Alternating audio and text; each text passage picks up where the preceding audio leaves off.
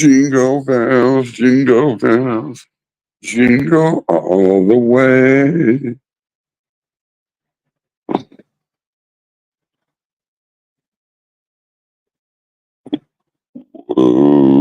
What up, what up?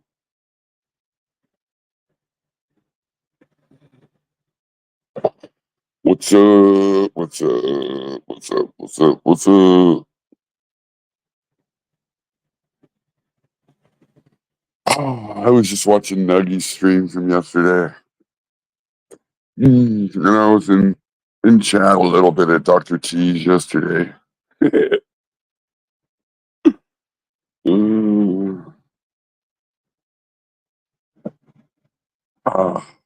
Crazy. Crazy. Crazy. What up, Lizzie? Lizzie. Easy grows it. What's today's agenda? Oh, that makes it a lot bigger. I had to turn my phone so I could read the chat.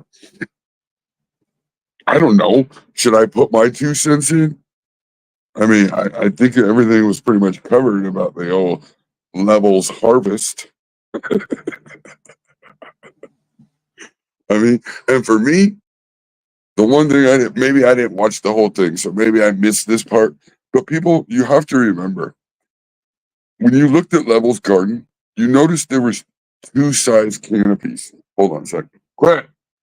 There's 2 size canopies. All the plants in the back were way taller than the ones in the front.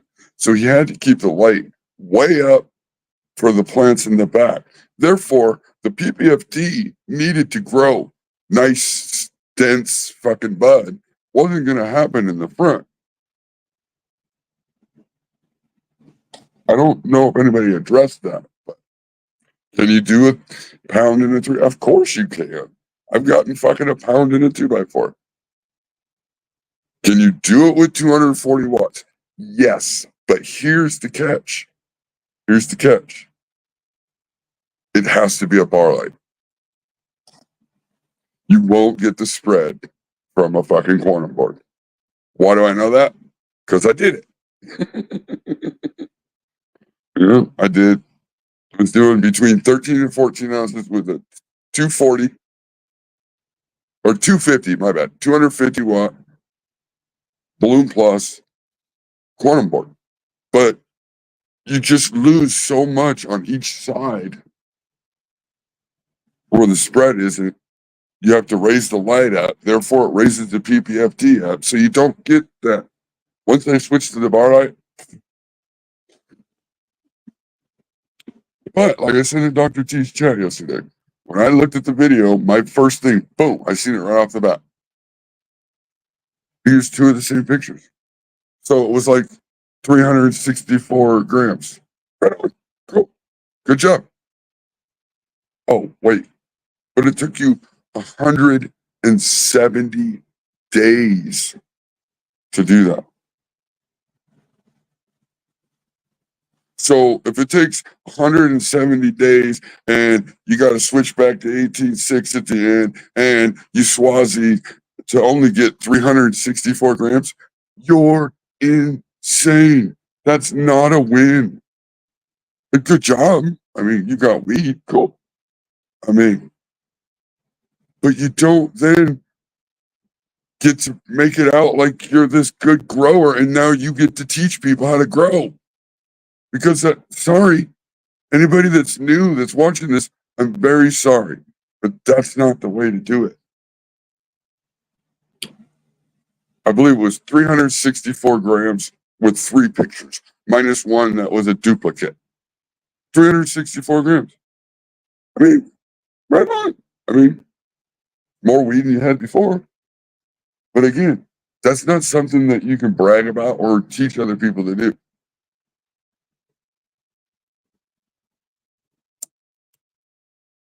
And I noticed Carl spoke up and oh yeah, you guys are funny. So the comments that he made in Nuggy's chat made me feel like maybe he does the same thing. Maybe he fluffs on his numbers too. Oh, but we know that because he fluffs on his fucking veg time. If you're willing to fucking tell people you're only veg for half the time that you really do, then you're going to tell people you get double the yield than what you really do. So again, if those are the people you want to learn from, you go for it. It's only going to hurt you in the end. You know, I mean,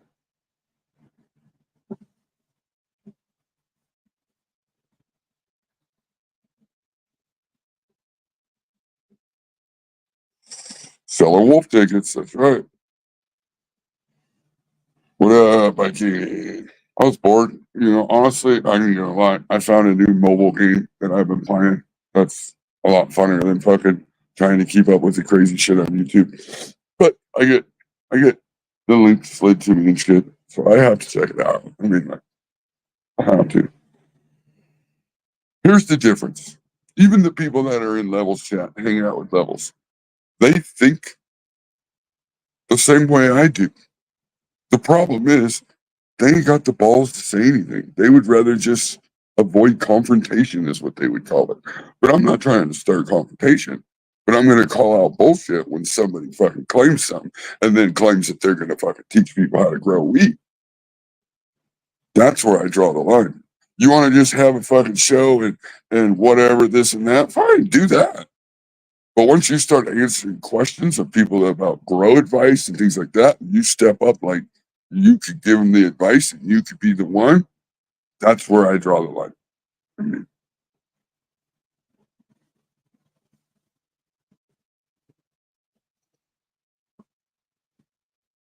oh shit, it's because I haven't been over to fucking YouTube. I do this shit on my phone, and when I switch back and forth, I gotta be careful because sometimes it drops me out of the fucking studio.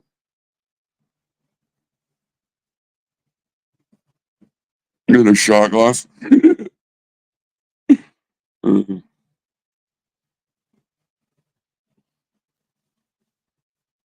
don't. I mean, I don't want to dwell on it too much. There's plenty of people said shit about it, but everybody's got to start putting two and two together. Like, and hey, if that's where you want to be, then cool. That's where you should be. If you need to be in the spot where everybody's like, oh my God, that sucks, but then tells you, great job, Gromy. If that's the spot you need to be in, be in that spot. But if you want to actually get better, unfortunately, you might have to fucking start following the people that you want to call trolls or haters or dicks or assholes or whatever you want to call us. But unfortunately, we can be the biggest dicks in the world, but we're filling fucking turkey bags. We're not fucking fluffing you, filling your little mason jars. Did you get into growing weed to make friends? Or did you get into growing weed to have fucking bud all the time that's quality, that you grew, that you know what's in it, that you don't have to pay for as far as going to dispensaries or people on the streets, or fuck, go back to the back in the day where you gotta wait for the dude at 10 o'clock in the parking lot of Walmart and he doesn't show up till 11:30. You want to be that guy?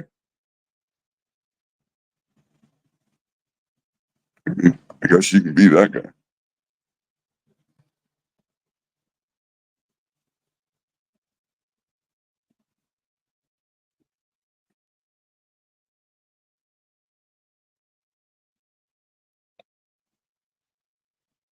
Mm-hmm.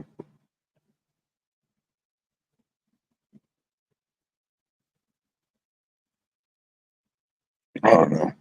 It's crazy to me. Like, if it doesn't seem real, and if it doesn't add up, I mean, it usually isn't. You know, like I knew when he was hanging the buds up. If you've grown enough weed, you can see buds in your head. You've seen it, so it's in your head. You look at fucking plants hanging. Yeah, on the video, it's really hard to tell if it's real dense. But once they get close, because they're always got to get close, because once you get close, it looks bigger. So once they get close with the camera, you can see like, oh, that butt's kind of airy looking. You already know. And now in your head, you can visualize what those buds are going to look like without any leaf on it. Now take strip all the leaf off that's still on it.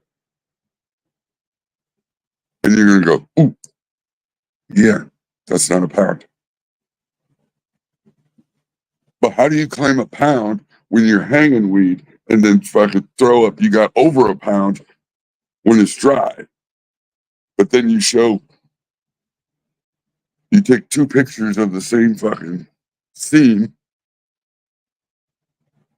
You just move the camera a little bit. I mean, the buds, I don't give a fuck what the surrounding is. I don't give a fuck what the lighting is. I don't give a fuck none of that. They're identical buds. You can see it in the picture. They're in the same fucking spot, little holes and where the buds are touching. You can see it.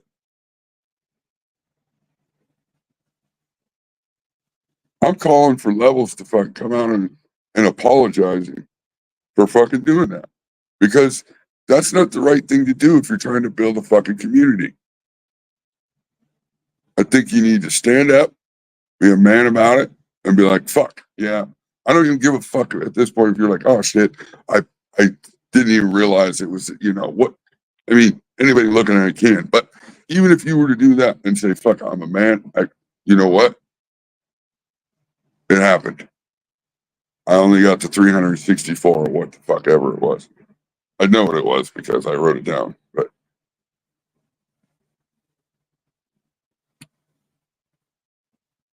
I'm fucking move on. I mean, please stop trying to fucking act like you're a teacher in the community of growing wheat when you can't even fucking tell the truth about real numbers. I mean, I know I didn't know. I don't. In those two pictures, I mean, like,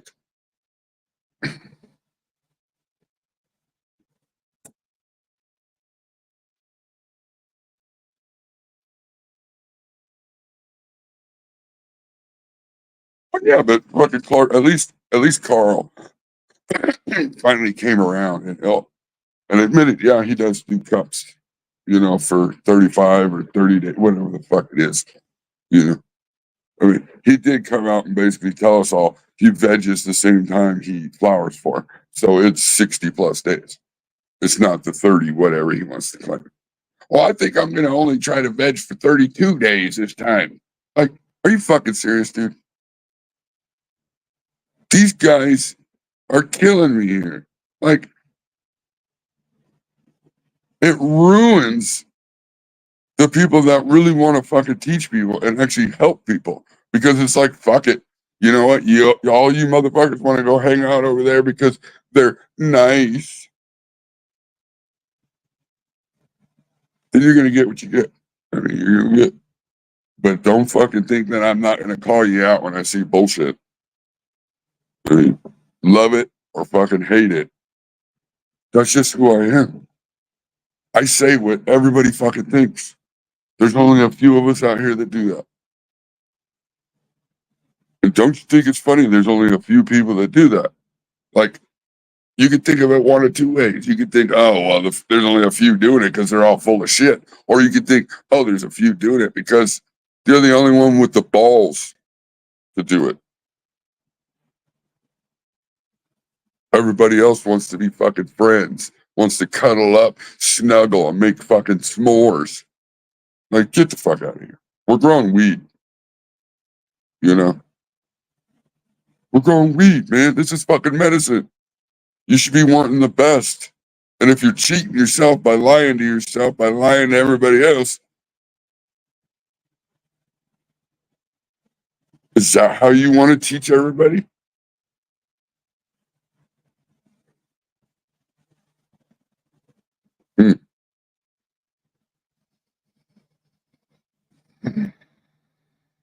Oh, redheads. Oh, shit.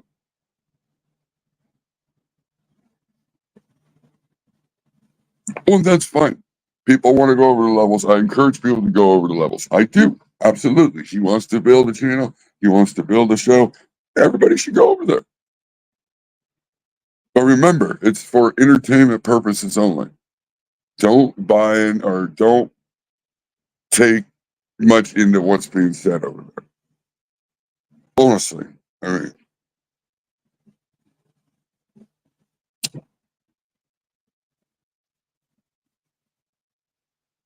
what up, creative Mars?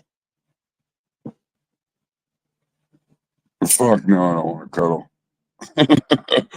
I'll make some s'mores though. You sit the fuck over there, and I'll sit over here. We can make some fucking. I like s'mores.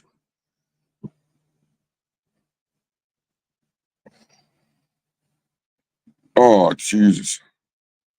Look at all these redheads around me every day. I gotta go to work just to get away. Oh shit.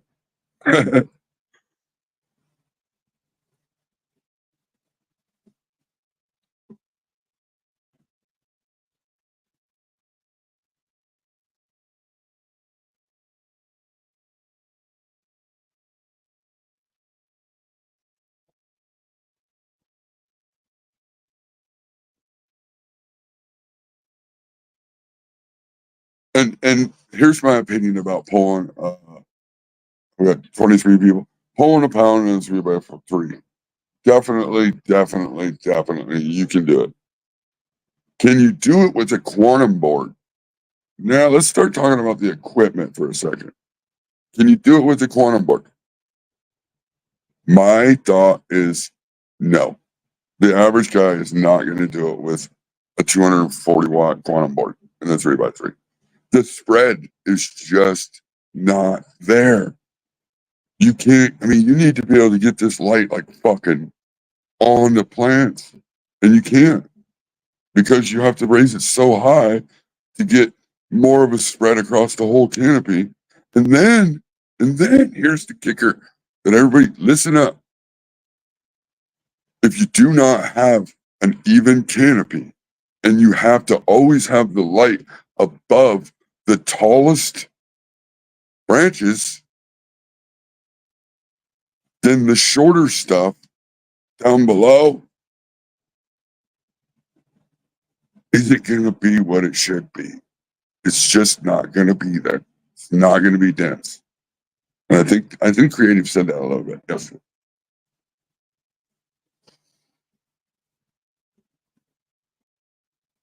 All right, buddy. Have a good day.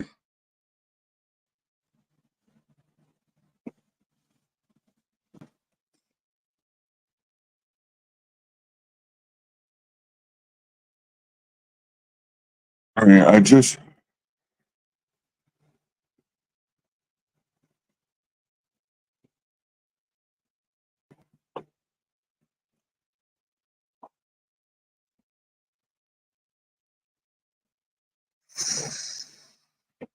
so I'm just going to call myself out because my field levels did the same thing I did. I didn't when I weighed my buds and I showed pictures of it. I mean, I didn't use a duplicate picture. They were all fucking their own fucking pictures. It was 538 grams or something like that. But this is the down that I did. I didn't fully, it wasn't fully all, manicured up yet. And that's why I said a pound, I ended up with 19 ounces. And so I figured after trimming it, I just threw it, I got a pound, right? Like, was there 3 ounces of little sugar leaf? Maybe. I don't know. Maybe not.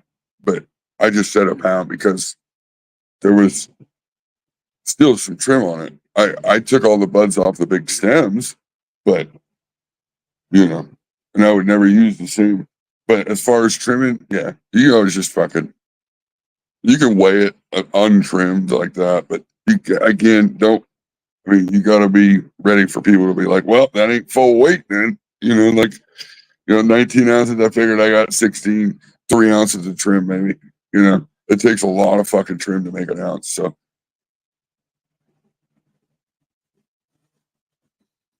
but I'd never use the same picture because of the fact that somebody's going to catch it.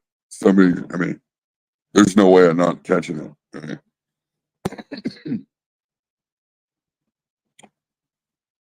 I feel like he tried to do the same thing like I did, weigh it up like I did, and show it like I did. But unfortunately, he got caught. Yeah. He got caught with the duplicate photos. Oh well, whatever. At the end of the day, if you're happy, levels great. But the only thing I ask that you just admit to what you did. And if you're not ready to teach people yet, if you don't know and you're still learning yourself and you're still, please don't teach new growers. Or do, and then they just kill their plants, and then, other people are able to, get rid of extra, and then, but again, it's not really helping nobody out. It really isn't. I don't know how many times this has probably been said over and over and over. Actually, probably not. There's probably only like 3 or 4 people that have done a stream showing it or saying it. Because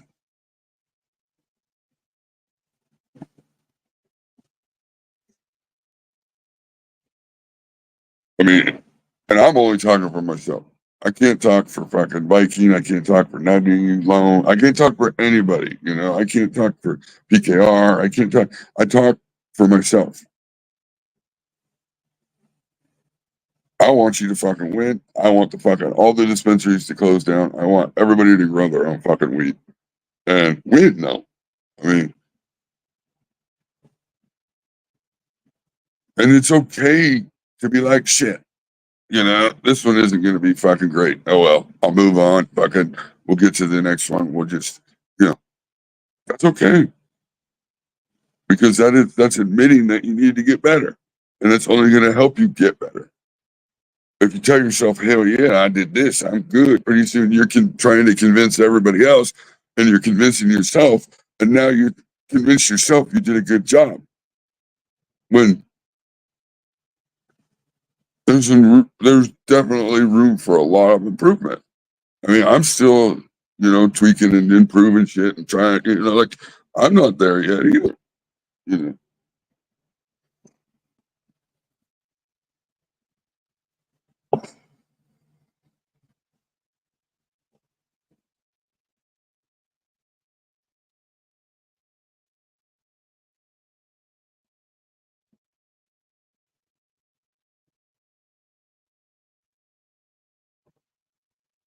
Well, I mean, look at already. Look at how cheap weed's gotten already at the dispensaries and shit. So, I mean, you can do one or two things. You can say, fuck it, why should I grow? I can buy it, it's cheap. Or you can grow your own, because realistically, you can grow a lot and it's cheap. But the difference is you'll have more pleasure in growing it for yourself than going and buying the last year's outdoor bottoms for $30, $40 an eighth or an ounce. And that's just my opinion.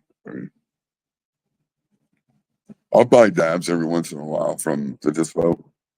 But the problem is like my wife, she told me last night, she's like, it's good for a change, for a different flavor. But she's like, it doesn't give me any higher than our weed does. And I'm like, I know. It's just a change. Just a different flavor. So you could do that at home for yourself. I mean, you can do it the most efficient way. You can do, I mean,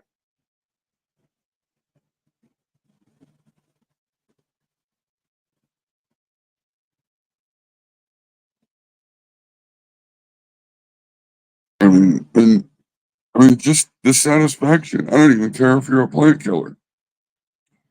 When you finish a plant and it just finishes, whether it's dead already or not dead already, and you get that little bit of fucking weed on there, that pleasure that you have is fucking, you're like, oh yeah, I grew my own, fuck yeah, oh yeah. Like, think about if you did that times 100. Or you could keep getting that small little fucking, that little fucking, you made it through and hang out with fluffing channels.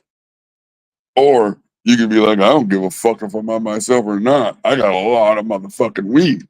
I mean, and once you accept that side of it, and you get on that side of it, that's when you'll find it all entertaining. That's when you'll find it like, oh my god, like what the fuck.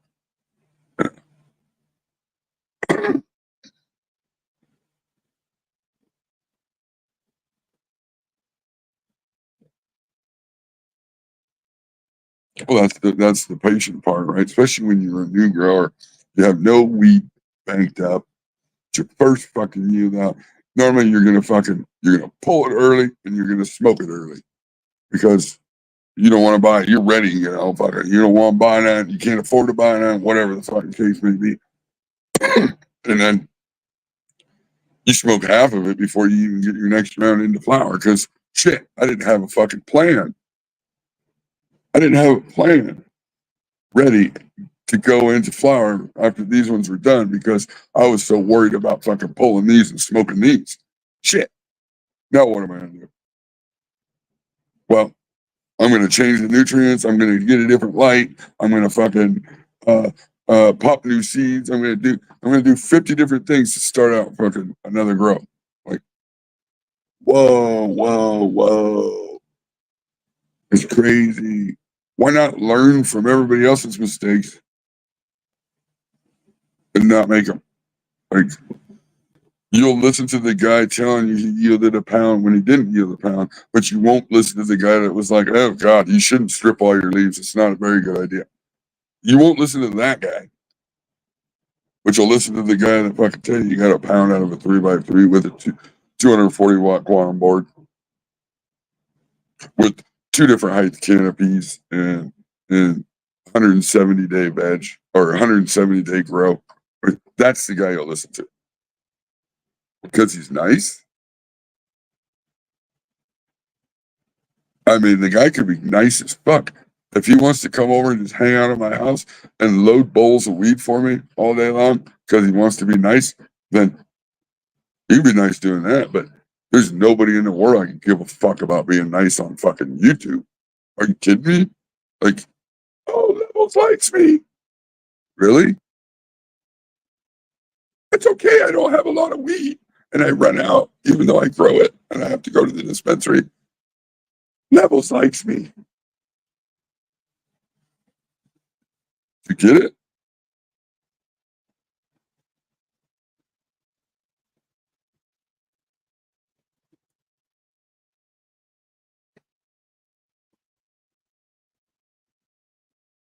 I mean, I don't know.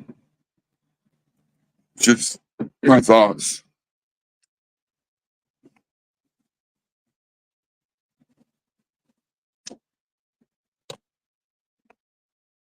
Smoke weed every day.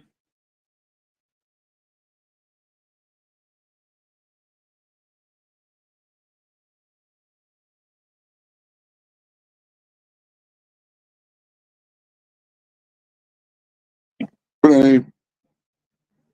I didn't want to do it yesterday. I figured I'll let everybody do, I don't know. I think there was only a couple people that talked about it yesterday. I was watching Nuggies this morning, the live, and I thought, there was just a couple other things that I wanted to point out, like, why don't these guys really show you how to use the equipment? Why aren't they telling you how to use the equipment? They're like, oh yeah, just crank the light up. It needs more light.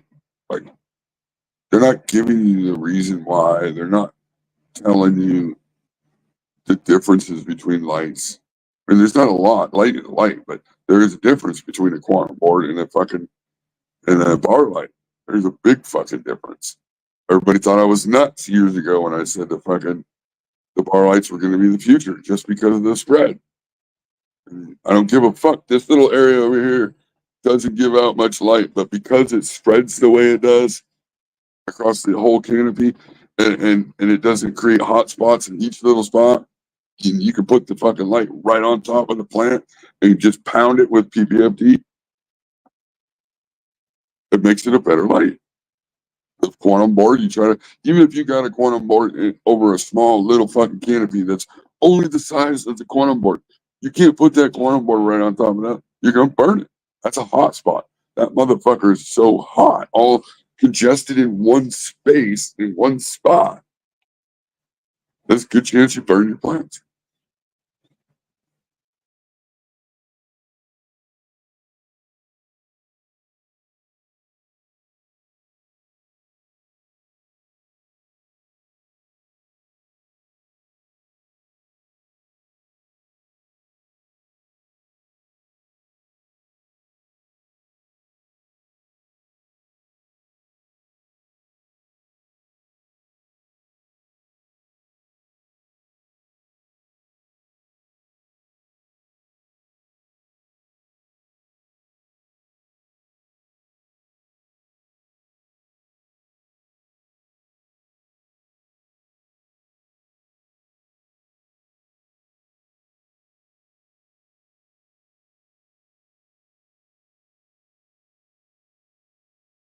I mean, they can bounce back. I mean, that's not, but realistically, and there's a lot of questions I'd have to ask really.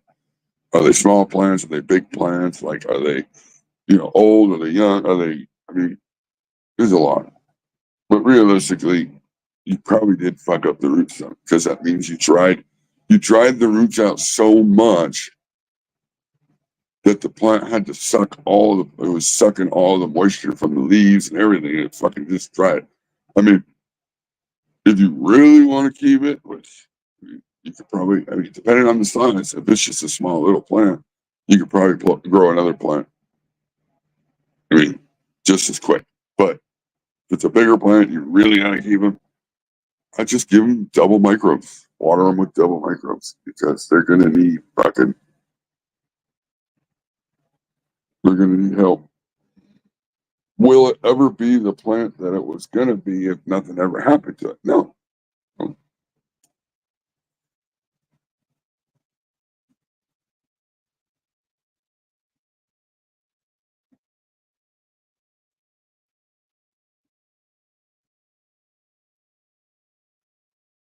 Yeah, I mean, I'm not going to lie. Well, I'm having issues with my flower plants right now. I think it's the strain just couldn't handle the light. All the tops fucking started not very happy. So will it be what it should have been? Nope. It never will be. Once you have an issue, you just finish it and fucking move on.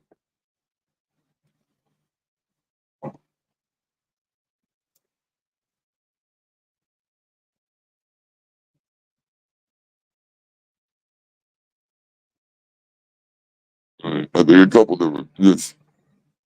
I don't think the strain really cared for the temps. And I had the light like 10 inches away. So once I started seeing the problem, which normally starts a week from whenever in the soil, I just raised the lights. Just fucking run it now. You just finish it and be done.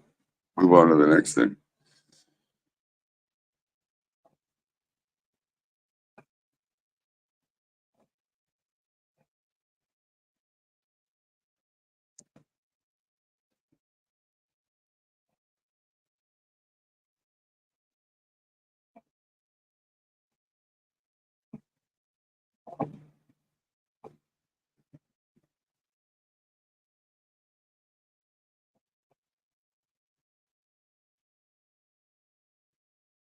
The light is super important.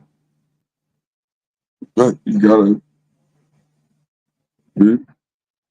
I know there's sweet spots. You gotta find it. Once you find what works for you, do that.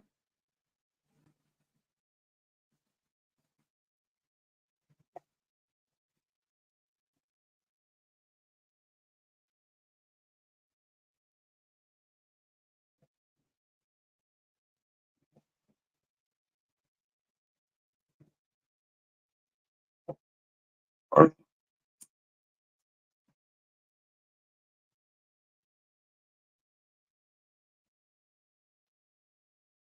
it should happen. Absolutely should happen. But You learn from it. Move on. I mean, the only reason why I think it's the light is because it's only the main cola tops. The secondaries all the way across the whole fucking tent is fine. Green, no problem. It's only the tops.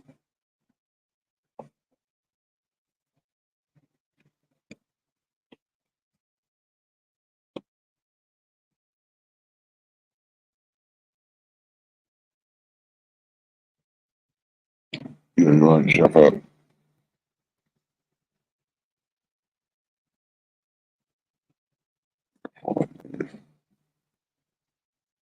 I gotta do this like every time. I gotta remember how to do this.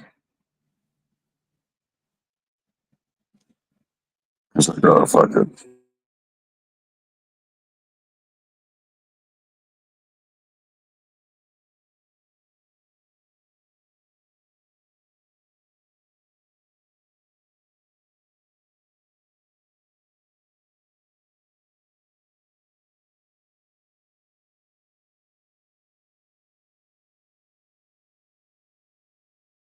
Fucking kicks me out of it.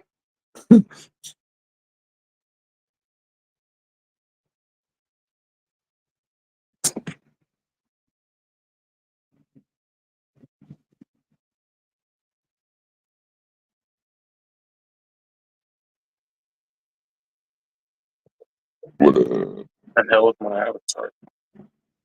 where's your avatar? Who stole my avatar? There it is. Yeah, I just started listening just a little bit, probably like 20 minutes when you jumped up on Nuggies yesterday. Oh, I was just popping up because you were talking about your plants. You got a little bit of light color on the top. You had to back up the light slightly. That's exactly the same scenario that I ran into a few times trying to figure out how much light I needed on these plants, right? So at first it was I was just trying to change the watering frequency to make sure they're cooling off quick enough. And if that didn't do anything, then I would back the light up. Yeah, Sometimes I'll be able to, add a little more water. Like say I put a splash in, midday too for those plants. Then they can start to darken up on the tops. I've seen that. But I've also seen where that doesn't do anything at all. The plant's just like, fuck you. Yeah. I mean, my watering didn't change. They still needed water at the same amount of time and shit. But oh yeah, I had to light it like 8-10 inches away. I was really pushing it. And like I say, it's only the top, the main tops. It was none of the lowers. I mean, the secondary canopy is fine. It's just the other stuff. I don't know though. I mean, it might not be the light. I don't know because I really feel that there's corrugation, right? So if you have too much light and you're not giving it enough of something else because you're pounding it with light, you should be showing a deficiency of something rather than it being too much light. May not be too much light. It's just you're not feeding enough of something else. But I mean, like I said, the lower canopy parts, it all looks great, but it was just the tops. So I don't know. Yeah, I think there is a scenario where the plant in the environment it's in can't take that much light. I think there is a time that can happen for sure, right? Like you're in 90-degree tent, you're pushing the light a little closer. The plant root system might not be big enough to uptake enough water to cool off the tops too, because they're right directly under the light. So it could make what's called bleaching, which is a lot of people don't see bleaching very often, but you can see it. It wasn't doing that. It was just yellowing. I got some yellowing and then some of the rust spots. Oh, okay. Rust spots too. Huh. That is interesting. Which makes me think of either like someone say probably a cow mag. I mean the petioles on the underneath of the leaves were pretty purple. Pretty, like am I not giving enough cow mag? For the light that I don't definitely like calcium, right? Right. Well, they love calcium, but I'm giving them Cal Mag and the PK, which has got mag sulfur in it. So I don't know. So Brandon Hey. Rust, we're going to release this podcast not this week but next week with Brandon Rust. And he was talking about running Epsom salt prior to flour. A lot of people don't do that. They run their Epsom salt in flour, and he's like, no, run it in veg all the way up to flour. Run it real hard for five. I forgot how much he said. I'll see the podcast when it comes out. But he was saying run the magnesium ahead of time so the plant can have a stored amount, and then back your magnesium off so that you don't ruin the quality of flour at the end of flour. But you want to store magnesium in the plant prior to flipping. Yeah, So I would. I mean, I always use CalMag. I mean, like CalMag. Oh, if yeah. I'm just watering, CalMag. If I'm not, if I'm doing the whole feeding, the CalMag's in there. You know, like. Yeah. It's interesting, Mike. I don't know. That's how now you got to figure it out. You got to figure out why that plant does that. I don't know. That's weird. Yeah, Because if you figure it out, then you'll have learned something. Because, like I said, the lower is fine. So it's like, what do you do? Do you? It's kind of like using the light at the not having an even canopy. What do I try to fix the tops and fuck up all the lowers, trying to fix the top. You know what I mean? Like, or you just That's why I get it now. I just connected the dots. That's why a lot of people, newer growers, say that their tops aren't as good as their mids because they probably damaged them with the light. Well, if you're not feeding correctly, you can't give it the same amount of light. Or if you're not healthy to begin with and you try to pound it with light, all you're going to do is make the problem worse, right? That's why when your plant gets sick and you notice that it's sick, the best thing realistically to do is to turn the light down, you know, because it's not going to be able to handle the same amount of light as a healthy plant. Yeah. Which in the end is going to fuck up your yield. Will it? Absolutely it will. Because something is going on with the plant. The plant thinks it needs to fix itself. It's, you know, you got to turn the light down. So now you're getting less PPFD to fucking make this bud swell up. I mean, it'll never be what it should have been. I mean, yeah. Like that's what I did with snowplow number 4. Every time I've grown it so far, I haven't gotten it just right yet, but I'm almost there. So like the first time I grew it, it needed more nitrogen mid-flower. And I was like, well, what the fuck? And Simpro is not like a really nitrogen heavy feed. So that plant was hungry for nitrogen damn near the whole growth. Because I'm not going to dump nitrogen into it halfway through flower. That don't make sense to me. But you know what I mean? So then the next time I grew it, I got it a little bit nitrogen heavy prior. And then I got a little toxicity in nitrogen. I could see it in the leaves. I was like, well, what the fuck? I think, and then it turned purple. I seen a little bit of that, like the clawing. Some of the leaves are gone. And I can tell you right now, just as you're talking about it, that's why I like talking about this shit with you, because I think I know what part of the problem could have been. And I know a lot of people are going to be like, nah, that's probably not it. I've done a lot more bottom feeding this round. Being lazy, going in there and just filling the fucking table. So you haven't had any runoff or nothing? No runoff. Yeah, that might be. It might just be like it has a stack in there somewhere, and it's just a little rough for the plant in the root zone. Right. So this next time, I'm just going to give it straight water, pH water. I'll just run some pH water to it. So someone else had the same issue in their grow room. They were top feeding, and then they switched it up and started bottom feeding because it was they had gotten some gnats, and it helped the gnats go away by bottom feeding, I guess. And then they got it like toxicities and a couple different things. Some plants were like, fuck you, and other plants seemed fine. And I was like, the problem was you're stacked, you know? I'm stacked, yep. So what happens, I mean, for people that don't understand, once you are off track with nutrients, again, it goes back, you got to go back to your light. Now, it's not going to take in the light the same way. I mean, you've got to be on track with those two. The feeding has to be in line with the light. The light has to be in line with the food. And oxygen, of course, you know, because if you ain't got enough CO2, I mean, you could pump the fuck out of them and you're just going to get what you get. Yeah, so what does lack of CO2 look like? I haven't even heard that one yet. That's something that we should start to get into a little bit sometime. I don't really know, because I'll be honest, my opinion on even getting to a point to adding CO2, I really think you should be like getting the same, like your same space, you're getting the same yields, you're just boom, boom, one right after another. It's the same, it's the same, it's the same. You're like, fuck, man, how do I get a little bit more? Then you're going to go and you're going to add CO2 to try to get bigger buds. You know, you'll get bigger buds. But and faster growing plants too, right? Right. They'll probably senesce a little bit quicker. They'll just be a little bit more healthy to be able to put on that little bit more. What that little bit more is, some claim 20%, 25%. I mean, if you're maximizing your space over and over and over, and then you put in added CO2, and then tell me you gain 25%, then I'll believe 25%. Then I believe it. But if I for somebody that's not a very good grower, he just throws in fucking mushroom bags and tries to tell me you got 20% more. I'm gonna go, yeah, right. Maybe you got a little bit better of a grower this time. Because you're not producing the same weight every fucking time, pretty much with all this, you ain't got your space dialed in, your lights, everything dialed in. I can do this test.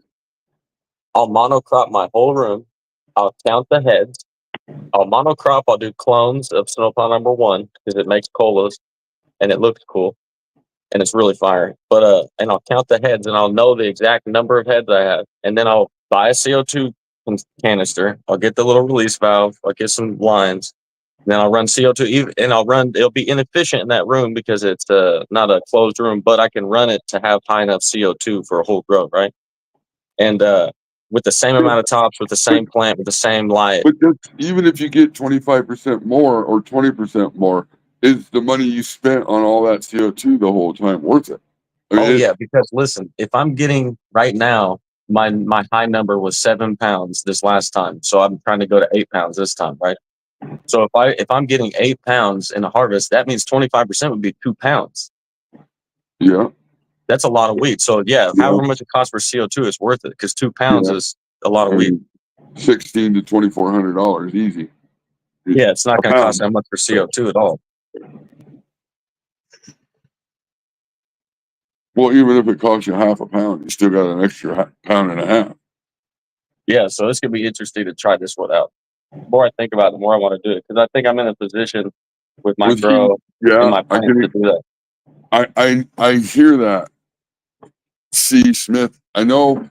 See, that's another thing. Like, people say that it helps with CO2, but who has actually shown me something that has a garden the same every single time as and they added the CO2 and was like, oh, great, I can add more heat. I mean, I've never seen that. People just make these claims.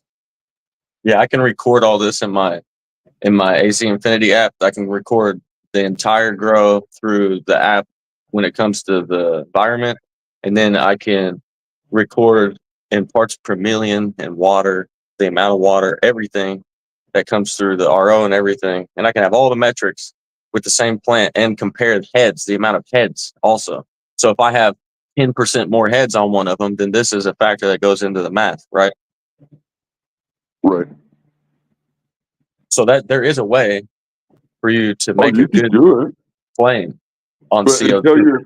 Until you're a good grower and you're producing the same, I don't think most people are at that level where they're like, okay, what can I do to get a little bit more? I guess I'll add CO2.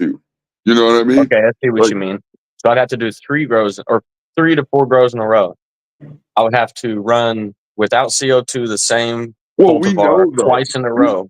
We know you as the grower though already do that. You maximize that doesn't matter if you know me, because what if you don't know me and you don't trust what I'm saying? Like, you know what I mean? So then what if I did 2 in a row without CO2? If you wanted to document it, then that would be the way to do it. So it'd take 3 to 4 grows to prove in my grow whether or not CO2 worked. That's how I look at it. So I'm going to try this. I'm going to try it. You do 2 controlled studies without it, and then 2 controlled studies with it. Yeah, so if I have the same heads in the same environment twice in a row without CO2 and I get very similar numbers, we know that base is a good base for this test.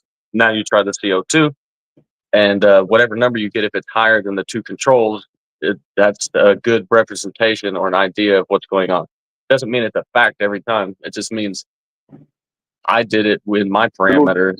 It'll give you an idea of what the true number is, though. Yeah. I mean, For that it's like plant. you said, 8 pounds, 25% is 2 pounds. Like, I mean, that's a lot of weed just for a little bit of. But in my opinion, again, you don't do that until you're there. That's one of those things that, like, you should just build a new grow room as a new grower and go in there and just start throwing CO2 and throwing this and throwing. I mean, you're not there yet. Once you're ready to throw something in there to get a little bit more because you're tired of getting the same amount every fucking time and it's the max that you can get every, like, then you add your additives and shit like that. Like, I'm not going to take, supplements to lift weights and not lift weights. Like, I mean, what do you mean? Like, that would be weird.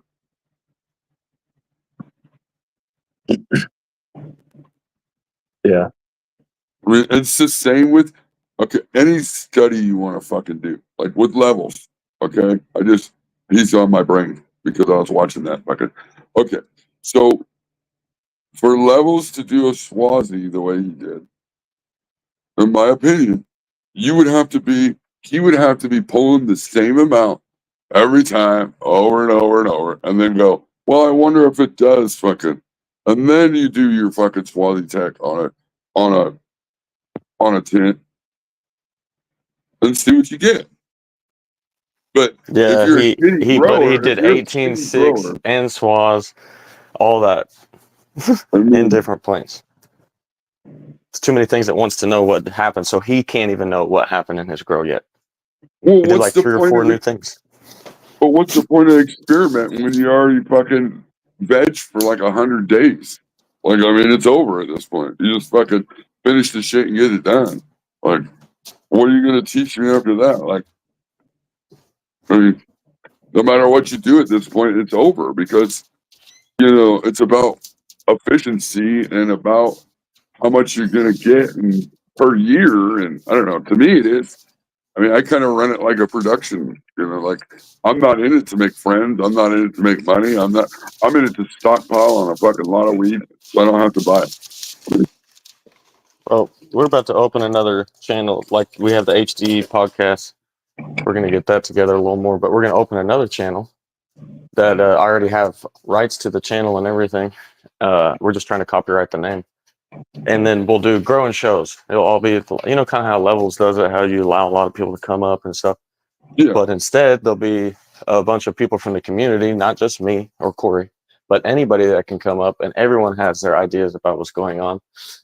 And it's all talked about as a community instead of just, yeah, this is how you do it. It's, well, this is what everyone that's here right now is saying.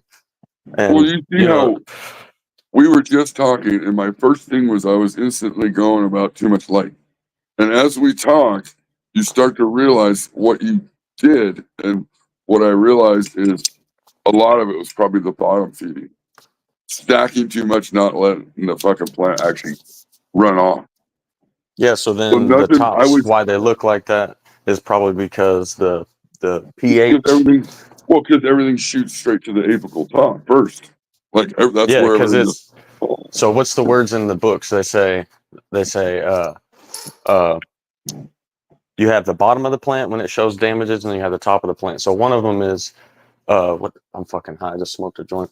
One's roots and one's nutrients, right?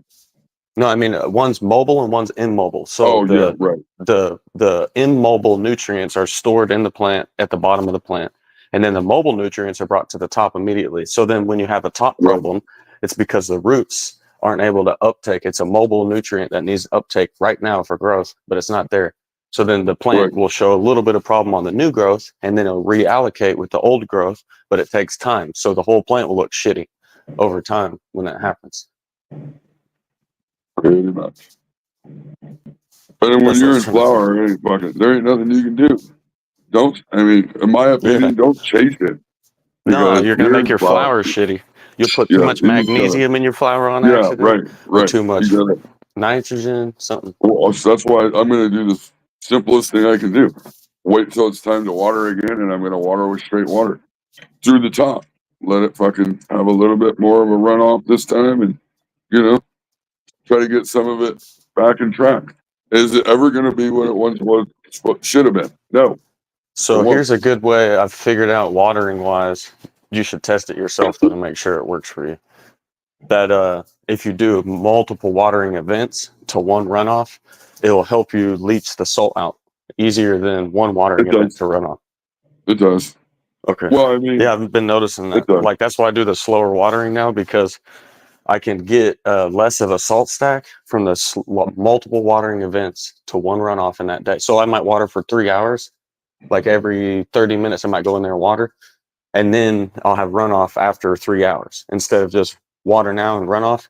And then what I've noticed is I get a more saturated pot, and then all the dissolved salts end up getting washed out.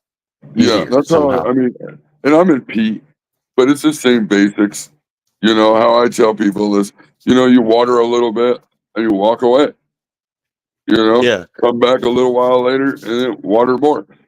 People don't realize how much fucking realistically how much water you can get in a pot doing that. Like when it's truly time to water, you got to think about it. If the plant's ready to fucking drink, how much water that you just put in that pot did the plant suck up into the plant? And now when you go back and you water a little bit more, how much more you can get in the pot because the plant sucked up some of the shit you already, and you allow everything to get evenly distributed. Like I watch people like Channel 2. I watch him go in there with that little watery picture, and he'll do 2 of them, just dumps it in there, just one right after another. And he's like, "Yep, there's a little bit of runoff." And they're like, "Oh my God, dude, that's not real runoff." Yeah, it's kind of funny. So that's what I'm playing with. The stacking stuff is what I'm still fucking with. That one is actually quite easy to beat. I think personally with salt-based nutrients. It's growing plants as fucking fast as possible, like you're in a race in veg, to flip, and then the faster you can get that, the less salt stack you're gonna have in general. Period. Right. Because it's just a lot of time extra in veg. You can double your veg time, which would double your salt stack. That's why I like doing quick flip. Hell yeah. Another reason. What I like to do is say I got my bigger plants in the flower room right now.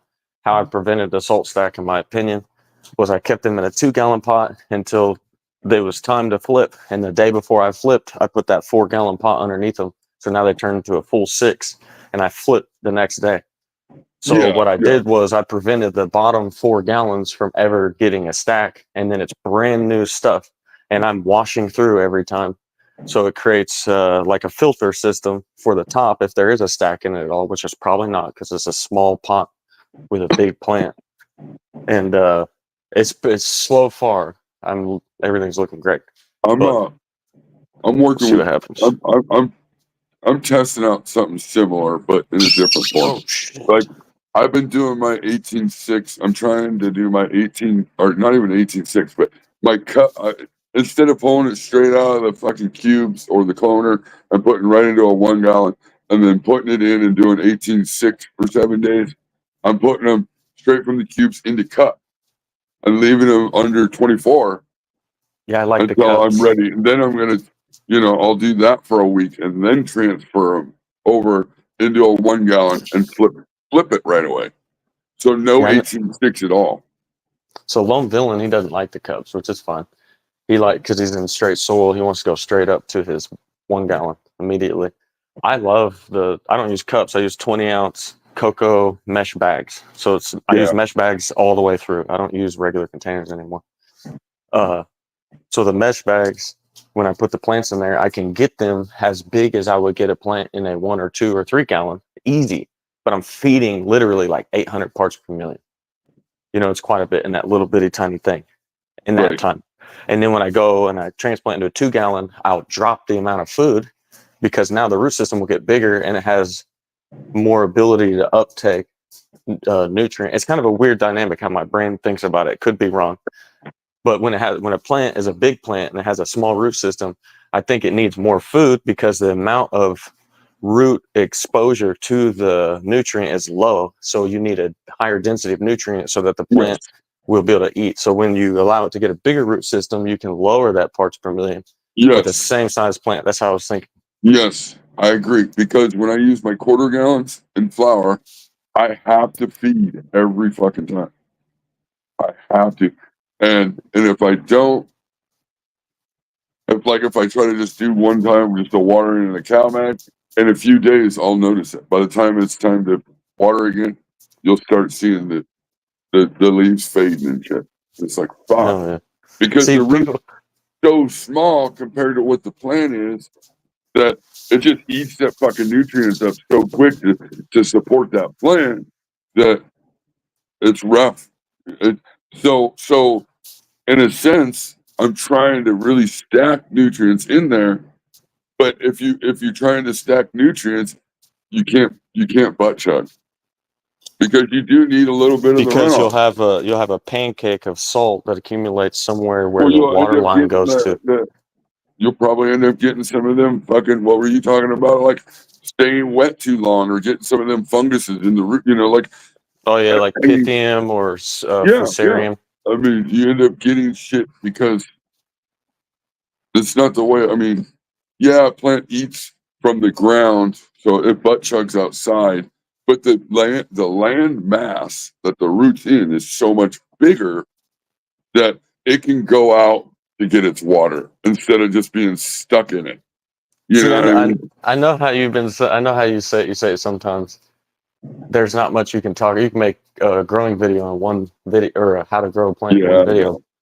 A lot of people say that, and I do get it. The basics, they're there. But in my opinion, once you really start growing, there's an infinity amount of information you can go over every day. College, right? Every day. College. It's like college. Take your prerequisites, and when you're ready, once you figure out what you're doing, you got an idea, and then come to the college and you take your 101, and then you got to take your 102, and I just don't talk about. There's only certain people that I could talk about the advanced stuff with, because I worry. So here's another little thing. Go ahead. When you take your clones and you're transplanting into your 20-ounce cups, so Pythium and Fusarium and stuff like that, right? When you're taking cuts and all that, and you have all these things going on, you could potentially have had that on something you've had and you've never cleaned it with bleach, and it's dormant and it can be there for a very, very long time. It'll stay alive for a long time under any condition, almost in your house for sure. So like, if you think about how Pythium and Fusarium, any kind of root rot, what they really are, they're mycelium, right? Yeah. So then if you can inoculate the stuff that you're going to put your plants in every time with a very robust mycelium, then it will outcompete any root rot, and root rot won't be able to won't be able to attack the plant at all. I think that's important. I think it's really important to use something, a rooting, whatever you want to, some people don't use so many stuff. different kinds. There's so many different companies, but I think when you're transplanting, that is really important. Yeah. So what I'm doing is, when I reset my mothers and I put them all in the dome, they're in these little rock wool things, and they're all going to root inside of there. After they've rooted, then I take them and I put them in these 20-ounce cocoa bags. But the 20-ounce cocoa bags, I have blown. They used to be a puck. They're already buffered, everything. They're clean, they're sanitized, they're good. But I take 1,000 parts per million of Simpro, which has 800 CFU microorganisms, which are trichoderma, which are like the most competitive there is, basically. And then your bacteria that also, and all that stuff, whatever. So then I blow them up with that like 3 to 5 days prior to taking my clones out of the dome. And then when I blow them up and I move the cocoa, jostle it around inside of there where it's aerated and it's not just still kind of real hard. And I come back to it the next day, there'll be mycelium on it from the microorganisms immediately the next day. So then the mycelium builds up and you can see it all throughout there. You can move the cocoa and it's just like little fuzz, white fuzz, and it grows all throughout there as soon as you inoculate it with the Simpro. So then after I see the mycelium, then I plant my plants in there. And I know if I accidentally mess up, I have such a robust microorganism population in that cocoa that they'll never be root rot because they are already out competing anything that could be there. Like I can see it. You know, so just having the population there itself will outcompete other populations of bacteria. That's why trichoderma is so cool. Yeah, I mean, I don't even, like I say, I don't care what. I think it's really important just for the roots, just transplant, transplant stress or whatever. I mean, realistically, if the plant really doesn't go through a transplant stress unless it's not healthy anyway. I mean, you notice that, like, I'll transplant a plant and then, it just takes off. You know what I mean? Like, yeah. I don't transplant. That's not even in my language anymore. I don't even know what this means. I'm taking the netting off of a cocoa thing and I'm setting it inside of another one. It's not even a transplant. Yeah, you're building a skyscraper. Yeah, so instead, there's no such thing as like a transplant shock or anything like that. If anything, it's quite the opposite. When I do it, the plant is like, dude, I got a whole bunch more space. I can grow roots. How long are you vegging for? I don't even. They're different stages for different areas, but very low timing. But I'm thinking, because when you're using cocoa, you water so frequent though that you don't really need to have a huge pot, right? So a lot of people say you water cocoa real frequently, and I'm using a mesh bag, by the way, so it dries out quicker. Well, because I normally you see like in facilities they use those stupid fucking Rockwell cubes, and they're like watering 2-3 times a day, but they got these tall ass plants with fucking long legs, all that shit. So I can water a plant that's literally 2.5 feet tall in a 20-ounce cocoa mesh bag once a day, and that plant will be perfectly fine with that in the environment that it's sitting in. But if I take it out of the environment at all, it will be a problem for that plant. It needs a way bigger root system because it's in an environment that's really chill. There's not a lot of air movement. There's just enough flow through there. Temperature is always about 74, 75 degrees. Humidity is just right where the plants never want to try to uptake any water. The light spectrum is just blue. It's like a blue, very veg spectrum. There's no red at all whatsoever in it. So it's like they're in the environment they're in is fine to have the smaller pots. But if I had not that environment and I had more light on them and I did different things at that stage, then I probably wouldn't get away with watering once. Because my strategy in my garden is it's once a day or less. So if I can do it every other day, I'm killing it. Or every 3 days, I'm even better. But if it comes up to being twice a day, I'm up potting instantly. So I'll add another pot to the bottom. Like that's why I do it.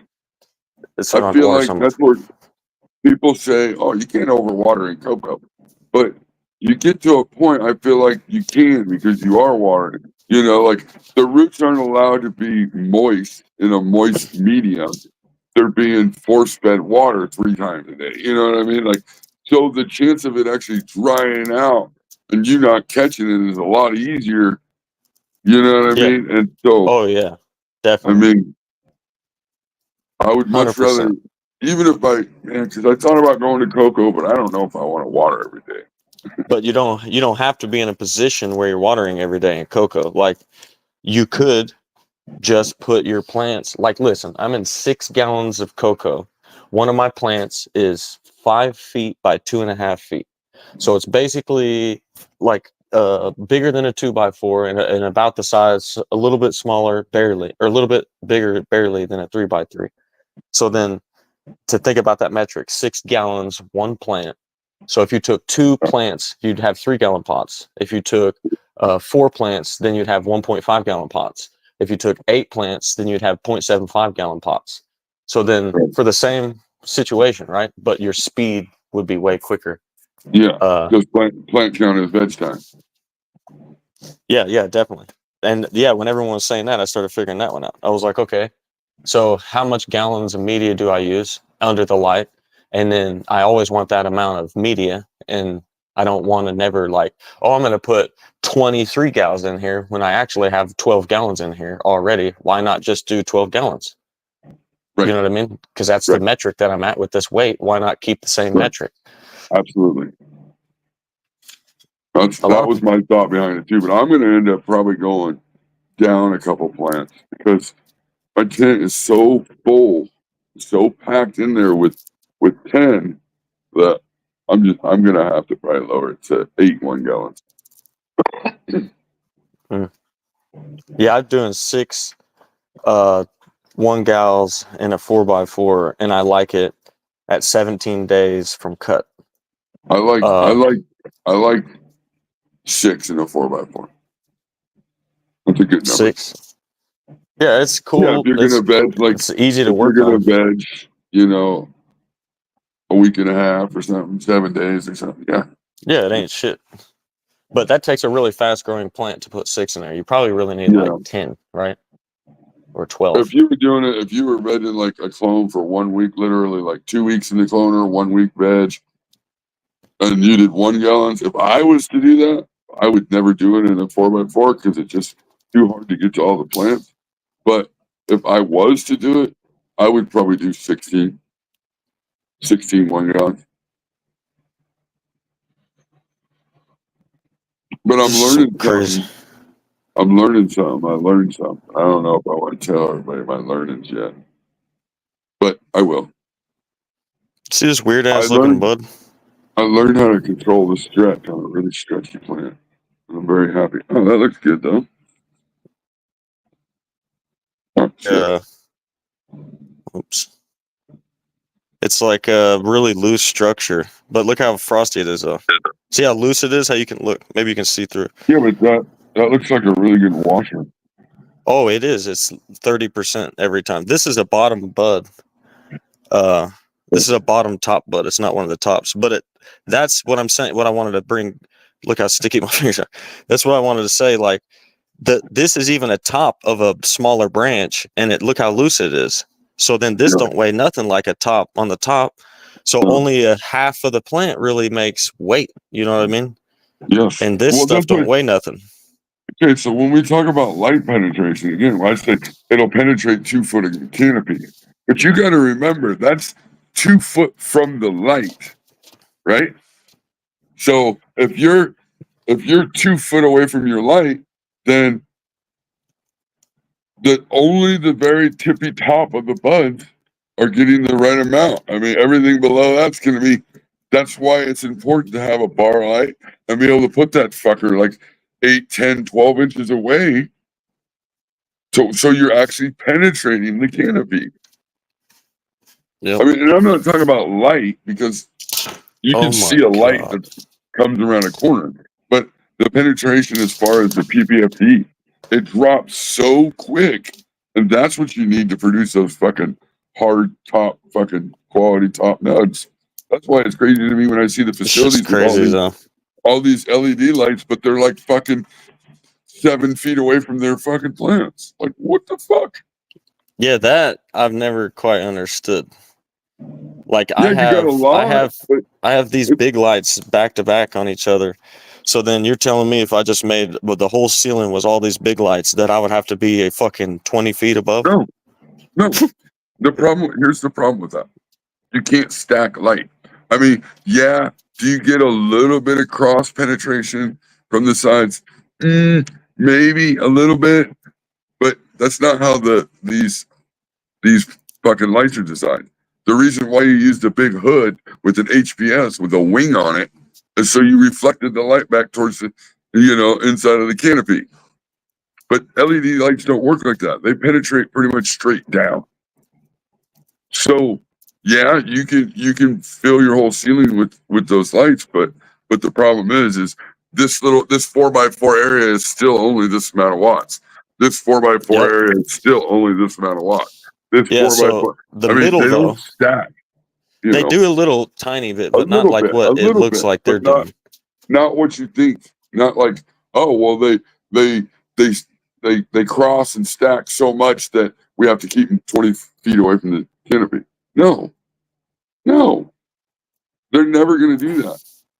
They're never going to. I mean, No, I LED fucked up. lights are good, but as far as penetration, I mean, they got to be close to the plants. That's Look at just this my shit. opinion. I fucked up. I gotta like this won't even come off my hands at all. None of this will. You're Fuck. gonna get some alcohol. Yeah, I forgot that it was that fucking I already had son you of a bitch. I can't even touch my phone here. Oh shit. That's fucking nuts.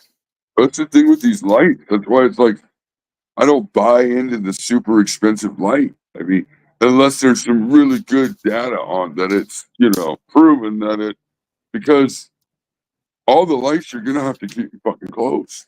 I mean, really, to get the penetration, to get really good, you just said, that fucking shit looks the bomb. But it's area, you can see through it. And that's just a secondary. Yeah, but it'll press like probably 28%. That's why I bust Carl's balls though, because he keeps his light like right on top of the canopy, but it's still only the first 2 feet of the canopy is going to be any decent bud. The rest is, wash it, make food, I guess. It's like, yeah, I'm grinding this shit up real quick. I got a whole pound. I got a whole pound of lard, and it was like a pound and a quarter.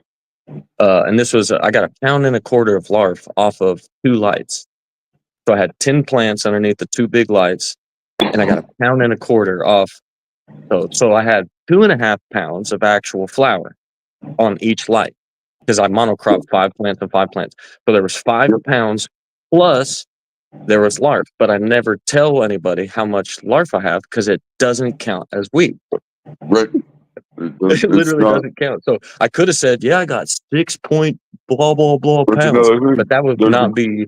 There is a grading system, and I don't ever talk about that either. But there's A's, B's, and C's, and I always tell people, why are you fucking growing C's? Like, what the fuck? I mean, it happens. You just let the plant go, and you get some down there, and you're like, you don't count it, you don't even trim it. It just goes in the fucking shake bag to make hash or whatever else. Like that bud you just showed, I would say that's what a bee. That's a bee bud,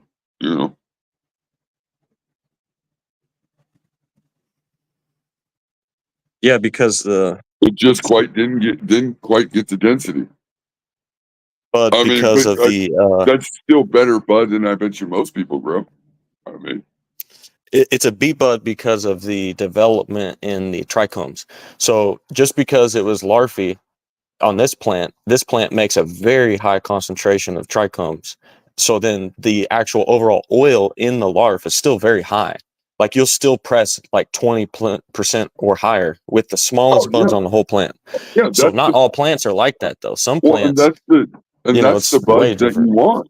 That's the buds you want to take your bees and do that, because I mean, people don't think about, like, remember back in the day when you were buying, you had a plug and you were buying sacks of weed, you were never getting the top fucking buds. Like, I would never get rid of my top main fucking yummy buds. I would never do that. What? That's what I smoke. Like, so you're gonna get the seconds or the bees, or but that doesn't mean that the bees are using like that right there. I'd be pressing that shit all day long. Yes, because you're gonna end up with a slightly better product than an A bud, right? By pressing the really good B buds. No, the A's are better. The A's are fucking, the tops on this plant are fucking spectacular. They look great. But I would want to smoke all that. The A's, I'd keep that as my flower, because I love my flower. and then I'd press all my bees, especially looking like that.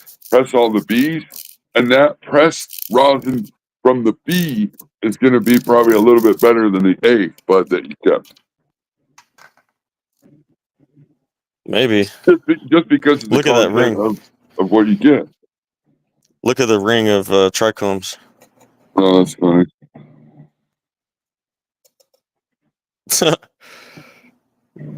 Yeah, I love that. Some weed I put in here and it doesn't have any loose. Like I can get a lot of loose trichomes out of this. It doesn't have like this one's not even as high as snowplow number 3. Snowplow number 3, I can put literally 2 grams of weed in here and I'll have over a half a gram of trichomes just laying here before I even pull the weed out. I fucked up. I didn't put the nickel in with my screen, so my screen's so fucking fucked up. It's so plugged, I don't get nothing anymore. Have you ever heard of that? If you take a nickel when you first get your grinder, take a nickel and put it in with your fucking screen. It'll help fucking keep the screen from getting all gummed up. Oh, I've never. That makes great sense. You can shake it around and the keep will fall down on the bottom, but it won't like fucking. I don't know. Yeah, that's a good idea. I can't use a grinder because I fucking hate grinders. They're too much work physically to fucking work. So this thing right here, I'd rather just do that. That was easy. I didn't hurt my hands trying to fucking grind it or nothing. I was a dumbass and I tried. I thought, oh, I got a coffee grinder for grinding that fucking shit to cook, you know. But that's what I'm using, basically. And so I tried it. I thought, oh, I'll throw a bunch of weed in there and save myself some time. And fuck, man, I grinded it a little too much. Oh yeah, you can do that easy. I only did a couple little, but it was probably could have did one a half a burp and fucking that'd have been good.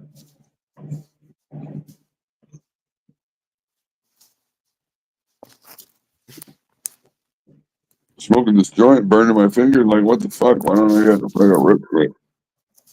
My fucking dog is on my top. Look at him. He thinks I'm talking to him. What's up, bro? He's just been. I ain't even been able to move without him being on me. He's like, "Who are we talking to? What's going on?" What's like, up, bro?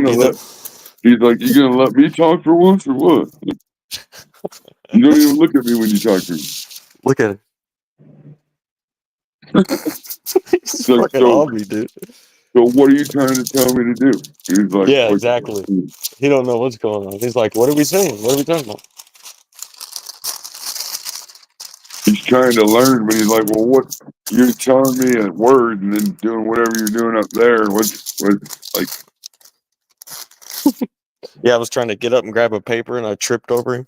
And then coming back, I trip over him in the middle of the living room. And I trip over him trying to get in my chair. I'm like, dude, what the fuck? Oh, go lay down. Like, I try not to tell him to do anything like that yet because he's only 6 months old. So I try to make him. Moonwater, how's everything going at your place? I haven't heard. Yeah, since he's a pup, I try to see, like I put all this in here. I try to make him feel loved all the time and comfortable until he gets a little older. Then I'll discipline the shit out of him. Then he's gonna like. Well, they don't mature because he's a Dutch Shepherd. They don't shepherds don't mature until like they're 2.5 years old. So that's why he'll be a puppy for a year. That's why he's sitting there staring at you, trying to figure out what you're trying to teach him. Yep. Now he's look. What's up, bro? He's like, what are we doing? Like, I'll just rest right here. You think I'm going anywhere? Yep. You're a good boy. Funny dog, man. You see some of those biking fucking things I've been sending you? Dude, some of those are insane now. I mean, like, let's be real.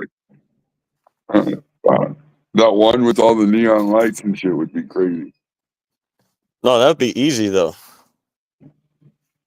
That would be easy to Yeah, ride that one because it's you can see everything. But when you're out in the middle, see, we don't have trees here. That's the difference. When I'm riding here and I'm going like 25 mile an hour or something like that, it looks like I'm going 10.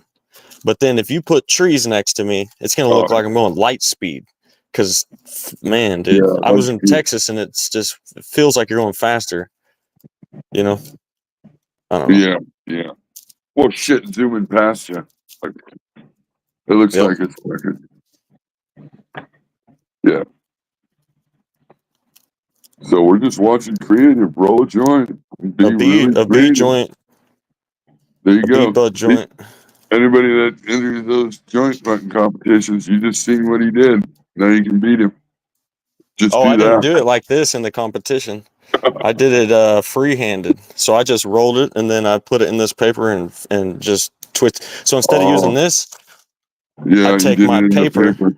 Yeah, I put it Right. in the paper and I do the same thing in the paper. I shape the weed prior to rolling it. And if it can't be shaped, I'm not going to roll it because it's too difficult to get to where it'll hit for a long time and where it'll be real pleasurable to smoke because it won't run. Like it has to stick together or that's just not good joint weed, right? Look at Right. Like I just cheat now. I don't roll them that fat, but I just use the cigarette fucking, the roller. I've gotten it down to where a lot of people are like, "Fuck that!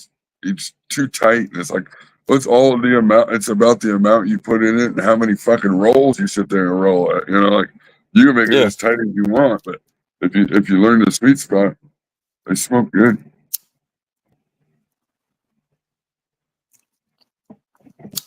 Milkweed.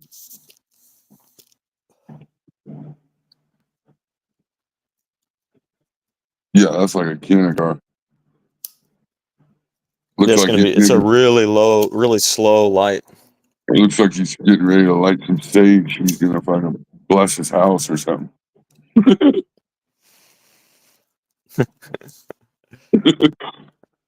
It should get there's a resin ring right there. It'll start to get a resin ring before the ash starts getting developed.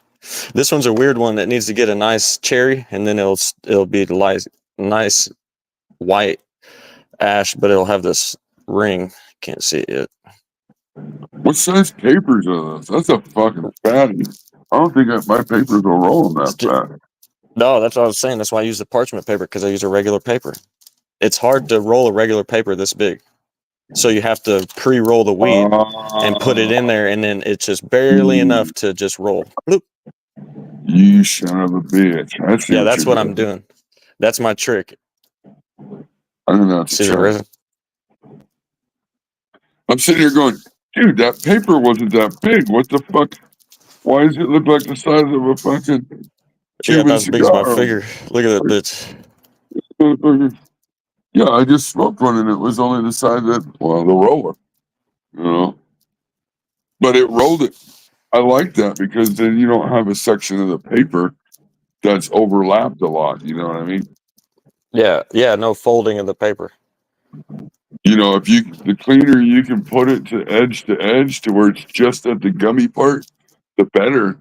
Because otherwise you'll have half a joint that's like fucking 2 rolls of paper. Excuse me.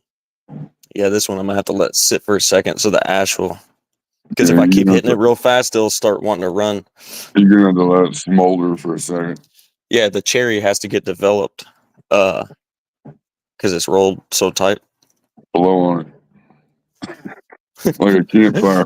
And it's all look, we got a campfire. Everybody right blow there. on it. Everybody Come on, blow on it. everybody hold hands and start blowing his fucking fucking creative. Everybody blow. Ready? 1, 2, 3. You guys are weird. We couldn't do it. Grower Mo. You weren't here yet. We were waiting for you. All right, turn this up. Man, yeah, that took a while. And my hands are sticky as fuck.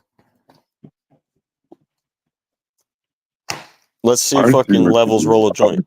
Levels, bring your shit out. Let's see roll joint. We need the breakdown. We need the roll up and the twist, and then the resin ring.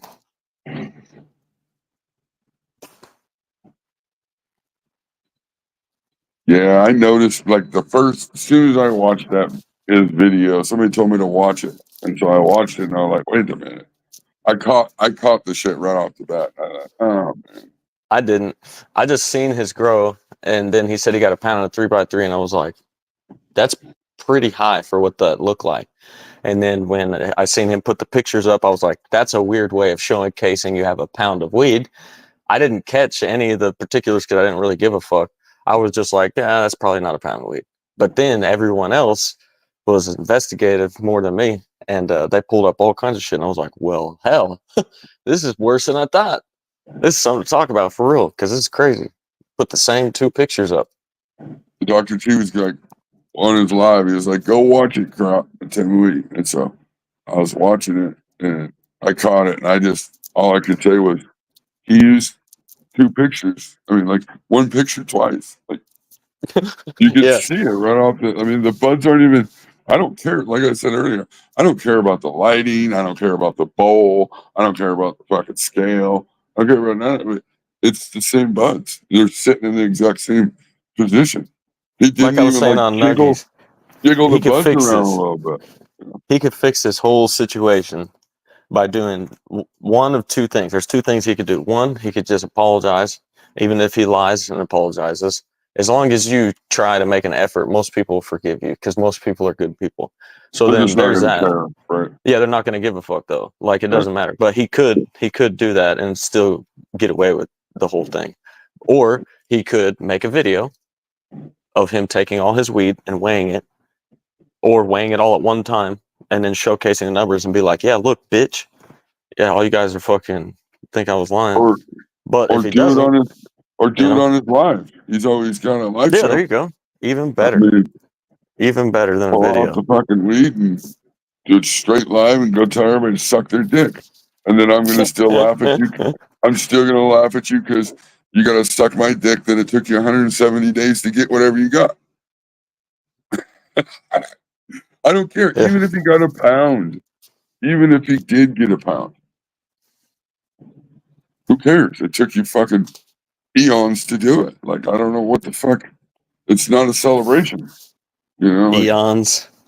Well, it fucking eons. I think he vegged for like 100 days. Like, look at that B bud resin ring right there. Right there. But that's top quality to most people, right?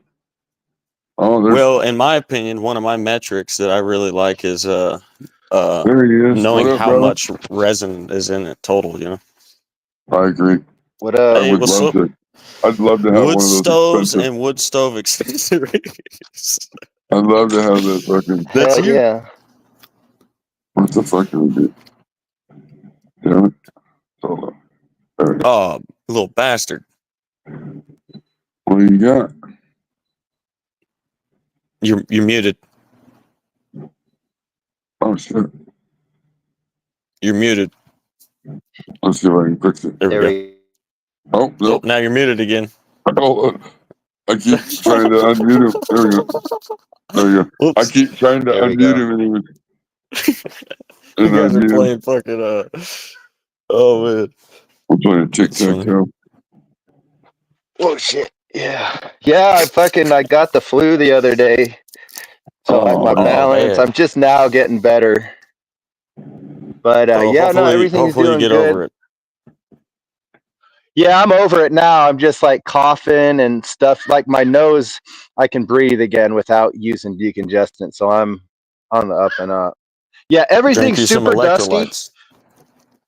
Yeah, no, I have been. I've been doing the Pedialytes actually. Okay, there you go. For like the kids. Yep. Yeah, everything's super dusty. Frosty. I'm gonna have to bud wash this year. I got the Dr. Zymes to use as a surfactant in my #1 wash tank. But everything's doing good. Is it dusty from the dry air from the wood stoves? No, it's dusty because right now is fucking bull elk season, and 10 or 15 fucking side-by-sides and truck go by the house every day, twice a day, 3 times a day. Plus, it hadn't That's rained in a long time, and my neighbor races. So I fucking threw my back out before I got sick hauling gravel, trying to slow the dust down. But yeah, this is the Gazerpal. They're frosty as fuck too. Like this shit looks indoor for sure this year. Yeah, but the buds, But you can see it has some weight to it when you're moving it. oh yeah, they're heavy and dense and dense. Now, if Levels' branches were heavy like that and he can move them around and they look heavy, it would be obvious he had a pound in there. Yeah, but they're not. I had to tie these motherfuckers up. These are all tied up. I was all excited. Shit. This one was holding her own weight and shit. Like this one does. Shake it more than twice, you're playing with it.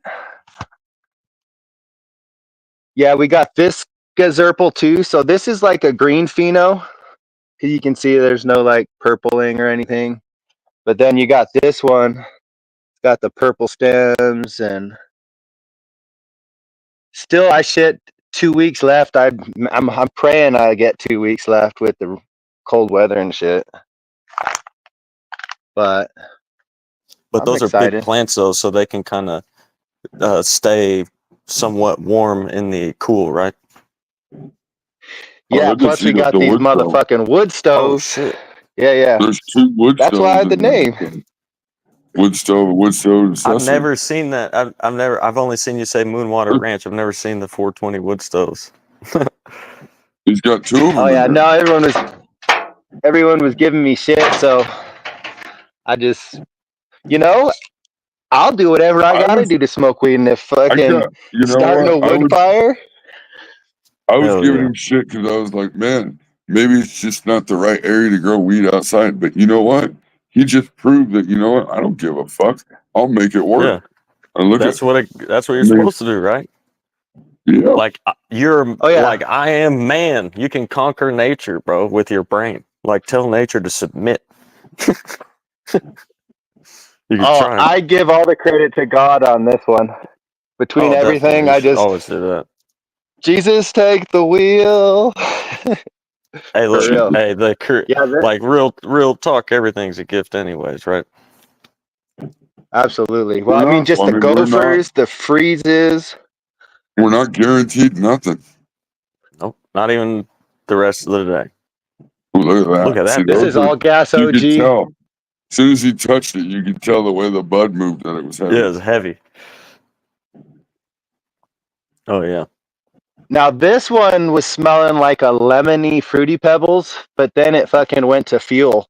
And then I got sick. So now I don't know what it smelled like. I can't smell anything. I'm just now barely starting to get whiffs. Like I smoked some weed last night, the Hindu, and it tasted like I rolled up some milkweed and smoked it. So then I smoked some Purple Haze this morning, and I still get milkweed. It's a different type of milkweed, but I'm getting milkweed. It's weird. Is it the medication you're taking? No, I don't know what it is, man. It's just like part of my nose is working, so I'm only getting parts of stuff. This is the potty mouth. Sounds like you need to eat a bowl of cereal or something. You got the craving for some milk. Yeah. I've never smoked milkweed. I don't know. Does it taste like milk? Is that? Well, yeah. No, it tastes horrible. Like a dandelion white stuff or like poppy white stuff. Milk of the poppy kind of has that milky taste. Like milk thistles have that kind of nasty, bitter, tart taste. It's gross. White creamy stuff? Like, yeah, I'm not in. I'm out. That's gross. Well, you know what I'm talking about, like a dandelion when you break the stem and it bleeds the white stuff. That stuff. Yeah, I'm allergic to anything white and creamy. Yeah, white and creamy, I stay away. So. Yeah. Well, how'd you survive off of breast milk? I didn't. I told her. Oh, there you go. I told her, go give me some almond milk and throw some dye in it. I was forced. Yeah. I'm excited for this one. I was too weak to fight back. This Oh, one's that the one's train flopping. wreck. You might have to watch that one. It's actually pretty strong. I mean, it's got the cage doing a lot of the stuff, and then the ones that are bad, I got tied up. Like You this should one be here getting got tied close up. You should be getting close to bulking though, yeah. Last couple weeks. This one's got till the end of October. This one's still got 3-4 weeks left. Shit. So I'm still Yeah. got to go through bulk. But they say this one's cold tolerant, moisture tolerant. I just watched a video this morning. The dude's up in northern Maine, and he says this is one of the only plants that they can grow up there because it can go into November up there. So I'm hoping that it'll do good. And if it does do good, I'll do it again. But I'm excited for the high, like that train wreck high.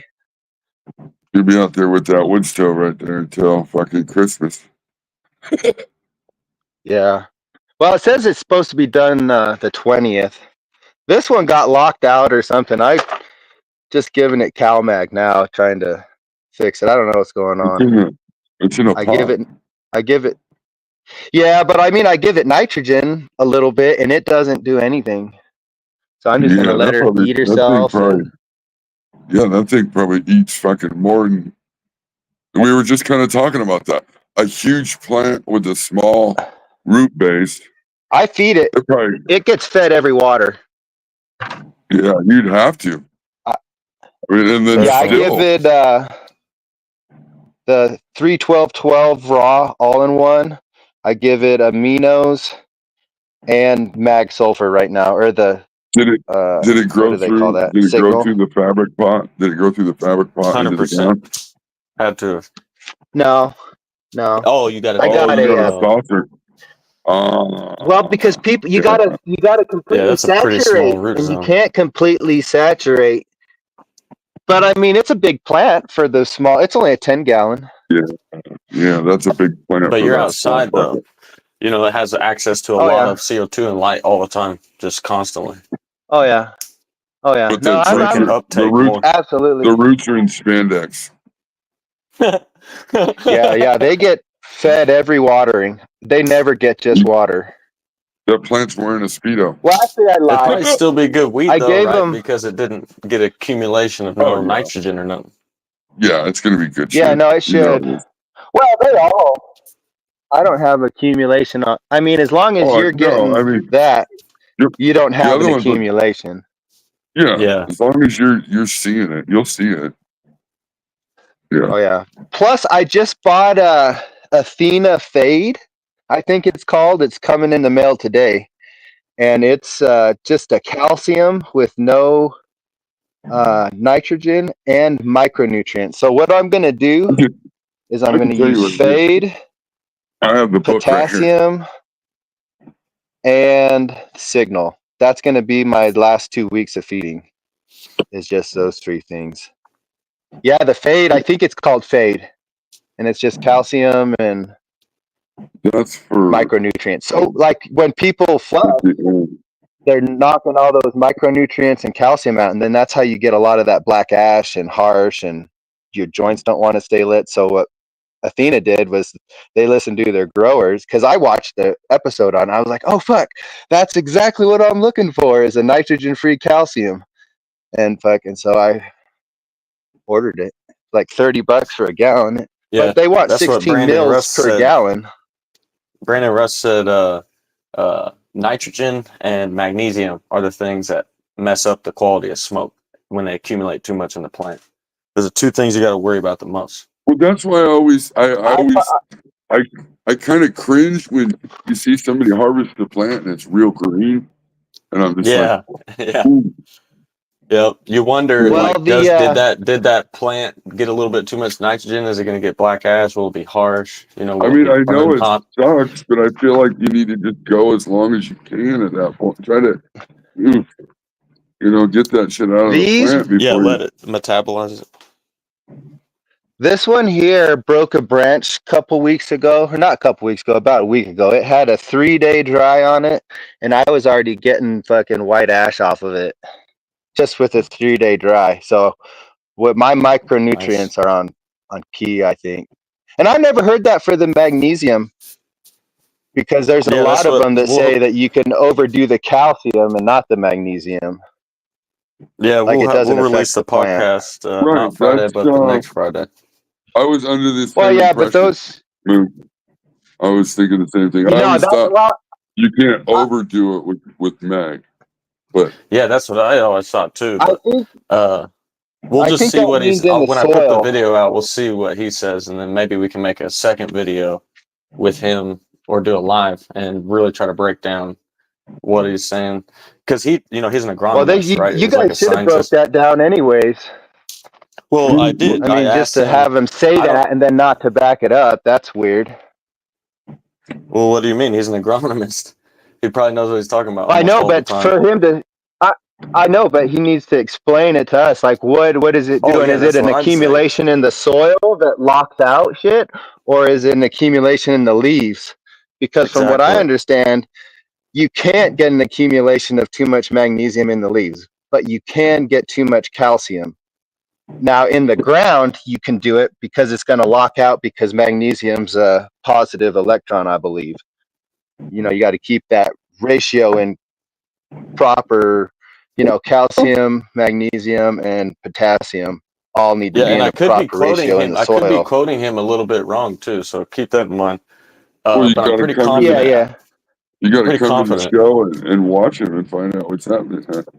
Yeah, and then when there's questions, that's what we're trying to provide. We're trying to provide that service where we connect to professionals, and then we try to break down all the things that we don't understand like they do. Yeah, no, I really like that Brandon Russ. He's on that a few different podcasts, and yeah, he's got his knowledge down for sure. It says fade is for flushing. Fade is for flushing. Traditionally, well, it is 2-week flush and understood the potentials of quality improvement, but ideal for removing all nutrients at the end of the run. Yeah, so it's bud rot is a challenge managed in conditions of removing calcium for 2 weeks in a likely intervention for botrytis to set in. So they're saying also that the calcium is the reason why you can get the bud rot. Hey, blow my screen up real quick.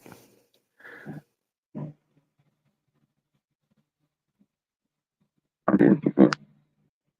gotta take. Yeah, no, I'm excited to try it out. Oops. Look at the resin ring on this shit now. Hold on. Yeah, so what this says basically, it sounds like over calcium could be a reason for crazy bud rot. Also, calcium, or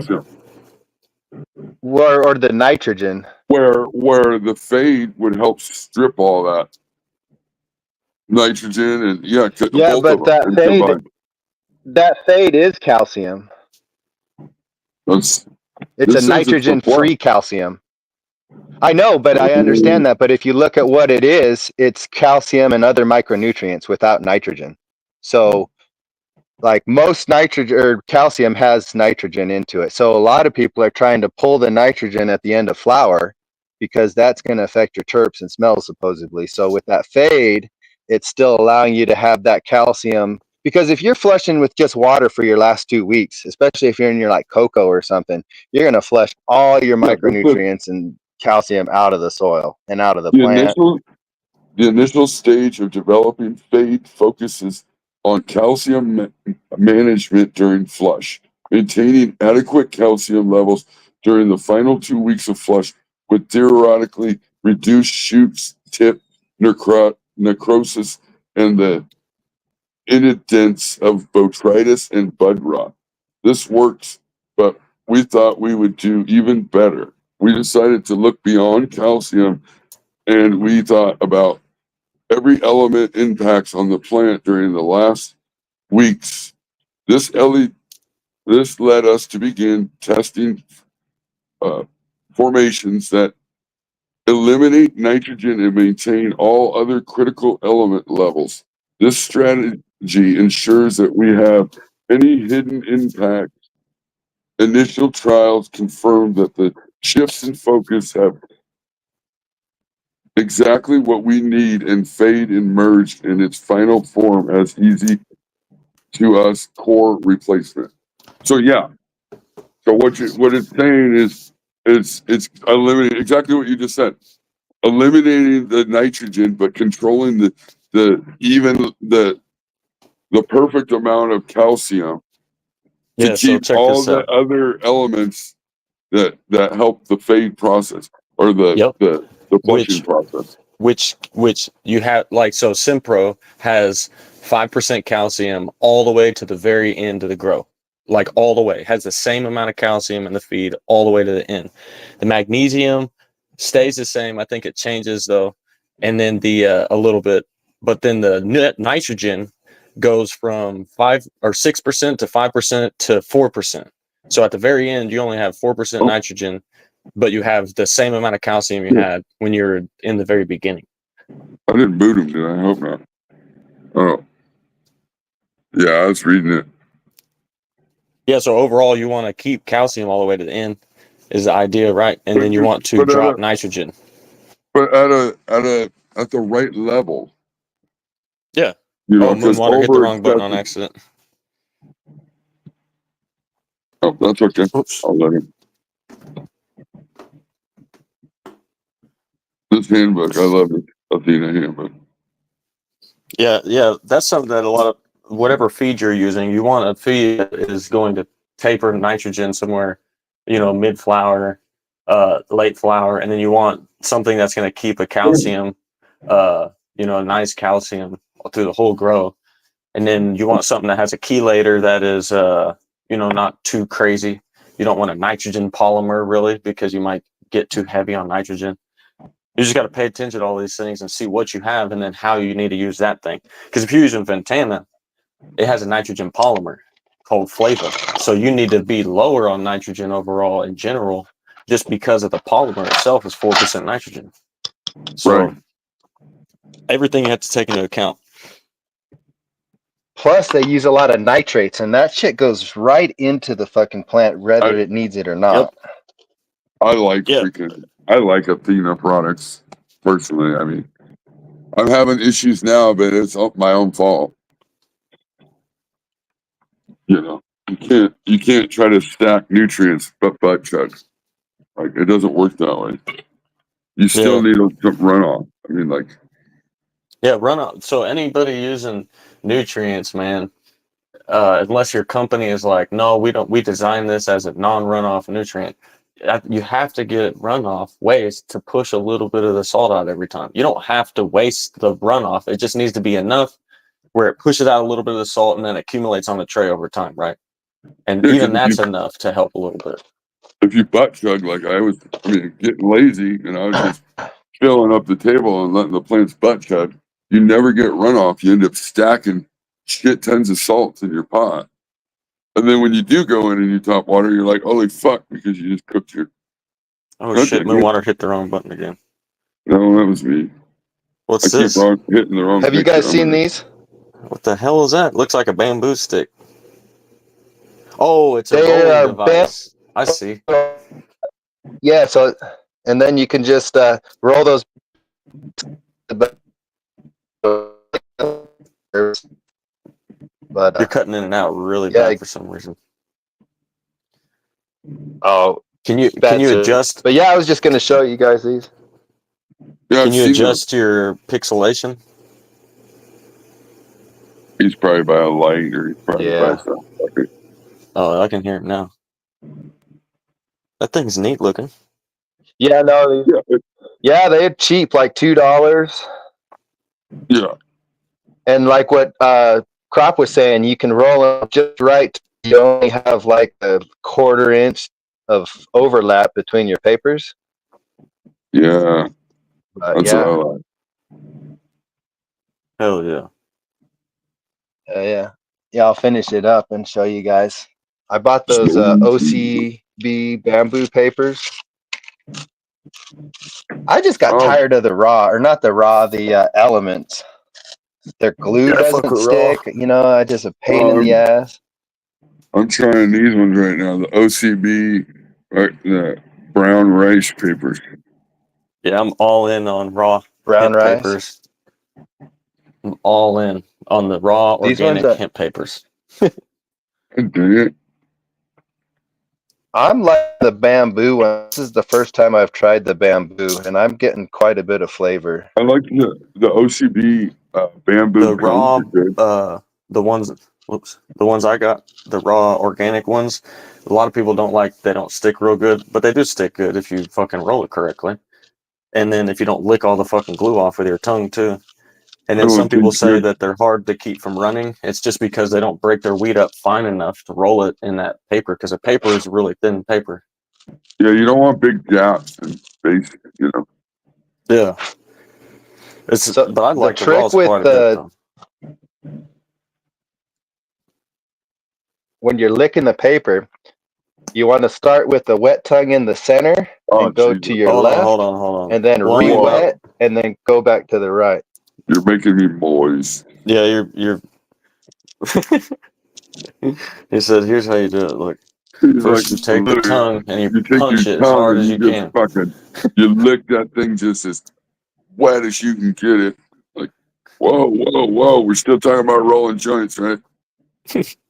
Like you spit on it, slide the spit back and forth on it.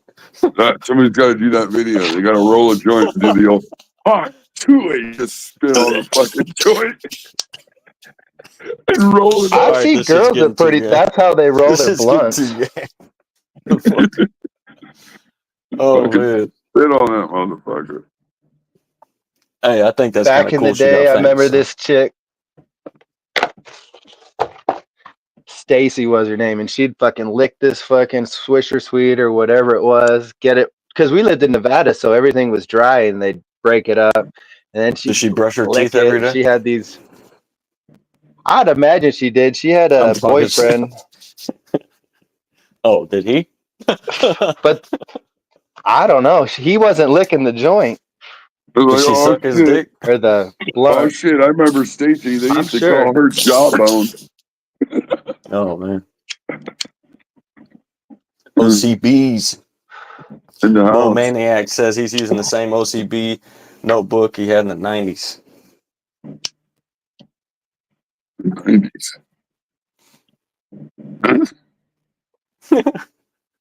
Okay. I don't know what that means. Yeah. Actually, I think I might try flushing that one yellowing plant out. Because I don't really flush it too much. Maybe it's building up too much salt. That's what I was going to say. Let's talk about this for a second. You have a pan under it, right? Yep.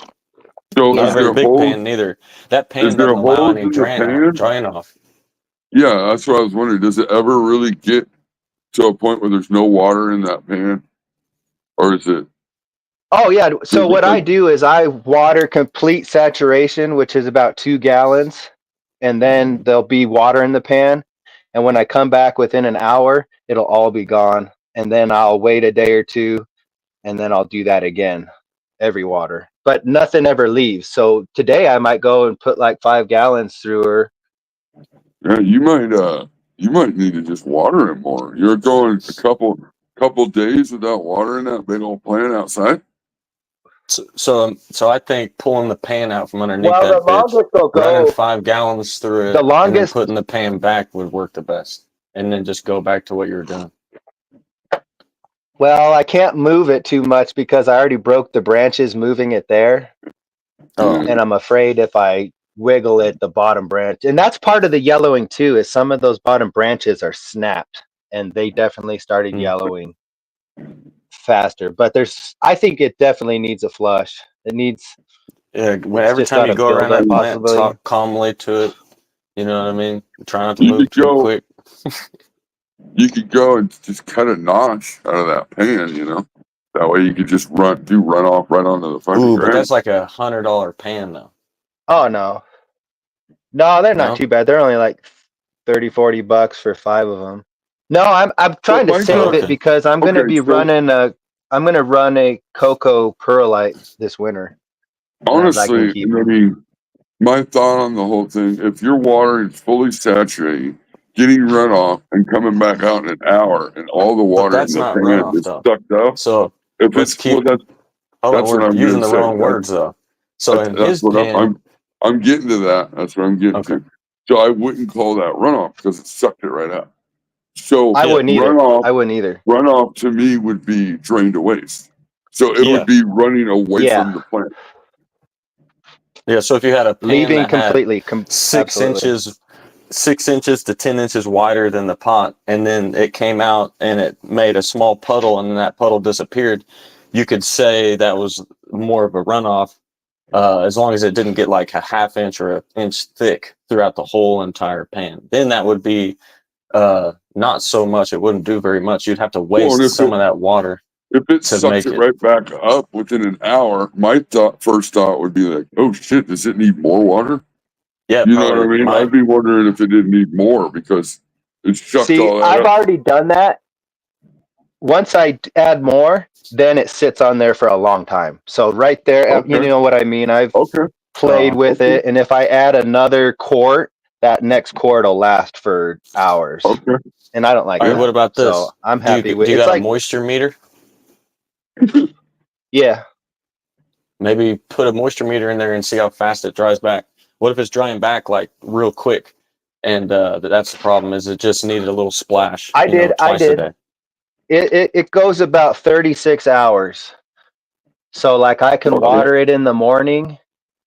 It can go all day, and then about noon or so the next day before I notice anything. And you definitely have to feed it every time. Yeah, no, it definitely gets fed every water. Well, so I add a little bit less food, I guess, because it calls for. Well, I guess it's about the same. But I'm giving it that raw 3-12-12 with a little bit of extra potassium right now with aminos. And that's what I've been doing too, is hard on the aminos, because I'm thinking, well, maybe it just needs, more or something. I don't know. She's been a fickerty bitch. She was nice until she went into flower. Well, honestly, what I've noticed, I notice it even in solo cups. It's not like people call it root bound, but it gets to where you have to the plant just starts eat. I don't know if it eats the soil or what happens, but it gets to where there's nothing in there but like a little bit of soil and fucking roots, like because they just took over so many roots that took over the whole pot that there's just not much in there, and so it's hard to keep it happy, keep the root zone happy when you're like, I gotta water this day, and then now, oh shit, in the morning I gotta give it more water, but then I can wait another 3 to and then you got to give it all those supplements to try to keep the roots happy at the same time, like. Plus, you're outside. It's like trying to take care of an athletic kid over taking care of a gamer. Outside in the fabric pot. That's a big issue that I have, because the ones in the ground, the roots aren't susceptible to the outdoor temperatures. The ones up here, they've gotten to 43. 43 is about 39 is the coldest we got so far this year. So by those going through the cold temperatures like that, that's fucking with the plant too, I think. There you go. You just pointed out a great thing.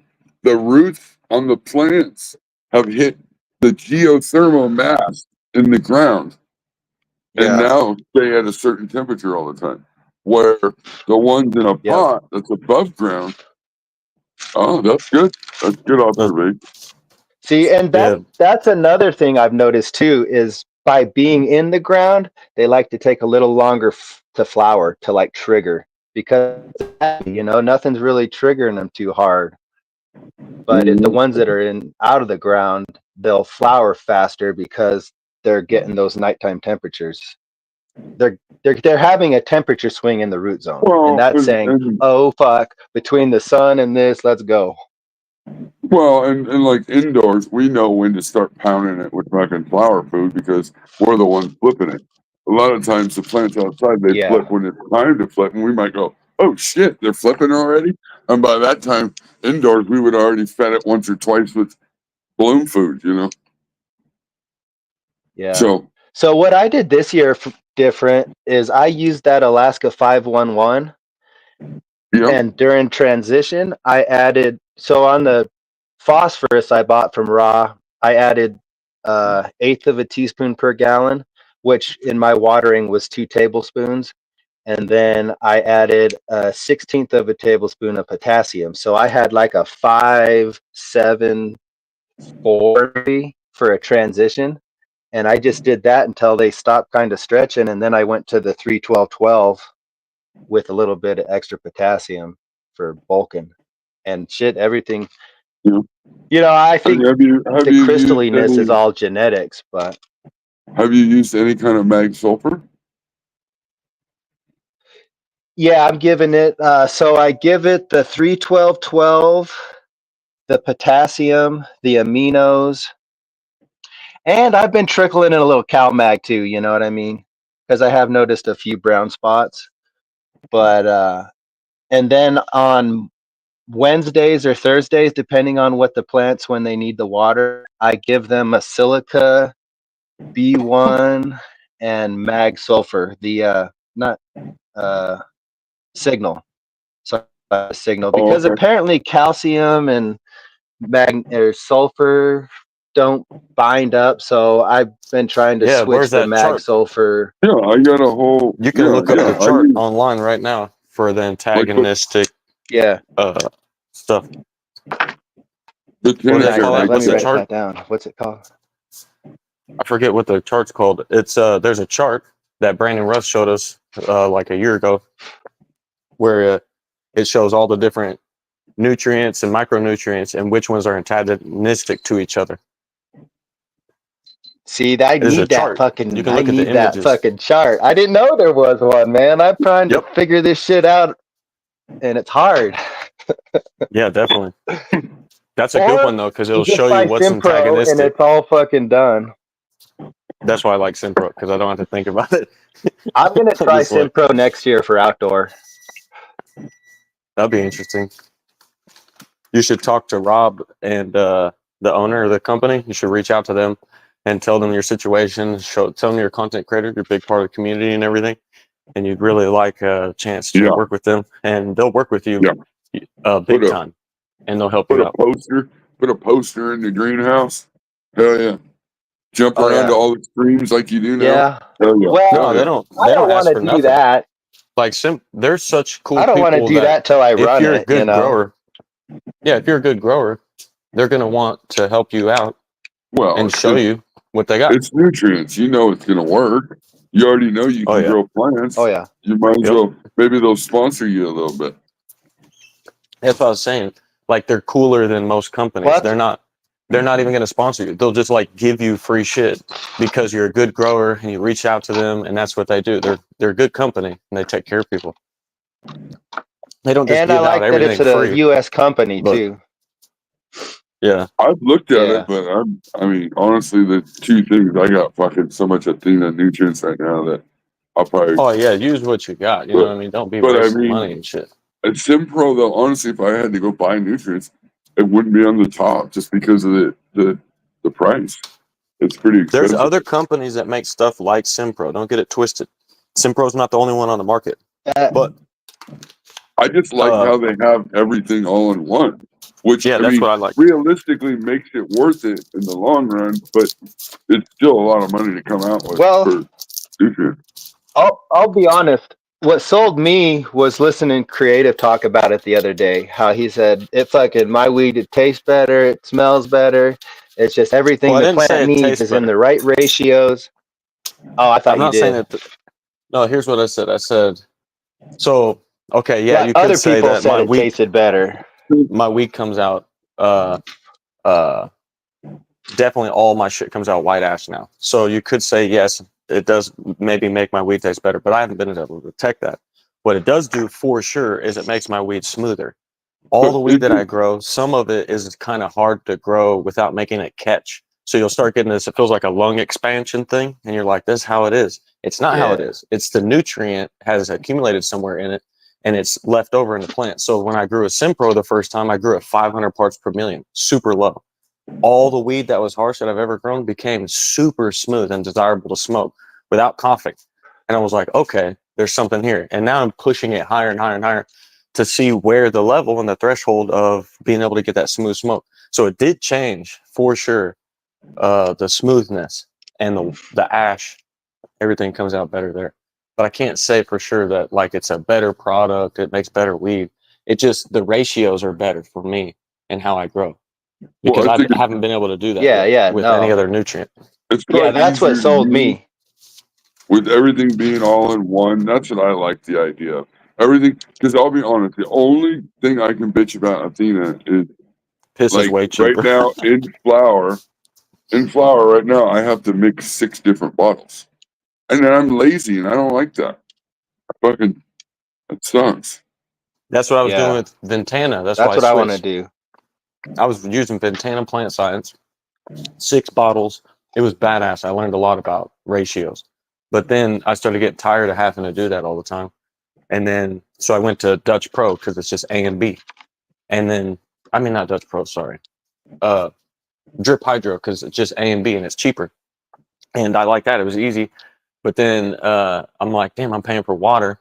And then here's Simpro, been in my face this whole time since I've been out here. And I've been knowing them and everything. I just, I'm not sold on anything until I try it. And went ahead and tried it. And I used it in all my vegging plants, and I never flowered with it for a whole year. I was using Simpro, and I never flowered, so I never thought nothing different. I'm just like, it works really good in veg, like really good. And then I flowered with it one time, and I was like, son of a bitch. This is easier than what I was doing. I just come in here, put the powder in the water, and then I water it in. That's the difference. No effort, no thought. Just water. Before I was going in there, I had to pull some out of this one, pull some out of this one, pull some out of this one, mix it all up, check the pH, make sure I didn't fuck one of the ratios up because I'm fucking high. Does that have molasses in it by chance? It has everything. Yep. Everything you grow with. Yep. Has molasses, aloe vera, humates, 800 million CFU of microorganisms. Has organic stuff in there with the molasses to keep the mycelium, the bacteria that's in there awake and food. robust. That's what the molasses is food for all the microbes and shit that they put in there. But it has more than molasses for microbe food, though. It also has other things in there. But that's just a food product. Because molasses, microbes burn up molasses really quick. They eat it very fast because of the sugar. Yeah. Or it's not sugar, but it's something that they eat very quickly. Mine has volcanic ash. Oh, I got a bag of that. I always forget to put some in my soil. The ash? Like volcanic ash, I think is what it is. The rock dust mineral or whatever it is. It's got a lot of fucking minerals. Yep. Yeah, that shit's got a bunch of minerals. Mineral. Yeah, I like the so far I like the 3-12-12 from Raw, the all-in-one. It's got all the stuff. It's got the aminos, humates, all that stuff. It's got the one thing it doesn't have is calcium. It doesn't have the microbes. Right, they sell both those, don't they? But I don't want. I'd rather it have all in one. They do, and they just try and they want you to spend and buy all this shit. Like I already had to buy the phosphorus, the potassium, because I wanted to fluctuate that, and I think that's cool. But I just I don't know. I'd like to get on with one place and just use their shit. Like now, I've got Cali Magic, I've got fucking TPS Silica, I've got the Fade. Add all those bottles up. Add all those bottles up and do the math, and then I'm see if it's $1,200. This is what Rob told me. He said it's actually sometimes I'm $1,200 right now. Absolutely, that's what I'm looking at because I've already spent $1,200 on stuff, and I've probably even spent more. So if I was just to buy like the transition and the flower, that would save me. Did you look up before you buy it though? Look up how much you're supposed to use, the recommended use, what you think you're going to use, and then work out how many times or how many gallons you can make with it, and then see how long you're going to make it with that product. That way you don't fuck yourself, because you might be using products that stretch for a very long time, and then you might get Simpro. It might not stretch as long as some of these other things, maybe. So you really want to make sure you're winning before you do that. It was a teaspoon per gallon, wasn't it? So I thought that's what I read. I did go on their website and check it out. All right. When I'm and putting the raw, in, they call for 1 to 2 teaspoons. Let's see this thing right here. All right, this, whatever this is, what is this? Tablespoon? Yeah, like a tablespoon. Like, that's my thumb. 15 mils. Yeah, it's probably close to a tablespoon. So what I do is I just go off the parts per million. I don't do anything else. So when I put 1 scoop per gallon, that's about 600 or about 400 or 500 parts per million in my RO water. When I put 2 scoops, it's about 800. When I put 3 scoops, it's about 1100. So then 1 to 2 of these, maybe a little bit less than a tablespoon probably, per gallon is what I'm doing. So I go 2 in veg, and then 3 in flour. Just this little thing. This is not something they provide neither. I just use it. Yeah. Because I check with this when I put in how much. So like this one says mix 1/2 to 1 tablespoon per gallon. So if you're mixing up 1 tablespoon per gallon, which would be at the top 10 grams, and this is 5 pounds, so that means 448 times 5 divided by 10, and that's how many gallons you have in here. So yeah, right now I'm pushing mine to about 600 ppms. That's what my feeding is, and I do that once a you'd week. be using less than me. Yep. So you get even more out of it. You probably get. But then you divide it by 5. But then I do the second feeding midweek with the other stuff too. So that's the silica, the signal, and the B1. Yeah, but if that has all that in it, then you shit. You're gonna, man. Yeah. Well, I'd still like to add the signal with the Simpro. You know what I mean? Yeah, you should do that. Yeah. You should be able to. So if you're doing it low, if you're doing the 1/2 tablespoon, then you have 448 gallons you can make out of a 5 pound. So if you buy a 5 pound of the Simpro, you'll make 448 gallons total with the half the amount, which will be about 600 parts per million. Okay, and then I usually give each one 5 gallons, so 12 times 5, what's that, 65? And then, so what have I been doing? I've got a math set up right now. So I've got that tote. 60. And if I fill it up to the 100-liter mark, but I've got to elevate it, so the spout's lower than the top. So I've got it, so the math completely off. But I can fill it up to the 100-liter mark and use that as like 100, kind of, and it's close. And then, so I'll do 50 mils is 1, or what is it? If I add 50 mils to the container, that would be 1 milliliter per gallon, 1 mil per gallon. So if I add 250 milliliters, I've been doing 500 milliliters. That go up pretty high. So I guess that would be 2 tablespoons, or 2 teaspoons would be 500 mils. Damn, that's good weed. I'm high. Yeah, I kind of got it's kind of this weird redneck math, but it's using. It sounded Cuban math. It's Cuban. Yeah, it was definitely Cuban. It works though, because he was saying something about so many liters and then so many so many milliliters per gallon, and I was going, well, wait a minute, we started out with liters. Like, at first I thought we were talking somebody So from Canada. Like, wait. I total mix about 70 gallons of water, but I have to tilt the tote so that the water will go to the funnel to when I water. Oh, So I got you. the meter on the side of the tote isn't accurate. When I go to the 70 gallons is about the 100-liter mark. So I kind of just use that.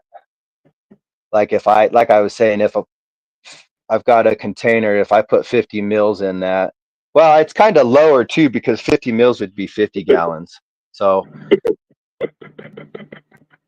I'm putting enough nutrients in for 50 gallons, but watering it down to 70 gallons. You know what I mean? Sure. And it's about 500 ppm when I do that. I'm cutting off one part of the blanket and adding it to the bottom, if that makes sense.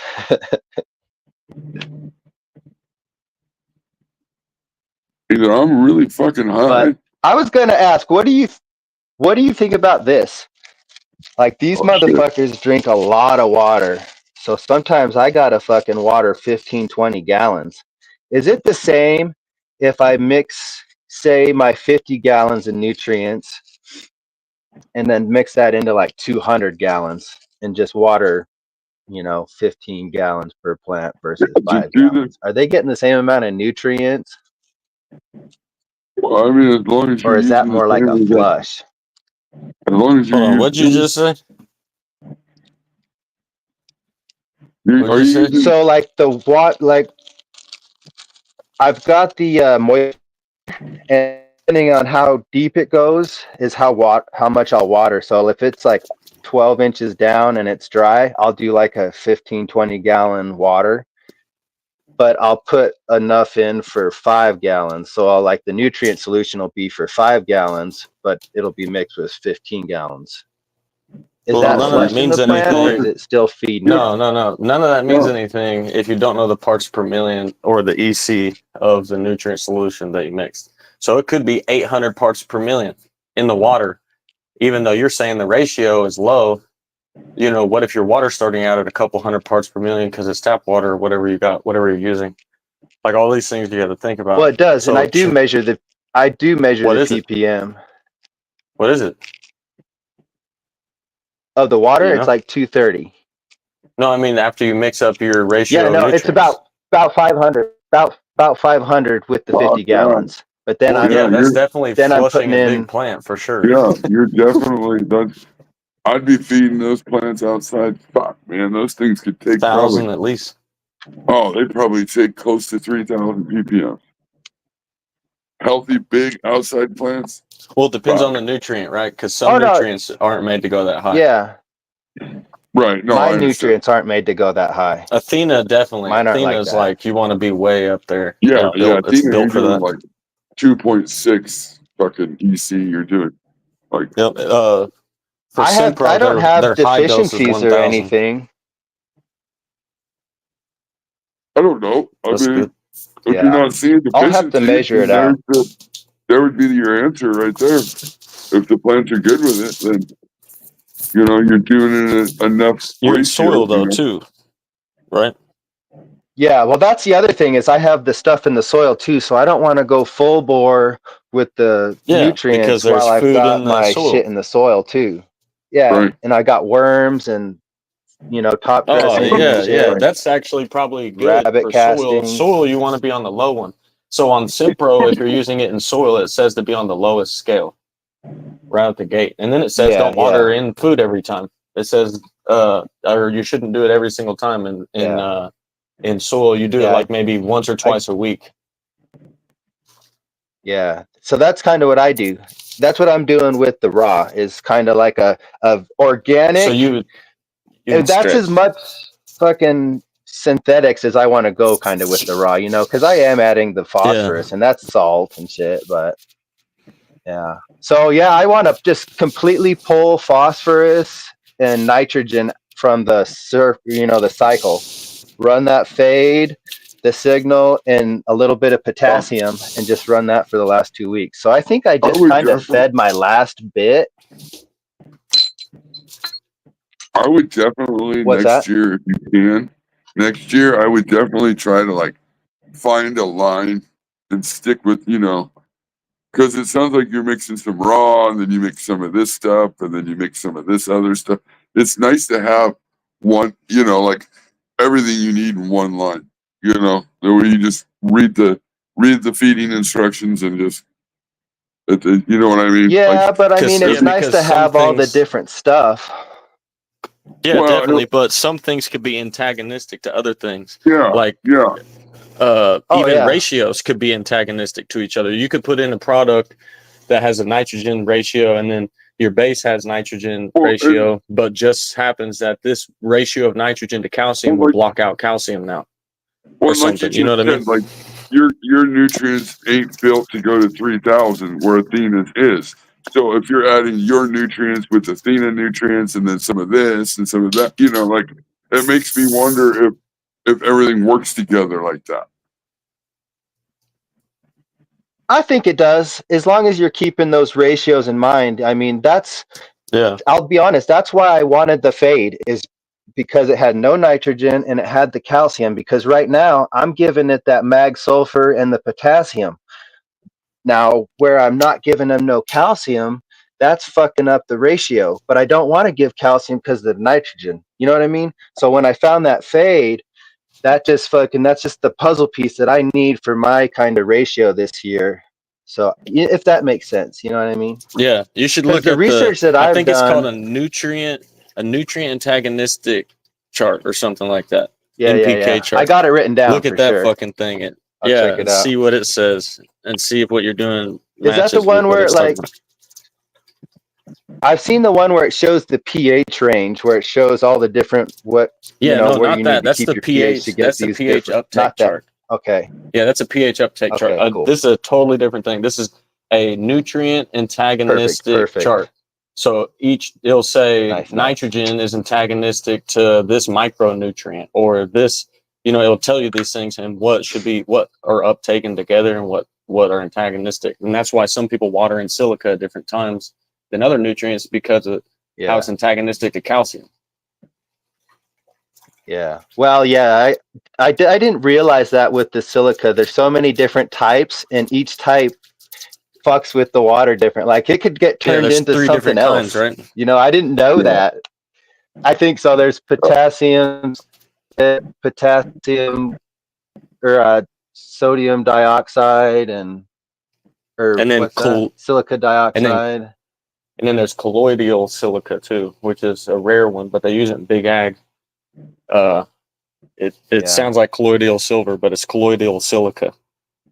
That's a big greenhouse agriculture. Yeah. That would be good for foliar, probably. I think That's what Foliar. Ventana uses. Their silica is a colloidal silica. You know, those little misters that you'll see sometimes in the huge greenhouses? They'll run it through that sometimes. As a foliar. Yeah. Well, last year I put in 80 pounds of craft blend, and they put that Montana gold silica in it from like a volcanic source, and its electron ratio, I guess, is good for dismantling into soil or something. I don't know. Doesn't silica raises your pH too, right? So if silica raises your pH, it probably helps as a foliar to keep, especially outdoors, to change the pH of your leaves every once in a while to keep from building any mold or mildew, because changing the pH. The silica dioxide. Yeah, changing people get powdery mildew. If you could just go out there with lemon juice spray, you just want to change the pH. You don't want the pH to be solid all the time on the leaves, and you can PM don't like it. But unfortunately, if you get PM, they kind of root themselves in. That's where, every time you mention amino acids, whenever you mention amino acids are great to fight against fucking powdery mildew. Because they plug. That's what they say, and they plug the holes. they plug the holes and keep the PM from being able to root into the leaves and stuff. Okay. It allows the plant to absorb the right amount of calcium, like with calcium, other it's like silicons. With that, to have real thick stem walls, and that fucking GM stem can't physically puncture the skin of the plant. You know what I mean? So part of your wash, I believe, getting that calcium, magnesium in there. Because the potassium's the finishing element and the quality element. And I mean, I'm just adding small amounts, like a 1/16 of a teaspoon of the potassium silicate like on the blended per gallon. The blended line, the PK has the mag sulfur in it. And so I usually run that when I'm feeding. And if say I go one day, I'll do just a watering, like I have Botanicare Sweet, which is a mag sulfur, and I'll run that. So I did some research on that signal, and it looks like that signal is also a plant ferment. So like what do they call those? Like a FFJ or some shit like that? Yeah, the Korean farming, yeah. whatever. It's got magnesium sulfide, some type of potassium, and it's also got all the plant ferments. It's got I forgot what it said on the website, but it's like a plant ferment instead of just like mag sulfide, which is good because I used to add. No, Creative. I don't know if you know. No, Creative. I don't know if you know. What happened? Oh, you were muted. I didn't know if you knew you were muted. Yeah, I'm watering too, so there's background noise. noise. You said that was a long time for you not to speak up. I didn't think you maybe. That was up. Yeah, all that stuff does matter, but once you learn to grow a plant, like when people try to worry about So all I've that got stuff, baseline. You know what I mean? I've got I started doing with Miracle Grow, and so each year I've changed it, so I know what I can do and I know what the product is. You know what I mean? So each year when I just change it and everything gets better, like last year was my best year. So this year I ran the silica all the way through, and so you changed it up you changed it up from last year? Just little. Yeah, last year, definitely. I was more organic last year with the craft blend and stuff. And this year I went with the raw. So that was a big change. And then I just said, fuck it, and went with the signal and got the silica. You just started throwing it's a pretty big changes. Yeah. You just started buying stuff and throwing it at the plant. But the plants loved it. You know what I mean? He looked at his savings account and he said, "You know what? I got a lot of shit I could probably buy." Went right on Amazon. No, 100%. Well, what I did was I started in October. I definitely like the idea of finding a line, something that you like, whether you use Simpro, Athena, whatever it is, and just trying to do a whole line and maybe adding a couple supplements. Well, that's pretty much what I did. I got the raw with the raw potassium and the raw phosphorus because that's what it says on the recipe to get. Yeah. And then the only thing different I did is I went with the silica from TPS, and and then I got the calcium from the Cali Magic because I wanted the iron. You know what I mean? Or else I would have had to buy an iron. Most because calciums got they're iron. calcium, magnesium, not the My, raw calcium. You have to buy a separate. see, And I didn't want to do that. And there was a good sale. So, I mean, I pretty much stuck with raw. I just kind of, and then for veg, I was just Alaska fish fertilizer and aminos and stuff.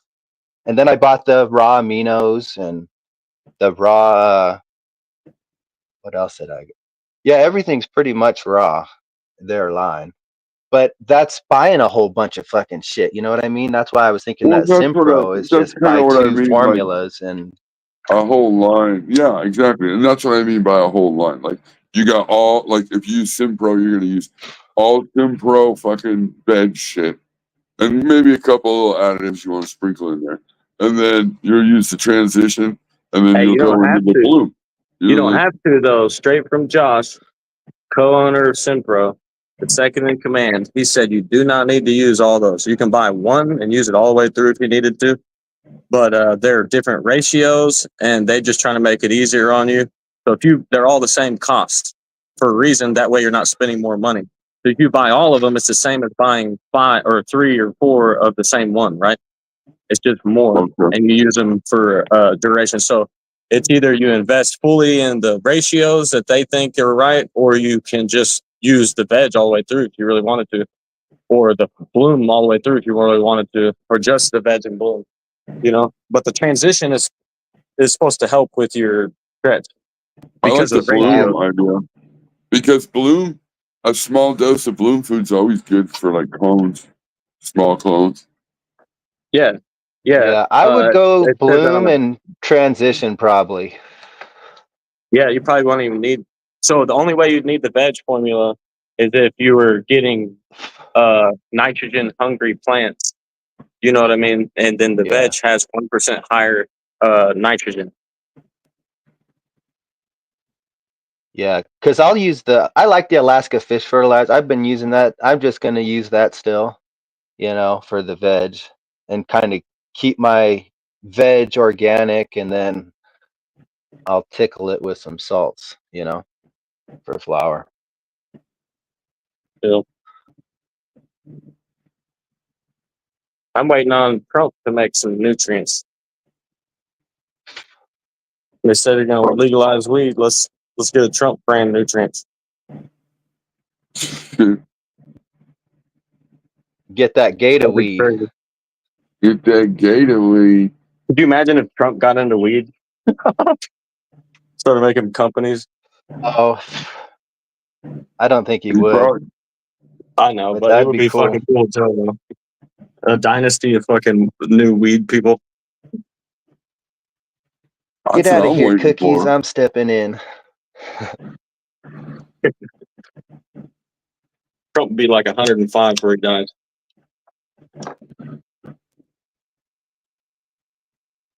If he wins, he'll just be like, George Washington grew hemp, so you need to grow hemp, Trump. Look, as you get older, you get a little more humbled and you get a little more relaxed in your opinions sometimes, and you allow people to do their thing. So he might turn into a weed head someday. Well, the fucking war on cannabis is based on lies and money. I mean, there's nothing about back then was about fact. It was about lies. What ends up happening with these guys, honestly, is they're against weed their whole life. It's the devil's drug until they get cancer. And they got to go on chemo. And someone's like, why don't you take an edible or smoke a little weed? And they try it and they're like, oh my God. My whole life I was against this. And here they are now, totally pro weed. Here's one of the things that I never thought about. It's not until it helps them. Yeah. But check this one out. That they even want to talk about it. Check this one out. Here's what a lot of people don't think about. If you never consume weed ever, and then you want medical treatment, and then you start investigating about weed, weed has the weirdest fucking medical properties, as in every strain affects you differently. So there's no consistency. So then when you arrive to the cannabis medical market or you start investigating, you've never seen any of this stuff. it makes you not want to mess with it because it's so big and so you don't understand anything. Like, especially if you go, that's why people drink alcohol, because you can drink and you get the same fucking effects every time. You know what it feels like. Especially when you go to a dispensary and you buy a weed, because everybody's so concentrated on high THC numbers. You go there, you get something that's recommended to you, and it's way too much THC for that first time person that needs the relief, and it blows them out of the water, and they're like, "Fuck that! What the fuck? Like, no way!" I know that exact example. But yeah, I remember she's actually dead now. Yeah, this lady, I was trying to get her to smoke weed forever, try this out, try this out, try this. No, fucking weed's the devil's lettuce. And she's got bad cancer, This fucking guy gets her to smoke finally a fucking THC infused fucking diamond joint, resin fucking coated, all this shit. Gets her so fucking high that she would never even fucking imagine not even give it any thought again. You know what I mean? That's like taking a first-time drinker and getting them fucking alcohol poisoning. I mean, like, come on. On Everclear, Hey, I'm a weed head, right? I've always been a weed head, but I was in county one time, so I hadn't been able to consume for a while.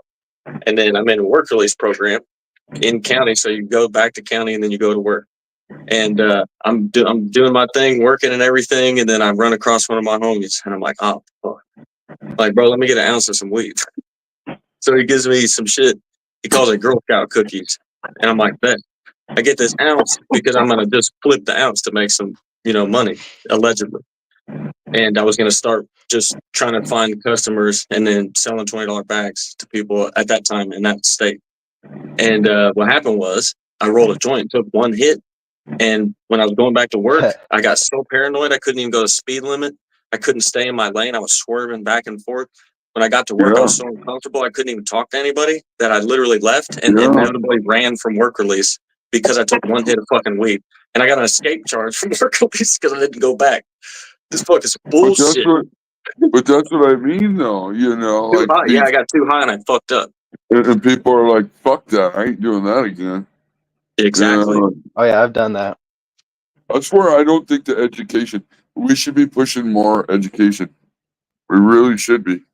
I mean, everybody's got all this money to spend. To buy seeds and buy this and buy that and buy. Get your best AC Infinity equipment. No, get some education. Learn a little bit about fucking the weed.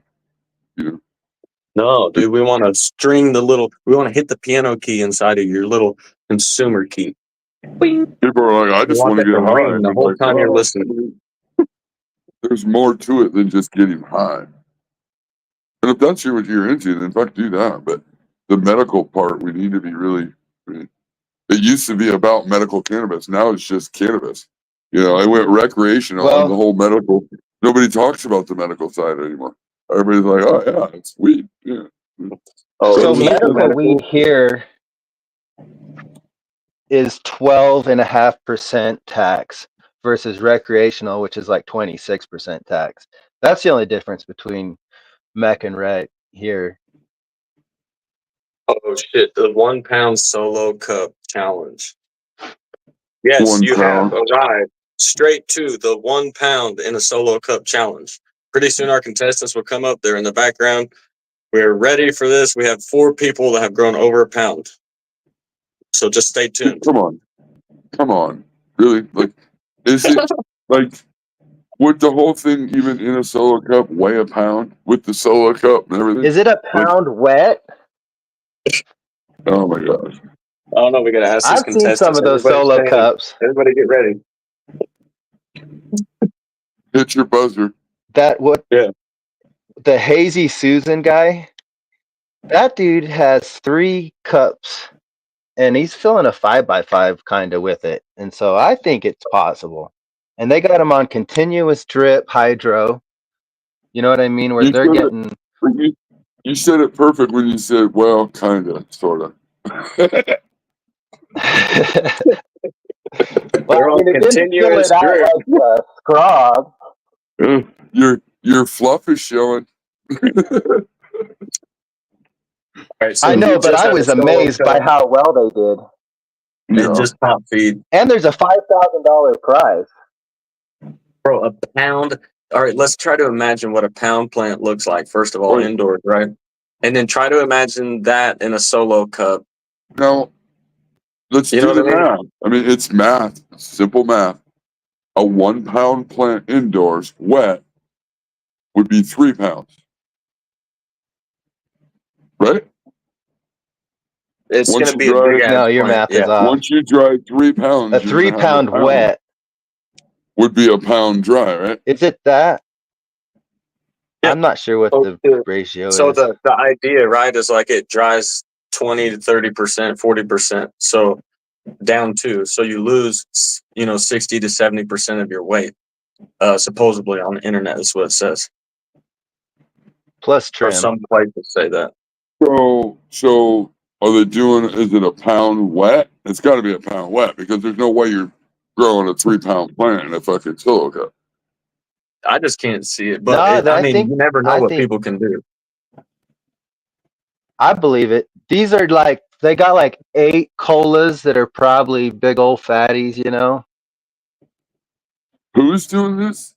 I don't know. It's a solo cup challenge.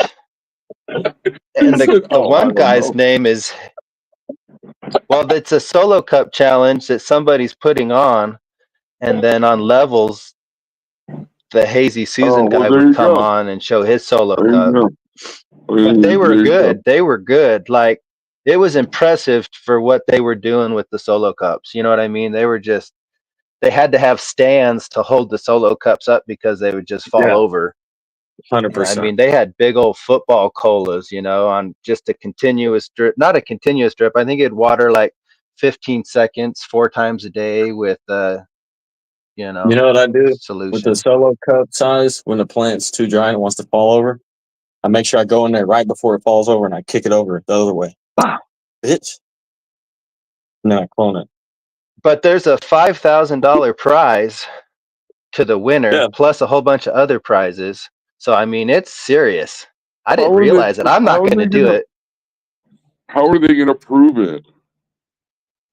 All right, look. I guess they have videos and shit, Yeah, and they don't take pictures of the same tub. Filter. Yeah, they take. Yeah. All you got to do is change the filter. Take one picture, but change the filter on it, and you're good.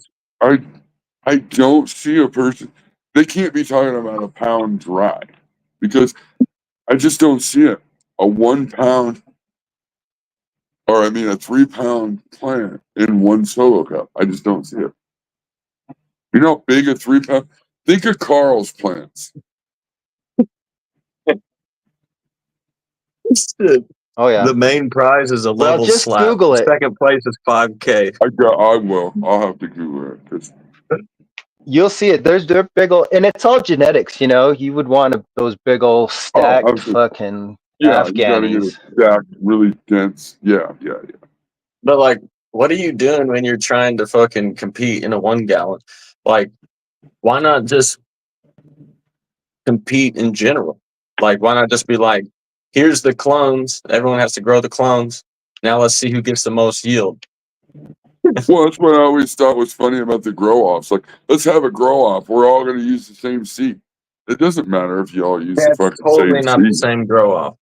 No, you could use whatever seed you got. Let's fucking have a grow-off. What if I pop a seed and it happens to be a seed it happens to be a plant that's really rare in this genetic expression, and it displays hybrid vigor over all the plants. It's like the biggest, fastest, biggest yielding, best looking, and then everyone's like, damn, he's the best grower, but I just happen to pop a seed that's really rare in this genetic pool. You better know what you're popping. Pick your best shit. It's a grow-off. Like, what if 10 people get in the grow-off and they're F1 seeds from somebody on the internet and 6 of them herm? Now you got 4 plants to show in the end. Oh, yeah. That's disgusting. Well, the grow-off is best for the seed breeder. Yeah, it's only to test the seeds. So they can let's be honest. Absolutely. I would love to do that if I was a breeder. It's not a test. But By the way, in the future, if I ever have a grow off and I'm giving out seeds, I'm letting you know right now, it's not a test. If I'm giving out seeds, it's because those seeds are established and they're ready to go for a grow off. Well, you know because I mean, I'm not trying to shit on nobody, but they know most people are shitty growers, so they're having you stress test the plants for them. Like, yeah, but look, you don't need so I know people do that. There's nothing wrong with doing that, but you don't, as a breeder, someone who's making seeds, you don't need to give your seeds out to other people to test them. No. You should know what different environments and stresses can be displayed on the plant, and you should do that as a test. And if you can't do that yourself, you know what I mean, then who the hell are you? Yeah, but how much stress testing should you do on a strain or on a not even not a strain? Just a strain, the genetic pool, like more than one plant. You need to test a lot of the plants, not just that one. You know what I mean, though? I mean, how much you should grow just a healthy plant all the time? How much stress are you growing? Are you doing stress tests on the plant for the plant killers? So that way you know that, man, these guys can really abuse these plants. No, it's not for that. It's not for that. You're doing, as a breeder, you're doing stress testing to see if there's any undesirable traits in there that you don't want personally. It doesn't matter about everyone else. Like some people, that might be their idea, but the idea should already be there ahead of trying to give it to someone. So you should be like, I'm testing my plants to make sure there's no undesirable traits, because when I breed with this plant in the future, I want to only have dominant expressions when I breed with it. And I don't want to have any residual things. So if this plant doesn't just display dominance, then I can't breed with it yet. I need to breed with it to make a plant that makes dominance in the expressions I like without any of the other stuff. The only way I would ever do it, once I get seeds, I will send out seeds to certain people that I know are good growers, and they'll be the testers. You know, I'm not doing a grow off. I'm not gonna do a fucking. There's nothing wrong with doing that though, neither. To me, I'm just saying, for me personally, I'm gonna test my own shit. And when you try it, you're not testing it. It's already been tested for that. You're just testing out the different phenols. There's absolutely no for yourself. And there's some people that send out shit like that just because they're a nice person and they know they got good strains and they want people to have it. I mean, definitely. And personally, they all upset me because, you know, say you got this strain. Listen, like say Creative's got the wrench and he's got that wrench to where 8 out of 10 of those seeds are the expression that Creative wants, or even 9 out of 10. That's what I want. I don't want 5 different phenos in a fucking 10-pack and just guessing which one he wants. I want his work into that. You know, that's what I want as a consumer, and as a breeder, that's what I'm trying to do. You're a certain kind of consumer, though. That's why I wanted to make like I want the best phenos. I want cuts of the best pheno, so then I can make feminized seeds of it. Like, in my opinion, I think it sucks for an average home grower to get seeds, whether they're regulars or they're fems, and have 6 seeds and you got 3 different phenos. Like, oh, what do I do now?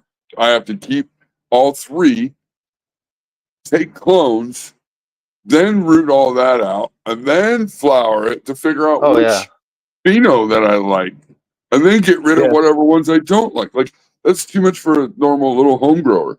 You know, like, he should have, it should be stable. He looks at the picture and goes, I want to buy those seeds. And so that would be, if you're looking for seeds like that as a consumer, the only place you're going to find them are in a totally inbred line. So like an F4 might have 96% homogeneous strains. Like all the different phenotypes are all very, very, very similar. And there's only a few nuanced ones that have different expressions. So like, that's what I want. Or the best ones are back crosses. So when you buy a product and it says it's a BX4, that is probably damn near homogeneous all the way across the line. Like like Blueberry Muffin is a homogeneous strain. You get that from Humboldt Seed Company. All the seeds are pretty much the same. They all smell like blueberry muffins. They all yield similar. They all look the same. That's what home runners should get. Yeah. That's what, See, that's why I went with them this year. That's why I went with them. I think they IBL'd it all the way down to like between 9 and 11. So it was like an F9 to an F11 before they started crossing it, and they were able to get that hybrid vigor out of it. Because say you're an average home grower, you ain't got a lot of money, you just got this small little tent. I mean, you go through you look through all these different places to buy seeds. Finally, you find this fucking picture. Somebody took a really good picture of a bud, and you're like, man, that's the one. And you get it, and well, 90% chance that you're probably never going to make it look like that because you're not a good grower yet. But you never get that because you ended up with fucking 5 different phenos out of a 10-pack. You know, like, I mean, that's, I don't know. For me, it's disappointing. And then throw in if it's some a of these phenos. That's why the wrench RBX1 is, it started with an R1 and then went from an R1 to a RBX1, and those two things have pulled out a lot of different expressions that could be there. So there's a small pool in that of the machine. So I've like blocked off some cattle, and these are the only ones there. So then as I use different phenos of the wrench and make different RBX projects, or I go start to make an F1, F2, F3, F4, and I start to run it, it will be a different wrench over time. So it'll be a version 2 someday, and then a version 3, because the phenotypical traits can be ran down in different directions and have different expressions at the inline, right?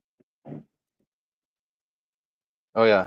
In different environments will bring out different expressions. Yeah, it's so like wild. you might get the wrench and it makes huge cola and it has no space in between at all, any of the buds. And then I might have grown that same pheno for me, basically. It's the same type of expression, but it looks a little different for you. And it may make a cola, but it may not be as densely packed as when you grew it, because you might do CO2. You might have a little bit different light spectrum when you're right. You're using more light. You're using those things that you're doing more to get that little bit of extra nutrients. Yep. Yeah. A lot of stuff. Using under canopy lighting, get that extra 30%. You guys know what I'm talking about. That. Oh my god. 30%. 30%. You get more with under canopy lighting than you. Under canopy lighting is a higher percentage of what they claim CO2 is going to get you. But CO2 is uptaken from the bottom of the leaves. Yeah, okay. So you got to think of it like this. You know, the bottom third of your plant is popcorn nugs that don't get trimmed off. So if you start giving those light, the bottom third will get bigger. You know, hey, so Bob Hall brings up 30%, right? So Bob Hall brings up a good point. Look, it says R is reversed. Some YouTube readers think it means reg. Yeah, so if it says R1 or up or anything, that is a reversal. They took silver and put it in the plant and reversed it, turned it into a male to put that pollen on it. So a regular project is an F. It's a filial generation. It's the beginning of a new population, F1 and 2, 3, 4. So a reg is always an F, and a R is always a feminized project, always. Yeah, or S, S1, S2. Or F is always feminized project. Yep. And the S just stands for self. I don't think that's true. S means self. S is self. No, this is botany. This is in botany, so it's not like cannabis. I know. I've got a breeder Bible, and it talks all about that, and I understood that differently. What do you mean? R is reverse. Yeah, and that would be taking. So it would be like taking one strain, spraying it, and 2 clones, a mother clone. Yeah. Well, you'd do it to the same, wouldn't you? No, that's selfing. So a same is using. You would take like. So then reversing.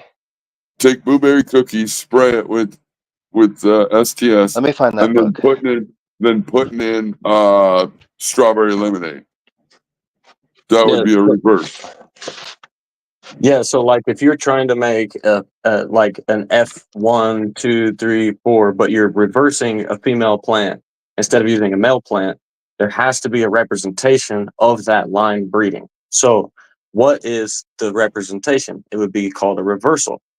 There's no other representation that I know of or I'm aware of that you would try to name that line and rank that line in line 1, 2, 3, 4, other than saying reversal. S is indicating a reversal, but it's a reversal that's on itself. So you could have a plant that you just reverse and it pollinates itself, or you could have two clones of the same exact plant and you reverse it onto the other plant. And that's an S, which would be selfing. And that's a line breeding selfing. So it's S 1, 2, 3, 4, 5, or whatever. That's my idea of it. So if you just clone, if you took a name brand clone, reversed and 1 year, shit, really, you're choppy. Yeah, we lost your internet.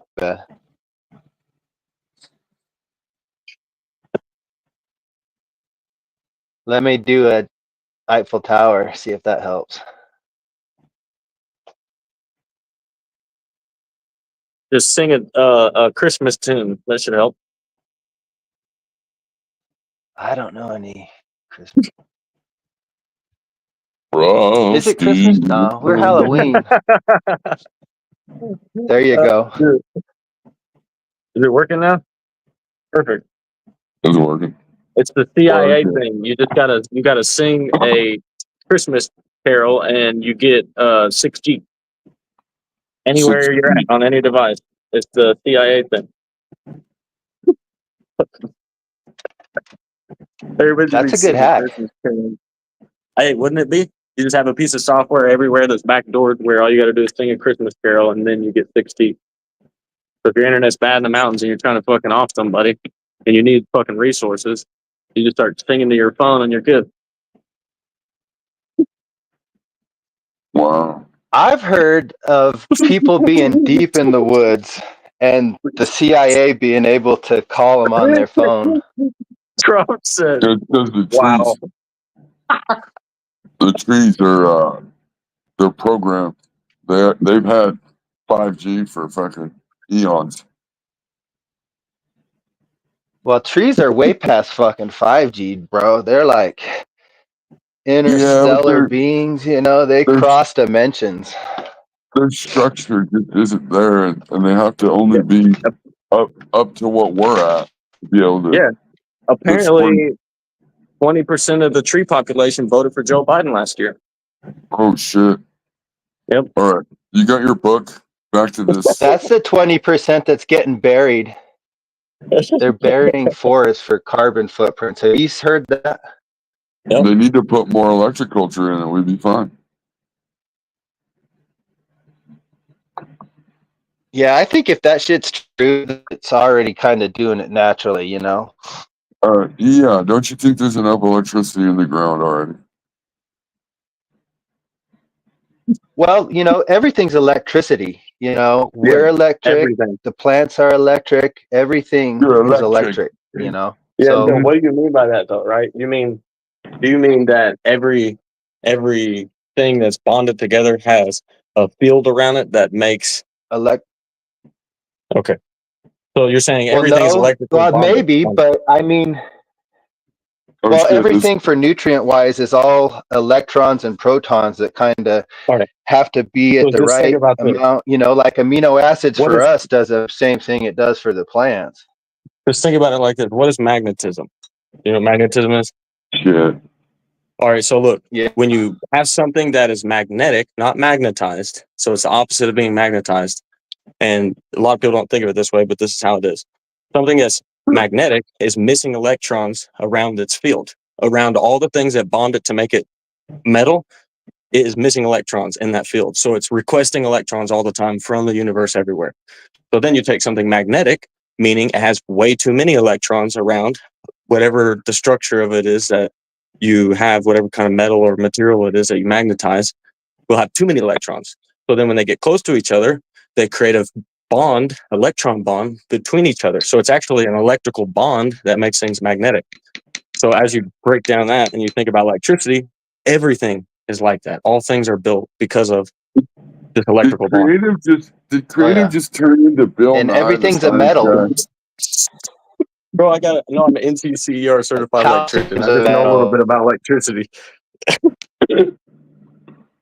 Yeah, but Well, you said what in a you're way saying, that I the used to be in elementary school. wireless communications. He said you said it in a way. I used to do cell phones. Yeah. It's electroculture now. Cell phone Magnets. I He was had it all wrong. It's not metal rods, it's magnets. well, it's light. It's so weird. Fucking shit. Like I did cell phone towers and did the fiber optic and stuff. Those guys make good money. Crazy. Oh, well, and I on the least to make. Well, Oh shit! Yeah, we missed all that. Yeah, it was very robotic of you. He's 6G. He's too far ahead of us for us to comprehend what he's saying. yeah. Can you hear me now? Can you hear me now? Nice. Yeah. Yeah. I almost started singing the fucking Lion King. I was waiting for it. Which one? Are we? You know, the beginning of it? Yeah, the very beginning of it, where it's all like cryptic.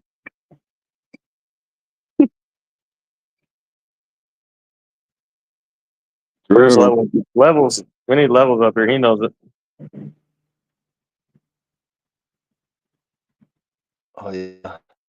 Oh, levels won't come over here. Well, I used to watch all the cartoons back in the day, and then Disney's all weird with all their subliminal messages and shit. I don't watch that shit no more. I wouldn't let my kids watch. Oh no. Disney went all weird. Like But Aladdin. Disney was always weird. We just didn't know Disney was weird until we grew up and realized Disney was weird. Oh yeah. Because Oh same yeah, thing. they were doing it like back in the 70s and shit. Oh yeah. I mean, did you watch that Nickelodeon 50s? thing?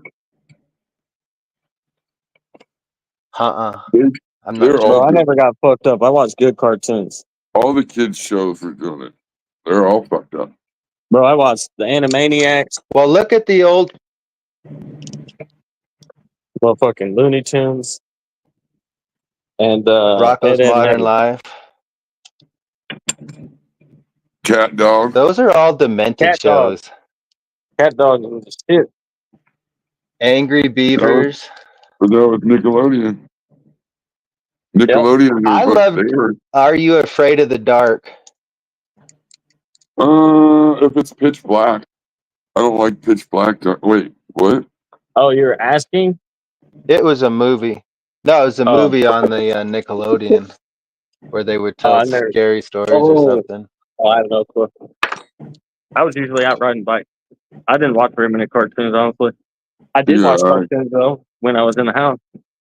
I was playing outside the house. Yeah, I was on a dirt bike or a fucking a skateboard. I was trying to steal something, or I was fighting with somebody, or we my roommates never let me come in. My roommates never let me come in the house. The parents, your roommates. Yeah. Oh, I wouldn't even try that because I always smell like weed all the time. Since I was about fucking 13, 14. Somehow I've been smelling like weed ever since. I first got high the summer of 8th grade on some shit called Trainwreck, and I was fucking ridiculously high. And I was in love with it ever since. Had to drop out and get my GED. You got on that train and fucking rode that bitch. Still riding. My buddy, the guy had the same cut of from early 2000s that I had smoked. And Robot. All right, let me move. It's weird. All right, guys, we're gonna hop. I got some stories to finish up. It was good talking with you. Definitely thought of some interesting concepts growing and nutrients, and I definitely would like to just use that Simpro and just like maybe some signal at the end or something. But something simple. It's really like the humic acid and the amino acids and the ratio of nitrogen to calcium and running calcium all the way through, I think is what makes Simpro really a good product. And then, the 800 million CFU is more than most microorganism products. Remember that. So listen, look at the microorganism products you buy. Look at the CFU, which is a measurement they use for microorganisms, and look how much the number is. So maybe there's like 5 different kinds. It might say 250,000, 250,000. You have to add all those up if it doesn't give you the total number. Get the total number and then compare it to Simpro, and then look at the cost of if Simpro was just a microorganism product and you were buying that microorganism product, and whether or not it even, I bet it's competitive to that. Like if you buy Orca, it costs less to buy Simpro than it does Orca by a lot, because there's a lot more microorganisms in it. And there's no water, of course. Yeah, no, it makes sense. I don't even make anything for them. I don't advocate their product for any other reason other than I really think it's a good product. And I think it'll help a lot of people. Everyone I know who uses it is winning. And most of them are new growers. And then I use it and I fucking love it. Well, it's about keeping it simple, right? It's about keeping it efficient. That's exactly why you use it. It's not that efficient for me to stand there and mix 6 bottles. When there's a product out there that you can do one scoop and you're done. Getting nutrient with water. That's with water is kind of I understand that some companies say it has to be in water like this, but what they're doing is they actually have a commercial line too, and the commercial line may have more stuff in it, and it's actually cheaper, but it's in powder form almost all the time. So then that same company that you fuck with makes a powder line that's cheaper with more in it, but they keep selling you water. You know what I mean? So you got to always think about that when they say it has to be in water. But you make a commercial line, why not sell the commercial line to the public without water like it's a regular homegrown line? Like, why not? That's what Simpro is they do have a commercial line, but the commercial line actually has less than what the home grower line has, because the home grower line needs more stuff because of the grow stops and different kind of growers and stuff like that. You need a little more help to make a better grow. Yeah, basically, you can't just give just the tightest amount of things and then say run it at 1500 ppm. You know what I mean? Well, that's my opinion of why everybody's like, well, whatever the bottle says, run half of that. Yeah, because most people aren't very good grower. Once you're a good grower, you fucking run when it tells you to run on it. I was just saying that recently, right? I was just saying that within last 6 months ago. I was saying I think you should run a lot less, and I was okay with the amount of light I was using. Now that I'm using my light correctly, I don't think I can run the low number anymore. So something to say, as in, if you're not lighting correctly, you're not having good results with getting the light close, and you have to keep backing it off, then you're definitely not going to want to be as high as you possibly can on your food, because it is based on a lot of uptake and a lot of energy from the light. Yep. And that's why I always say, like, if you notice something going on with your plant, you should probably back the light off, because it's not going to be able to handle that light the same as it was. Yeah. Fucking hate waiting on the mail. I know. Fucking mail's horrible nowadays. I want to fucking body slam them every time they were late. Horrible. Me off. Nothing against them. Yeah, it's really horrible, because it's so easy to fucking make an app where all you have to do, we lost him, where all you have to do is track your package in real time. So your package will be in a network, just like UPS knows it's in a network. UPS knows exactly where the fuck your package is. Every time they scan, it goes right to their network. Why not provide that service in the app, bitch? Makes no sense. Like, let me know. I know where my fucking package is. But they're like, we can't do that because people will try to push up on the mail guys. We'll give the fucking mail guys a 40 cal then, or a fucking taser. Like, here's a UPS issued fucking 40 cal. Every time someone tries to get the mail from you, just point it out. Watch out. And then deliver the mail on time. Well, I mean, I should be able to know where my package is. Yeah, so because I work and I have to be here when the package shows up so someone doesn't steal it, and they don't help you with that at all. It makes no sense. Right. They give you a window, but the window is like, yeah, I'll be here by 7 p.m. tonight. You fucking bitch. What if I have to work all day? Right. Like, what the fuck? What if, I could have took off what the if 20 minutes it was going to show up, but you didn't fucking tell me that. somebody calls in from work and you get an opportunity to make some overtime? Like, I can't do it now because I'm waiting for my package. Exactly. That's why I don't like it so much. It's really bullshit. It ties you up, kind of. Like, well, my thing is weird is I'll get packages that'll come into my state and then they'll leave my state, go to another state, and then come back to my state. Like, the fuck's going on? Like, I feel like they don't want you to see because they don't want you to see how fucked up their system is. Like, their delivery system's goofy. You know, like, how would you be in one state and then take it to another state and then bring it back to that state? Like, they're not very efficient. And if they got to where you could see what shit's going on, you would notice they're not very efficient. You'd be like, why the fuck is this place not running very efficient for the money that's being spent? I mean, that's tax dollars. That's federal government money. That comes Yeah, I from see the what you're saying. taxpayers. So, like, the package when it gets delivered, if you actually were able to track your package in real time every step of the way, you would realize a tremendous efficiency problem, and then it'd make a big problem for these companies. I see what you're saying. Yeah, I can understand that for sure. Like Amazon and shit, they'd be questioning whether they want to use the United States Postal Service that often, or maybe you should go use UPS now because you see how fucked up, like a package really should have got to you in one day, but because they do a little swirly fucking delivery weird bullshit, it takes 4 days. Because come on, you're taking a package, throwing it in a pile to head this way. We're all going to Kansas. Okay, we're going to Kansas. Like, and you drive to fucking Kansas and you drop everything. Like, I don't know how difficult it could be, but I think they make it a lot more difficult so that way they can get a lot more funding. Here's what I think happens. I think that they don't have the software to run the analytics. So what they have is they have the software to run routes. So they can figure out the most efficient routes to run. No, this is what I mean. Listen, if you take the mail, all the packages, and then you scan all of them at once, with AI, it will come up with a superior route to deliver each piece of mail. I don't think they do that. I think they make a route for gas and the saving time and a route. Like you just go this route and you drop, you know what I mean? There might be better ways of doing it. I don't think they're doing it. So they can't be doing it. There's no way, or else they would just deliver things better.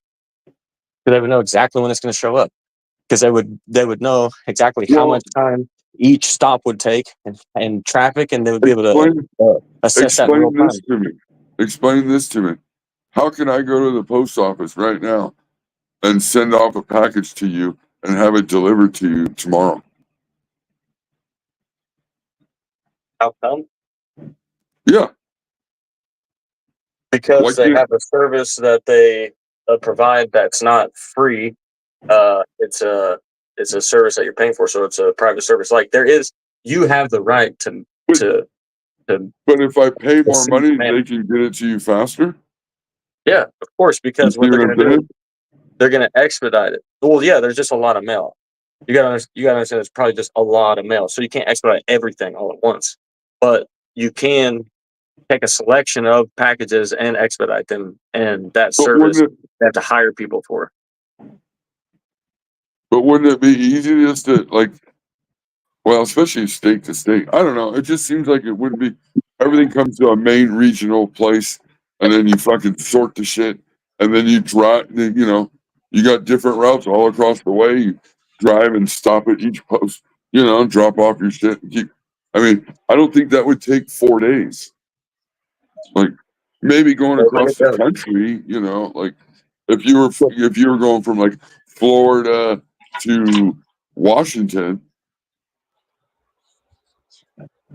Maybe, I just think the mail is really inefficient, and I think they do it purposely because they can show then that they need more money for funding.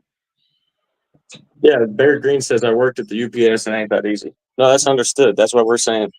Like, there's probably a way to make it better, though. Like you're saying, it's not that easy. But if people in the world thought there was a problem, then it would be easier because more money would get thrown at it. Like the more money you throw at some things, there's more understanding you can get because technology is where that money's going to go, is into technology mainly. But I mean, realistically, do you think the person working behind the counter at the post office should make what they make? They make probably close to $30 an hour. Yeah, because they're a person in a position where they got to be trustworthy. They deal with a lot of privacy and a lot of people's. They have a lot of access, and they can steal a lot of shit. They can take anybody's identity if they wanted to easily. Anybody could who works in the mail service. You could take anybody's money. You can take anybody's cards. You can take anybody's stuff. You might not be able to get away with it very many times, or if only the one time you get away with it. But it's a trust thing. I would pay somebody high to take care of my mail to know that they're a trustworthy person. You know what I mean? You just have it $10 an hour, everybody's going to keep quitting. So how come that home nurse, that CNN nurse that changed diapers, she don't get paid a lot? Because that should be a high-paying job. That should be an insurance job, right? Like the insurance company pays you real heavy. I don't think the person behind the counter at the post office needs to get paid a lot. You scan my package, you take my money, you go throw it in a fucking pile. But the problem will be is you'll get somebody in there and they won't want to stay there and they won't care about the job because it's not worth enough. So you get people in there who care less about the job. Welcome to the real world. That's how every job is. People don't get paid while they go somewhere else. Me personally, I'm like, pay the mail guys, pay the military, pay the police, pay the good ones at least. You pay the mail service, but you're waiting for your mail right now, right? Like you have no clue when it's going to show up. Like, I have an idea, but it's a big window, 1:30 to 5:30. He said it should be here by 7. That's what I said earlier. Now it says 1:30 to 5:30. Oh, they're getting close. Like, what does that mean? No, I think they pay the postal service a lot of money. It should run a lot more efficient than what it does. Yeah. Oh, whatever you do, just make sure you try to do this right in your own life because everybody else is doing a bunch of bullshit. If you're one of them that fucking's doing the right thing, at least, 10% of motherfuckers do the right thing all the time in their life. At least we'll still have something. Fucking stand we'll have 10% of something. Yeah, at least it's something. It's better than nothing. I don't give up. I'm not a give up kind of person. Not at all. I'm actually quite the opposite. I'm like a pit bull. What are you doing, Dougie? Oh, there he is. Chilling. Wondering what I missed this morning. So you don't go live unless something happens. Oh, no, I just decided to go live. I missed the PKR, and then I missed your show yesterday. We're just talking about weed. Yeah, we were wondering where you were at. I found a new mobile game. It's all tarted out on that. Huh? Oh, yeah, it's one of those little war games you got to build up your shit. I don't know. You get to a certain point where everything takes so long and it gets boring. You got to go back to YouTube.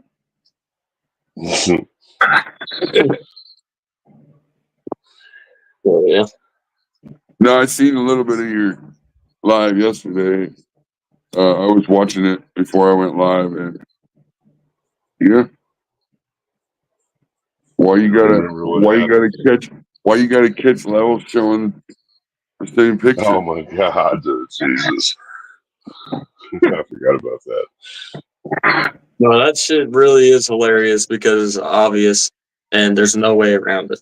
And everybody's like, look, it's the same bowl. Look, all he did is change. I was like, I don't give a fuck what light, what bowl it's in. Just look at the buds. It's the exact buds in the same. Yeah. He didn't even mix it up a little bit. Or no, that's what I was like. Dude, you changed the contrast on it and expected everybody not to notice the buds in the same spots. Like, what's a bud? This shit was fun as fuck. But I noticed that. Yeah, and then And then when I'm showing the fucking my shit and I'm showing heads, how much it looks like, and then how much his was like, I couldn't even fit my heads in that little bitty Tupperware container, and I weighed it, and it was 2 grams less than what he was showing. So there's no fucking way this way more than those heads right there that are dense. Well, I mean, It's and it just doesn't weird. even like ultimately, it really doesn't even matter. Like, even if he would have got a pound, it took him so long to do it that it's like, oh yeah, okay.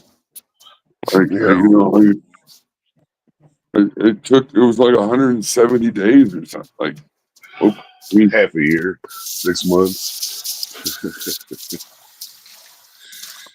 I mean, but I just feel like he had to try to do something after Swazi Tech and then going 18.6 at the end. Like, yeah, if I was don't just know what somebody he's trying pulling to up to his prove. channel, look, if I was someone just pulling up to his channel, the way he talked in the end of that video made me think that he was attributing his pound in the 3x3 because he did 18.6.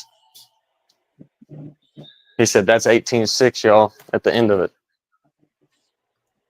That was his last words. I mean, it doesn't make sense.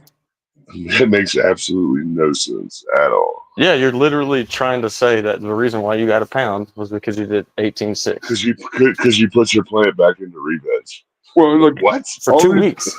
All these He said people for 2 claimed, weeks too, or for a all week. these people claimed over fucking years that you got to put your plant in the dark for 48 hours before you harvest No, it you too, don't. right? Like, well, that's people would say That's that been for a proved wrong. long time now. People said that for a long time.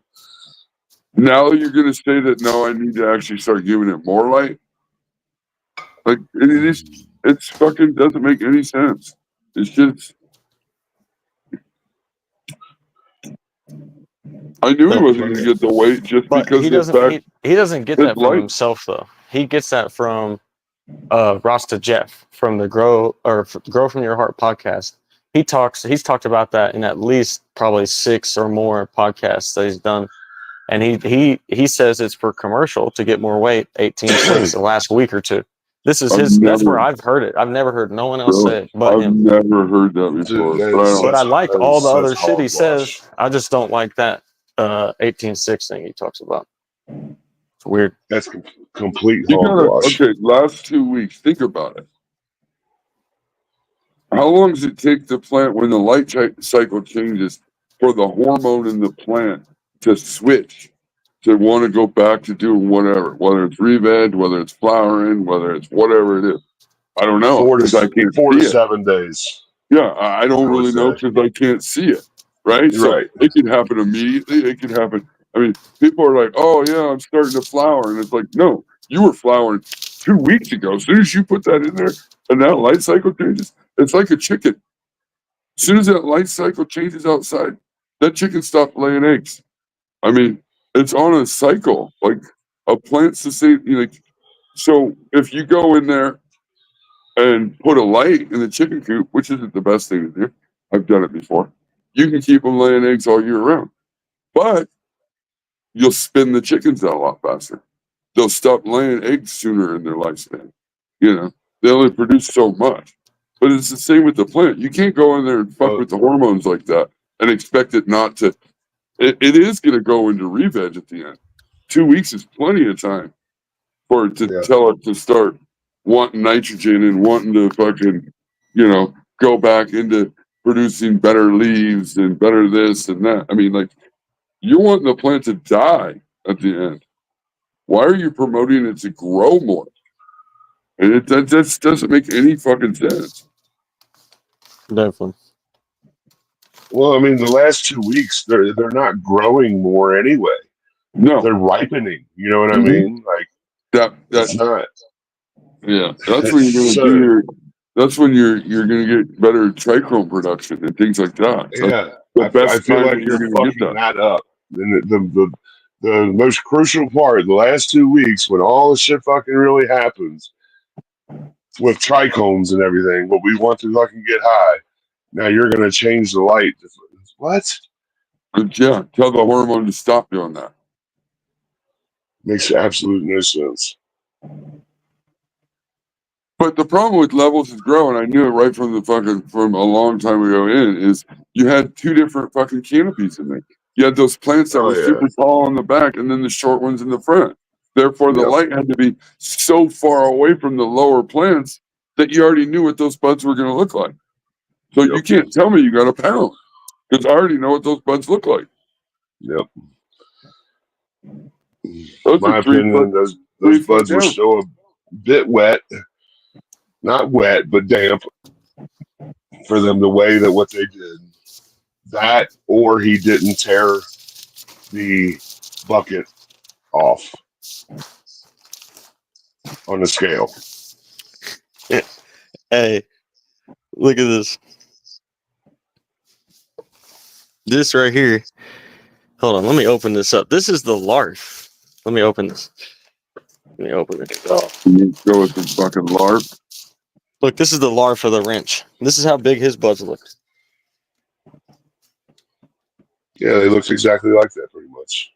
This is literally, just, it's not heavy buds. There's, you know what I mean? It's the very bottom of the plant. Very, very bottom buds of the plant. That's going to be mostly all that fucking lower canopy of those plants in the front. This looks like a quarter pound, but it probably only weighs fucking 20 grams. You want to weigh it? Let's see what this looks like. Well, I don't. You don't think? Let me see. Barely looks okay, like that looks like maybe if you didn't think it was larf, this is definitely 2 ounces. I would say 2 ounces, yeah. Yeah, look. A whole handful. If it wasn't larf, because I could weigh right now something that much, and it'd be here. Let me grab my scale. I'll fucking grab the scale. We might as well do it now. Yep. Well, I'm telling you, it weighs an ounce. Let's see. This is gonna be very interesting. Zeroed out. I'm going to say close to 2 ounces. 27.7. I'll say.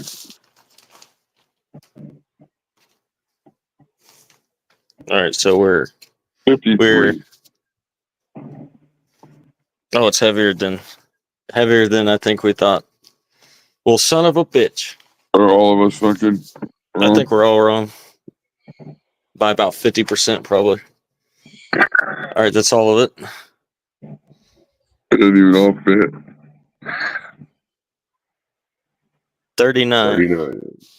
But look how much it is. That looked like that would fit in his Tupperware thing, right? I mean, that looks like about one of his Tupperwares right there. Yeah, and this was the larf though. So what if I take some heads and I make the same pile, the same size of some heads, and see what that weighs? He likes to say heads, doesn't he? Yeah, because they're heavier than the rest. I call him crown. The crown. So let me. Table's clean. So then these are smaller buds, but their heads we'll do the same. Smaller buds. I mean, they're not like big heads. Like the wrench makes bigger heads than these. These are, you know, really frosty though. There we go. But anyways, that doesn't matter. So same size piles. That's what we're doing. ADHD, my bad. All right, so this pile looks similar to that pile to you? Maybe a little big, right? No. I'd take the right pile over the left pile any day. Well, I mean in size, like the amount, the pile size, right? I don't know. Look at the buds. Which pile do you want? All right, so let's scale this up. I mean, the piles look similar, yeah. He's like, but the larf over here is still good, though. Yeah, don't get me wrong. That's why it's in the bag, because I'm gonna smoke it. But if you're comparing the piles, I mean, I'll take the one on the right. Yeah, so even with these heavier tops, people that grow weed, even with these heavier tops, look at that. Sell all their tops and all their good bud, and then smoke the fucking larf. And it's like, why do you? No, that's my good bud. Look at that, 65 grams. So that looks like the size that he was doing, and this is only half of what he was showing. And these are definitely bigger than what he was doing, and denser for sure. These are really dense. Them numbers were definitely fucking fudged. Yeah, they had to been. Off of this, as using this as evidence, this is just one layer of it. You know. Yeah. We've seen the doctored photo. We've seen you know, all these things. So now he's just got to prove it, or there's no way out of disproving what we've shown so far. The fuck, just come out and say, hey, yeah, like I fluffed the numbers. Who gives a fuck? Worry about your own fucking needs. Yeah, and, there you go. Do your thing. If he came out and did that, I'd be like, oh, okay. All right. He can't have stopped to fucking admit it. Yeah.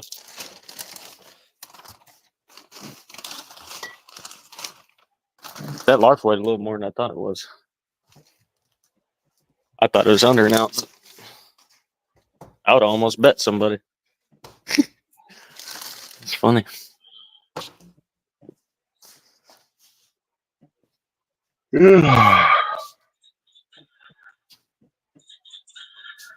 Is that bud cured? Yes.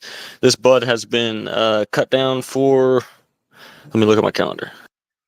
564 days. Is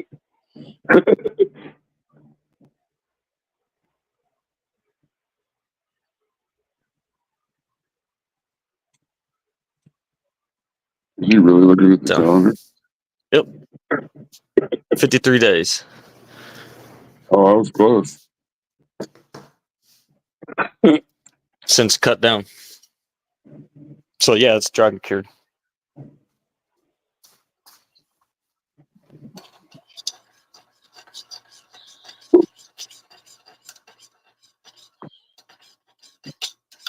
Oh shit. The new flashlight must have came in.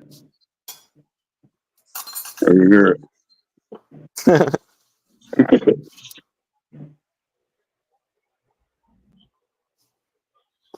Set out that shit that I pressed yesterday so I can whip it later. 25 micron.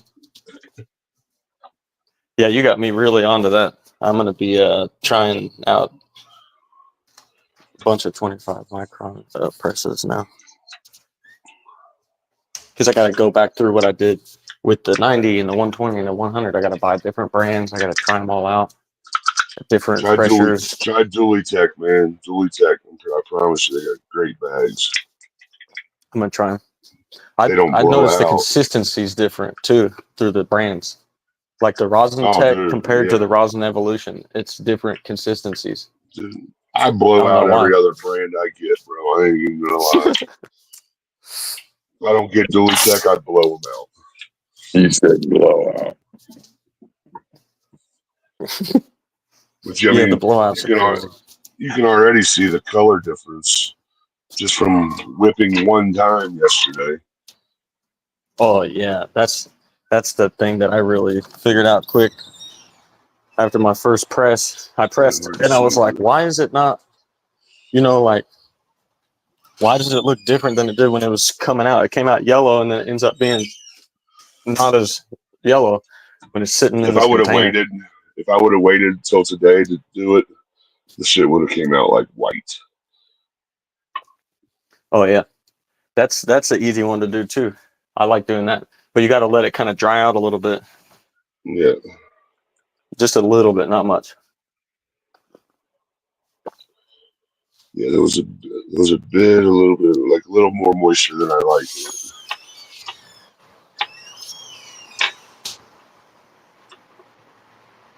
But yeah, when you get it right, it feels good. When you get it right at the right time, and you're pressing, and you're checking out the consistency, you're like, "Fuck yeah!" And then you know it's gonna whip. It's gonna whip real good. That sounded wrong at first.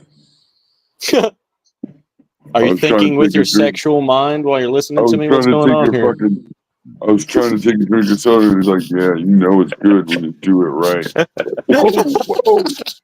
Is it my camera on? Son of a bitch. That's funny.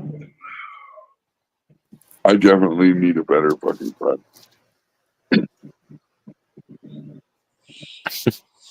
Yeah, press, it does make a difference.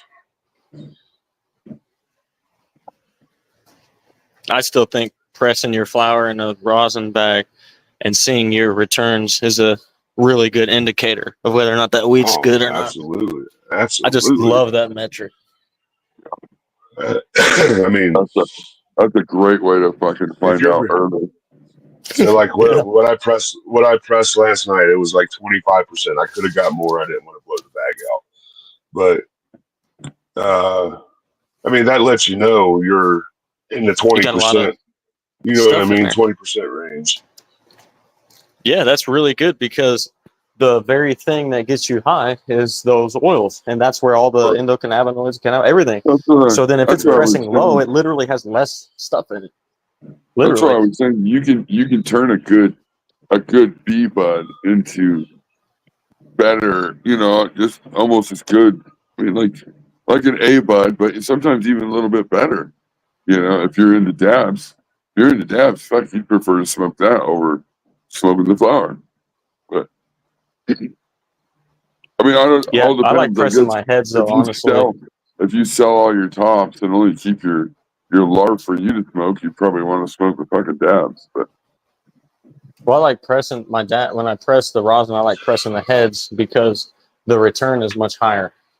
So I could take 7 or 10 grams of my mids, 10 grams of my larv, 10 grams of my heads, and I'm definitely getting 5 to 10% higher. Absolutely.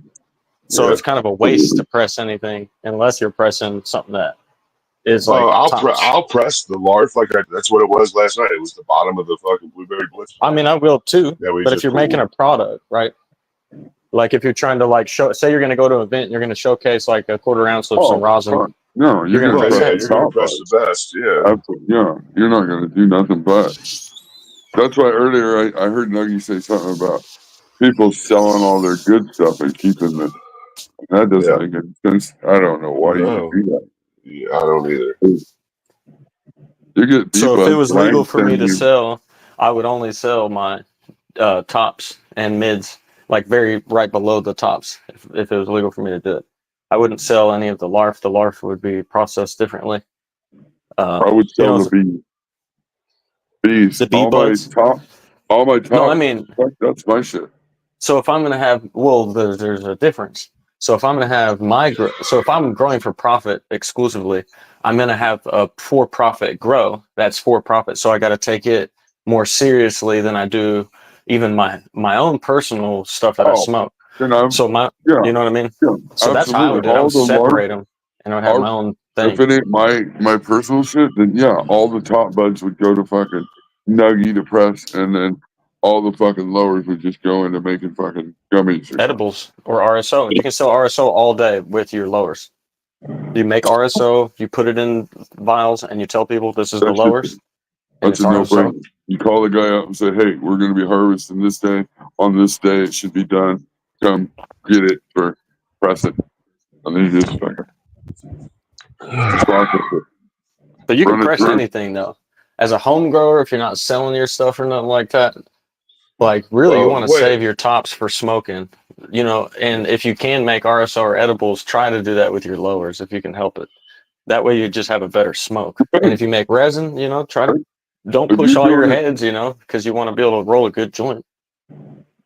Well, I know if I would have pressed like I got 25% last night off the fucking larv. If I would have pressed the tops, it would have been over 30%. Guaranteed. Yeah, you're probably looking at like 32%. Yeah. And that lets me know I'm probably like right around 25 to 28% THC. What do you mean? Yeah, and it's hard to test that because it's by volume, right? So now that you turned it into rosin, that number, like THCA would be fucking. All right, so 90, check this out. I have 93, 96, somewhere probably. I got the machine. It presses, it's average about 28. It's pretty high. Then I got snowplow number 1. Its average last time was 30. Snowplow number 1 is 19% THC. CBD, 2% CBG. But it's the machine, which presses slightly lower, is 27.5% THC. So it's actually quite a bit higher, than the other one. But the other one presses a little higher. So the one with 19% THC exclusively gets you higher in whole. It makes you feel higher. But the machine, because of the high THC in it, for some reason, it gives you this extraordinarily high anxiety rush. If you're in public and you're smoking around people in public, it fucks you up, makes everybody uncomfortable. So I love taking it out in public and smoking in public. That's what a lot of the high THC weed does for me, really. Like, I can smoke it at home and be just fine. But, like, if I smoke a joint or something and then take off to go do something, when I get outside and out and about, I'm like, oh, my God, I'm fucking ripped. Like, holy shit. You know, like, you're almost too much.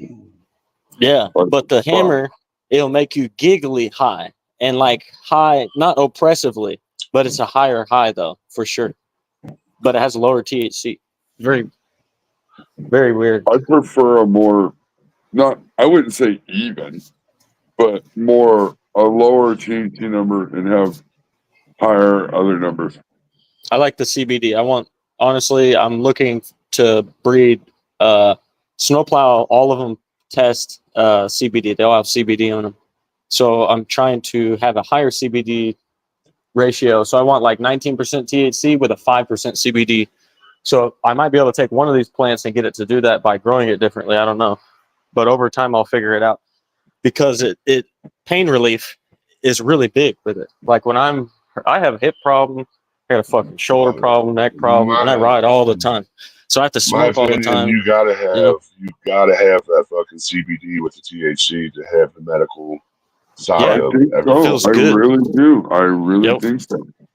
So every time these guys think they're doing something, raising the THC number, you're taking something else away. But you're taking something else away. That's what fucking Mac 1 is. That's why I hate Mac 1. It's a 0% CBD strain. It's like 31% THC. Zero. Mm-hmm. Yeah. There's a lot of zero now. Fuck that. That's not medical to me. Like that's the only just way getting you high. can get the high THC numbers, though. You got to take away from somewhere else. That's just all there is to it. There's only 100% or something. So, yeah. Very unfortunate, but it's all good. So when I tested snowplow number 1 and it was 19% THC, I was dumbfounded because I thought it was a high THC cultivar because how high you feel. But it turns out it's not the THC that's making you feel that way. Yep, it's all. That's why I swear. That's why even when we were younger, I mean, yeah, we were younger, but everybody's like the weed's so much stronger. It's like, well, I don't know though because I used to get fucking ripped back in the day, you know, like yeah. So it ain't like that.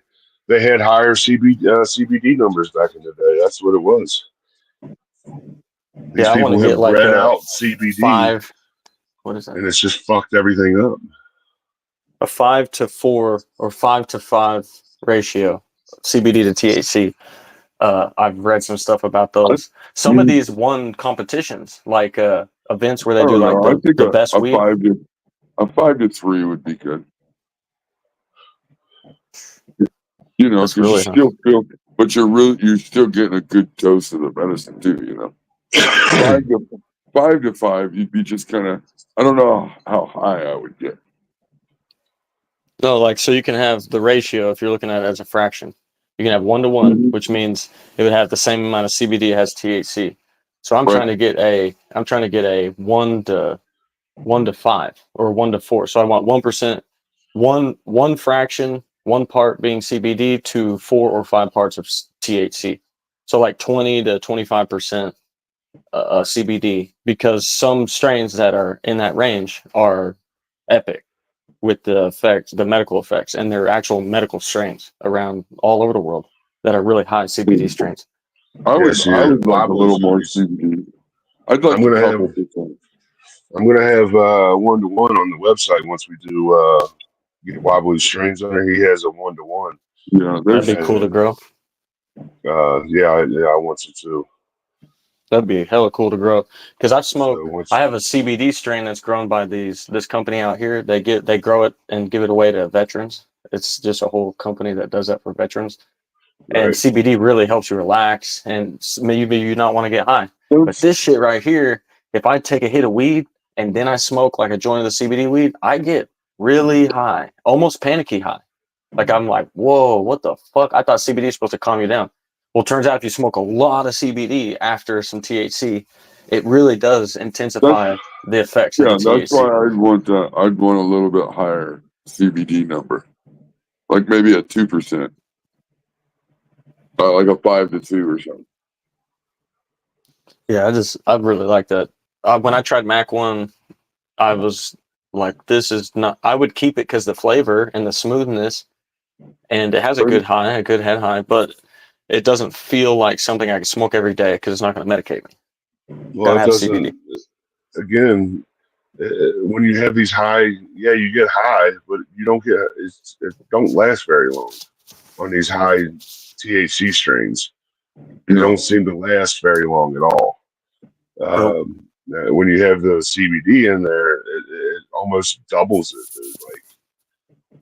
It like prolongs it. Yeah.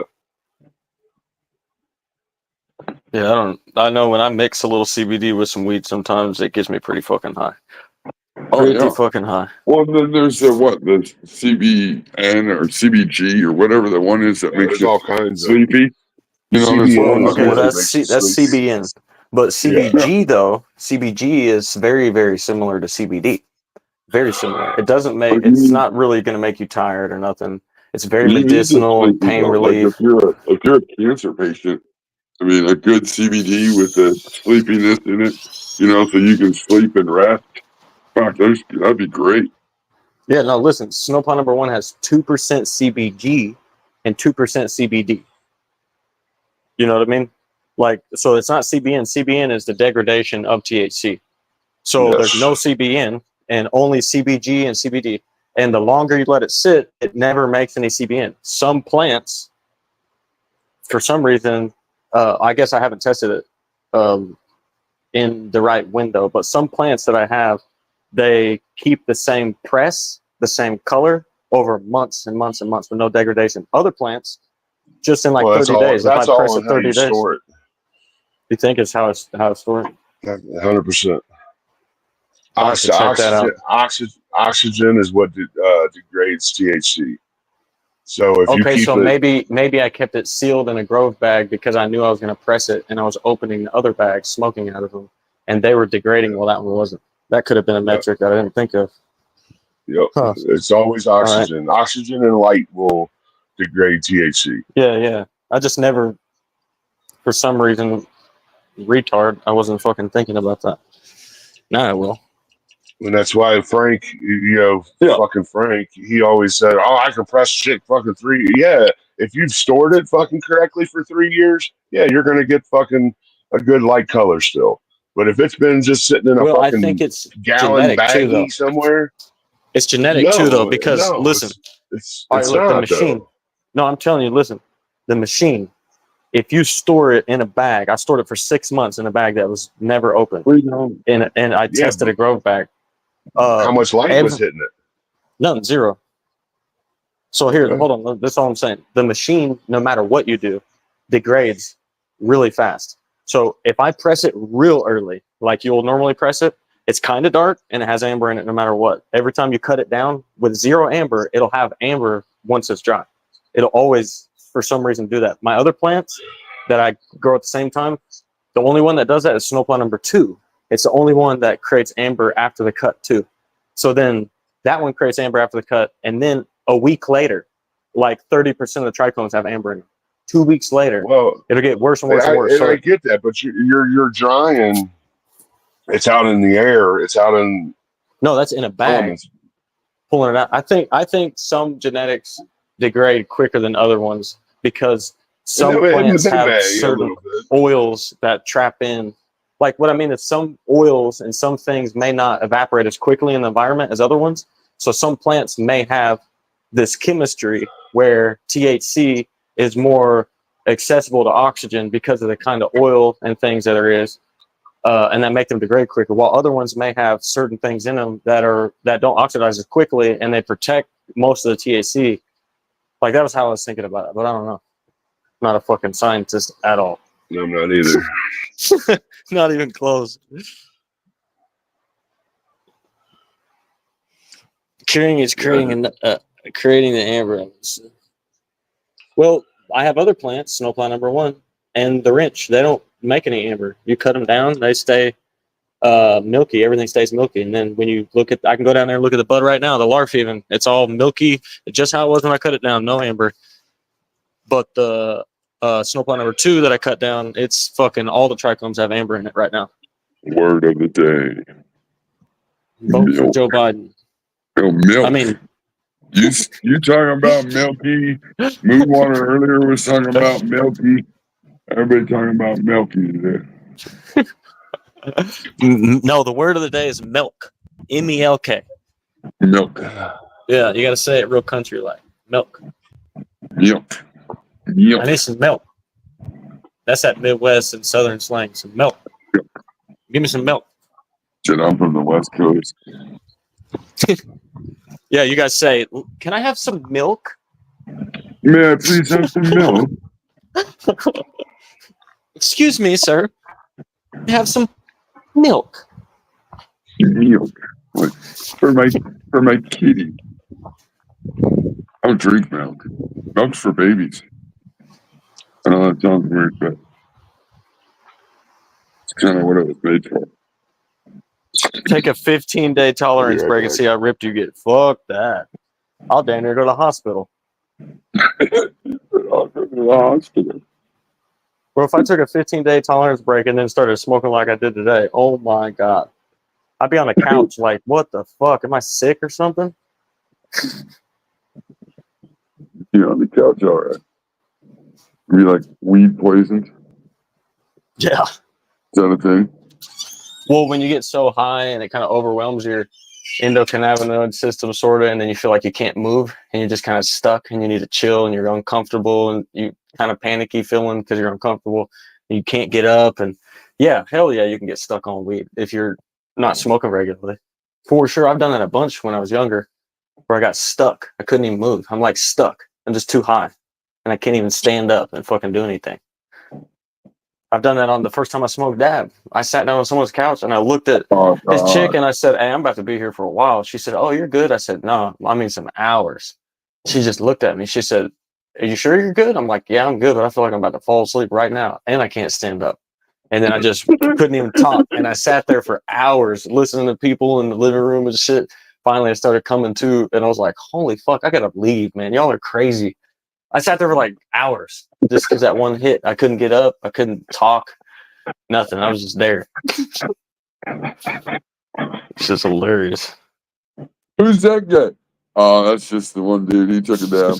Don't worry about it. It's his first dab. Idiot. It's just take a dab. It's only a dab.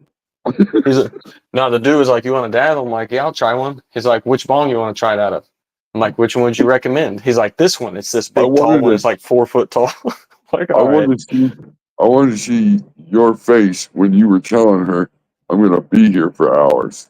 That's the face I want to see. The humblest face you'll ever see. Big old owl eyes, fucking white, fucking, fucking pure white across my face. Probably hunched over a little bit.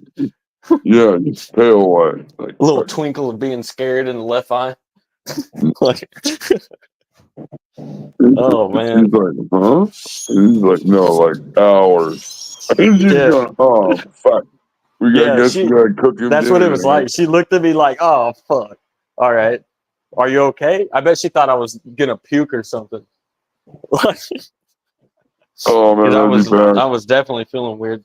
I heard about that. But I knew when I sat down, I was like, I can't get up. I knew it. We'd fuck up the newbies. We would. Are we still alive? Fuck it. Nope. We used to give the newbies hot knives. Oh man, my God. The ones that could take it, they would take it. But the other ones, man, you got to catch them. You fucking, because they're going down.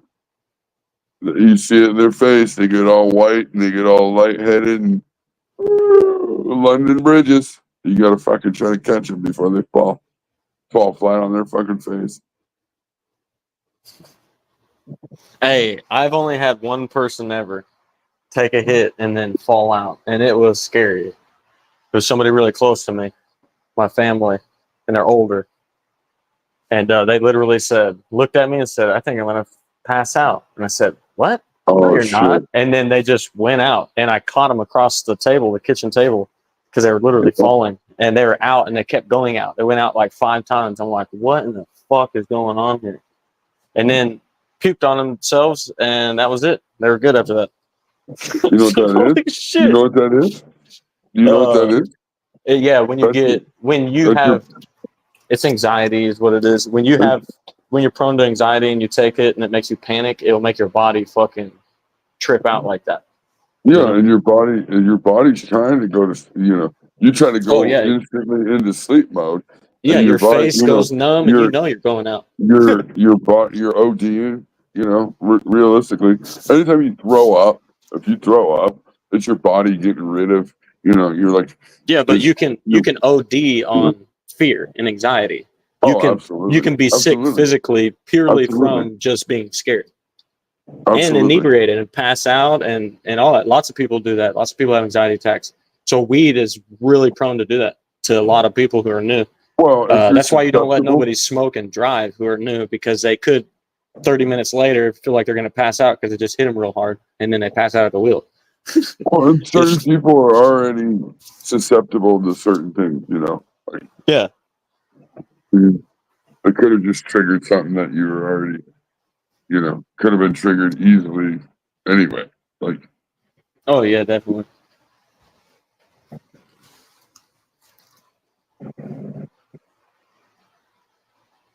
What's Nugget doing? Nugget's getting his press ready. He's whipping it. Oh shit! Does he got the creative drill? Nope, I'm filling water jugs. Water jug. Uh-oh. Do you tie him to one on each end of his stick and carry him on your shoulder? No. Oh man, I was just watching this old Roman movie. My shoulder's way too fucked for that. Oh yeah, you'd be fucking ruined halfway.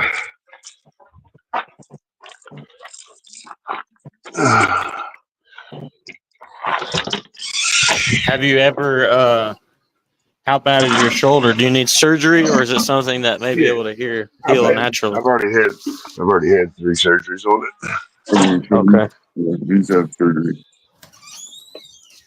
Have you thought about going to get stem cell injections? They're only like a couple $100 for isolated injections. Hey Nuggie, let's go camping. I'll give you an injection.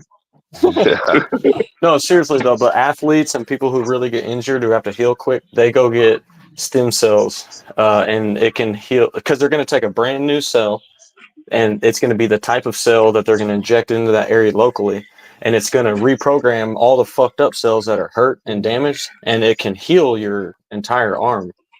And lots of people have had a lot of success with stem cells, so it's something you should look into. It's not that expensive for one treatment. Is that a real thing? Yeah, it's been a real thing for a long time. It's not in your regular doctor's office, though, because it's a research thing. No, you got to go to Mexico for it. No, you can do it in the United States. There's lots of doctors who are approved to do it, but you have to sign a waiver saying that you're good. But it's just not your regular doctor is not going to do it. It's a certain kind of doctor. But like Joe Rogan and everybody across the board who's in sports does it. Everyone, literally, like most people know about it. Or if they don't use that, if you don't want to go that far, something that's really good to help you heal is amino acids, base chain amino acids, which is amino acids in a chain made to make your body react a certain way. So you can take amino acids that raise your HGH levels by hundreds of percents, raise your testosterone levels by like 100 or 2%, and different parts of your body to help you heal and recover. And a lot of people use these amino acids similar to steroids. So there's base chain amino acids you can buy that are They cheap. shoot it up in their ass. No, you just take it like you can Oh. get it in like electrolyte water type mix, or you can get it in like a pill form. They're just amino acids, and then you don't eat while you take it for like an hour or two, so that the amino acids don't interact with amino acids in your food, because all your food has amino acids in it. And that, like, my shoulder was hurt real bad. I injured it super bad 3 times in my life. This time I took amino acids and peptides, which are similar to amino acid chains, and I did a lot of recovery work, and my shoulder is completely healed. I have 3 times I've tore it, and I've never felt it how it is today. And all I did was take peptides and amino acids, which, you know, I'm in my 30s, so it's kind of weird that I can heal all of a sudden out of nowhere in my 30s, and I couldn't in my 20s. You never got powdery mildew either, huh? Nope, not on my shoulder. Only the one time on my knee. Like, what? No, I'm just saying there's a medical or is way better now. than it used to be. 10 years ago, 20 years ago, the technology behind medicine is a little better now, and just going to your doctor is not good enough. You need to research and get ahead of a lot of things that the FDA is not ahead of yet, because the FDA is really slow. So there's most athletes, bro, I'm telling you, who get really injured, they get healed so quickly because they're using real medicine, not fucking bullshit that you go to your regular doctor and fuck with. They have real, breakthrough stuff that they do. And one of those happens to be like amino acids, peptides, and you said a real doctor. Yeah, they're just different. You know what I mean? Like Tim Welch, he's a UFC you mean coach there's a specialist? No, Tim. Mostly? Yeah, they're specialists for all that stuff, yeah. And they're doctors and all that. Like very accomplished. Probably some of the most accomplished doctors are doing stuff like that right now. You know what I mean? Like they're paving the way in the area too, and a lot of these guys. But Tim Welch, Sugar Sean O'Malley's coach, he fucked his knee up real bad or something, and the injury that he had usually is lifelong. But he got peptides and a whole bunch of fucking shit that you would do, and he's totally healed and stronger than he's ever been. Totally healed, 100%. He has no problem of ever damaging that area again. It's probably stronger than his other leg. That's weird. Like, and a lot of people recover like that because of how medicine is today. So just think about it. Investigate. Because there's stuff out there today. We've gone like full circle. I agree though. Like when you snap and crack a branch and you're feeding it and you're keeping it healthy still, it grows back a really nice, strong, hard fucking branch. Same with people. I like it. Well, you were talking about amino acids for plants earlier, and now amino acids for people. Yeah, because amino acids are the base of, they're like information, right? They're the base of information behind a lot of the food you eat even. So some of the food you eat, has amino acids and shit in it. Like I don't know, getting into that is really big discussion. But when we're talking about base chain amino acids, what they're doing is they're taking different known amino acids that help your body stimulate to be healthier and more productive, and then they put them together in a chain, and they figure out how it works in your body, where they have a nice chain of them that makes your body interact differently. So you may be able to, like testosterone boosters, that's what you're talking about mainly, is just amino acids. It's just like an amino acid is all it is, and it stimulates your testosterone gland or whatever makes your body make more testosterone. It stimulates that, and you make more. Or you can take amino acids that make you make more HGH, and you grow muscle. It's like similar to taking a steroid, except for instead of you taking a synthetic version of what your body grows with, you're stimulating that very part of your body that does that to do it more. And it's actually lifelong, so you can look younger, feel younger for a longer period of time in your life because of these things. And lots of people are doing that right now. A lot of people who have money. I totally get it. I totally agree. I think you know, realistically, to be the healthiest you can be, there's probably a lot of us, if we were tested, we're probably low on this or that, or, you know, like, I think those things are definitely. I just don't think the stem cell shit would help mine. I have think you'd have no to cartilage. get into it. Oh, okay. So you don't have cartilage, but look. So think about what a stem cell is. A stem cell is the base information cell that all cells are made from in your body.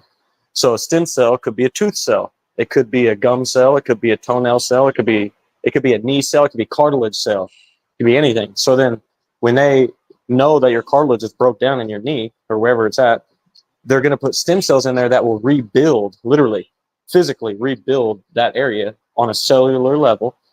And stem cells are very productive. You should look into it. And for the kind of injury you have, that's what they're for.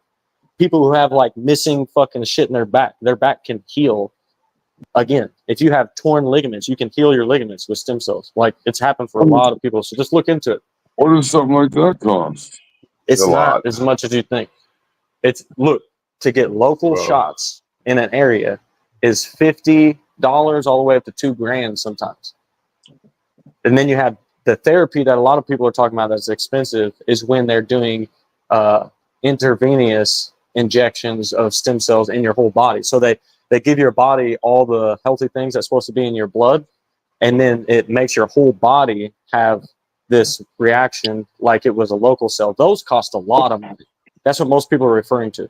But getting local shots can be a couple $100 a shot every time you go in. It can be $200 every time you do it, depending on where you go and all that. I'm trying to get my grandma to do this shit too. She has hip problems her whole fucking life. And the stem cell shit is like, yeah, we help old people in the same predicament who's had problems their whole life and they've had surgery and all that. This can heal. Insurance don't cover it either, does it? I think there's some companies out there that figured out how to do that. I don't know. You'd have to investigate. You know, I don't know. I have no clue. I don't know about that. Well, when you're always talking cash price, the insurance don't cover it. I remember hearing O'Malley, they went to Mexico to get the stem cell done because at the time that's the only place you could get it done. And they said it was fucking stupid expensive. But they're going to a big lab, probably the best lab in the world that they can find that has a certain kind of program. You know what I mean? Like you're not going to be able to afford to go to the best dentist. You're going to go to the cheaper dentist, right? Right. So in the same idea, you're going to go to a cheaper stem cell doctor than you would someone who's doing that. He's like a millionaire by a lot. Rich motherfucker. He's one of the richest dudes, I think, in the UFC right now. Besides Connor, obviously. Connor's very rich. Where do they get the stem cells? They make them. They pull them out of your body. They pull them out of somebody's body, and then they replicate that stem cell. And then if you need skin, say you're in the military will give you a stem cell shit. Say you're in the military and you get your leg blown off and you need to grow a bunch of skin. They're gonna inject you locally with stem cells that grow skin. I was gonna say, don't even tell me they're gonna grow the leg back, bro. No, hell no. I was gonna say, come on. Hell no. It sounds like some no, but like if you've been in a fire real bad, stem cells is a great idea. If you fucking damaged your internal back or your hips or anything where ligaments and everything, muscle needs rehabilitated, you want to grow new cells there that aren't fucked up. Because your cells, what's happening is you have to understand this. This is what's hard to understand about stem cells. Your body, every 24 hours or a small window above or less, all the cells in your body are brand new.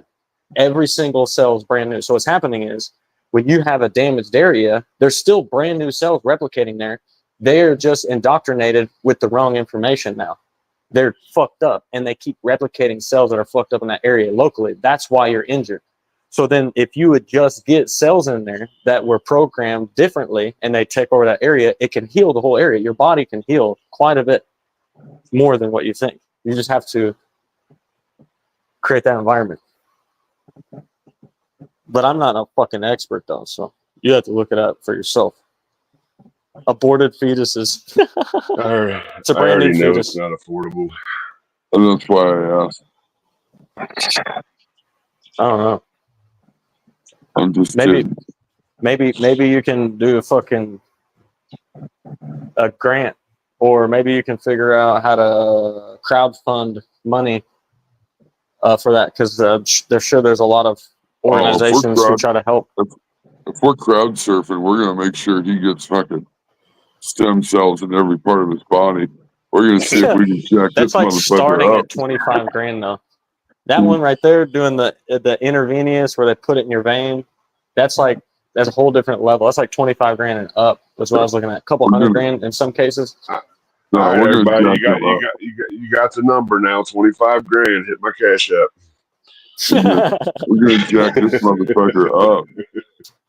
Next time you see Nugget, he's gonna be like Incredible Hulk. He's gonna grow a foot tall. His piece grows 1 foot. He's gonna grow a fucking tail. He's gonna grow a tail. He's gonna call him Charizard. I was thinking Pokemon. Oh man. No, but that's something I've been looking into kind of for my hip, because my hip is I don't know. It's like been feeling like, I don't know, it's just weird. And if it keeps getting worse over time, someday something will be damaged or it'll give out and I'll have problems with it. So I was thinking already to get ahead of the problem, and I've been looking into it, and that's one of the things I do is hip treatment ahead of surgery. So not doing surgery, but doing stem cells first to try to see if that helps first, which in some cases it does, a lot of cases. Well, fuck, That's maybe they give you a discount. You and your grandma can go.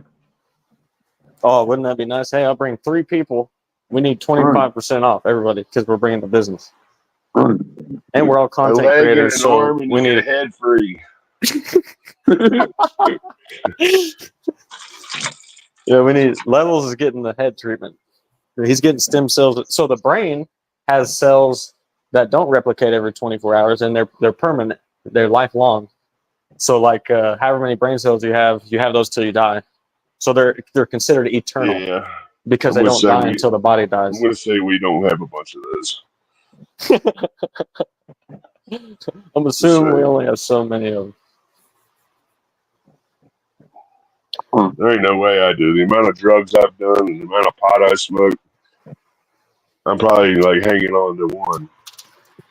Oh yeah, all the head injuries and fucking shit like that. Yeah, all the wasted fucking splooges in the toilets you did when you were a teenager. Oh man, I want to win the lottery now. I want to see. I'm gonna fucking get jacked up.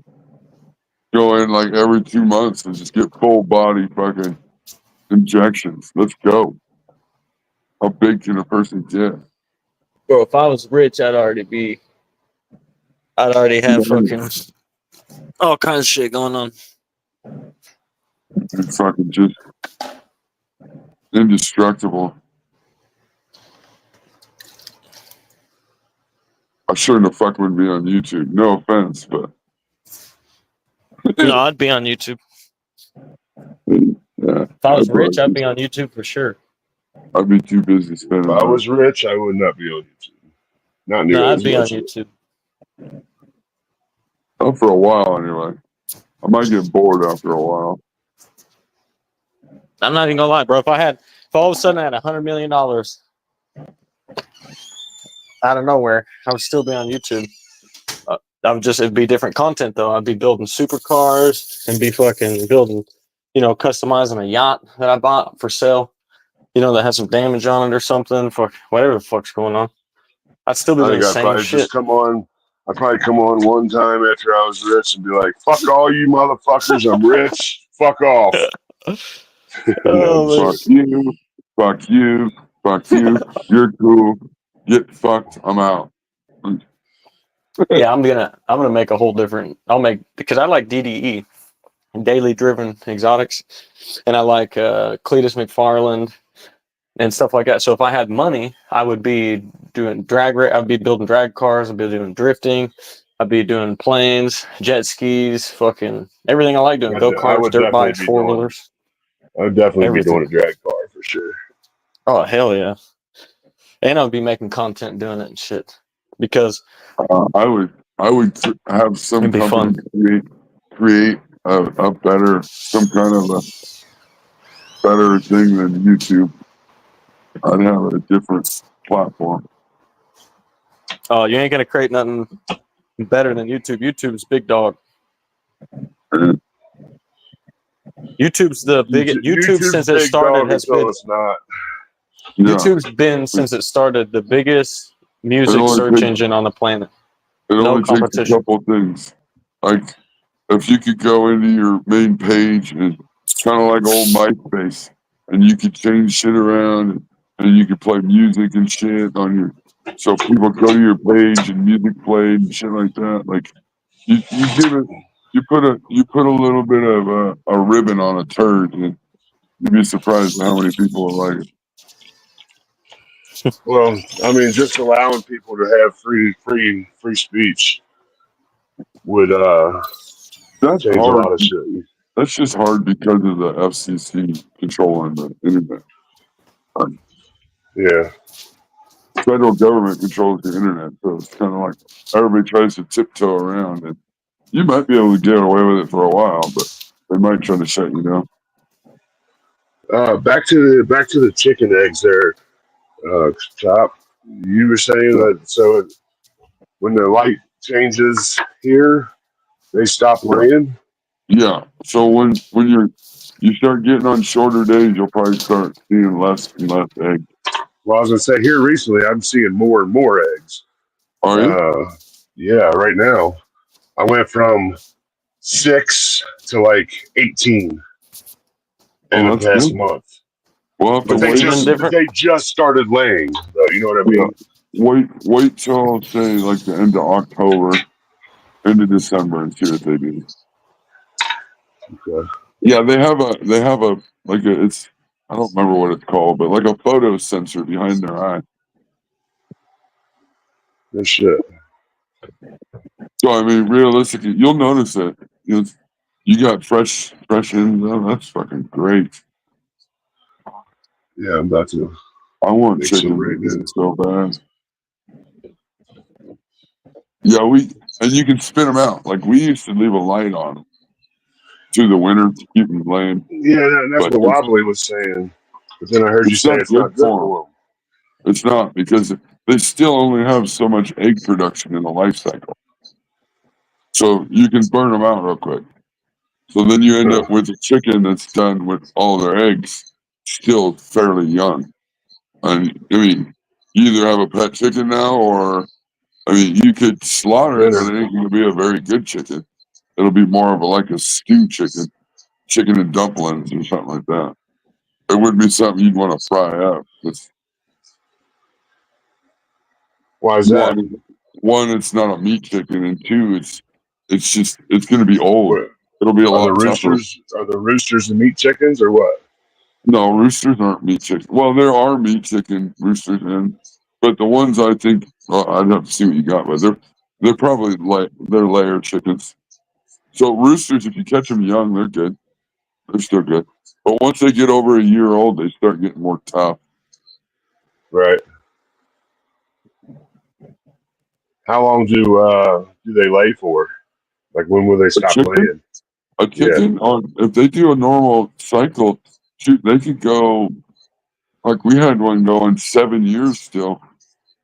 So you'll notice, you'll see, because the production will start going down. Right. But they can go. They can go for quite a while. Had chickens, so but if you run a light on them, like I said, you'll run them out in 3 years, and then you'll have a chicken that's 3 years old. I mean, like I say, that's kind of old for no reason.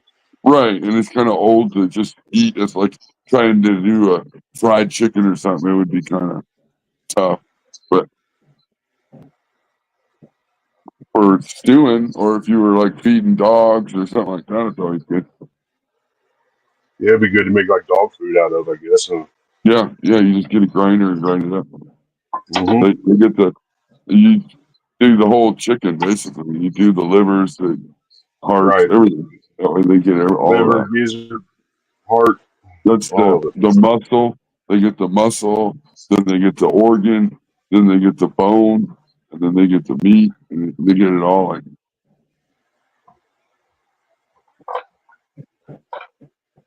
It's a good idea. it's great for the dogs. I mean, we've Yeah. done raw food diet forever now. I wanted to do it, but dude, it's so expensive to do it from the store, dude. So expensive. Yeah, you gotta find. We found a butcher that they finally caught on and started getting it, and so we pay I think we pay $3 a pound. But then we just get, like canned vegetables, and we get sardines and shit like that to add in. But the meat from the butcher, they put everything in it. Like we were just saying, Right. they grind it all up. Comes in like a roll of, like hamburger. Gotcha. You try to buy those rolls like that at Walmart. Some of the Walmarts have that fresh pet or whatever it is. That's just fucking expensive. Fuck. Really expensive. It's like $10 for a pound. We've had somebody fucking. Actually, I think it's more than that. Like dumped a dog or something close to us, so it came to our house. We've had it outside. It's been outside for a while, and we've been feeding it. And I tried to give my dogs a little bit of normal dog food. And I thought, like a treat, here. Oh no, my dog got the shit. Got the runs and fucking no. She was like, nah, I'll eat it if it's available, but it's gonna fuck me up. Yep. Well, that's like, I mean, you switch the food on them, dude. It's fucking, You can't do that. Like, if you're going to switch to a raw food diet, you still got to do it gradual.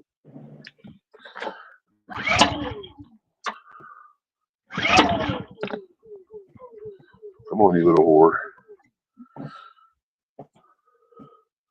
I need to service my fucking generator.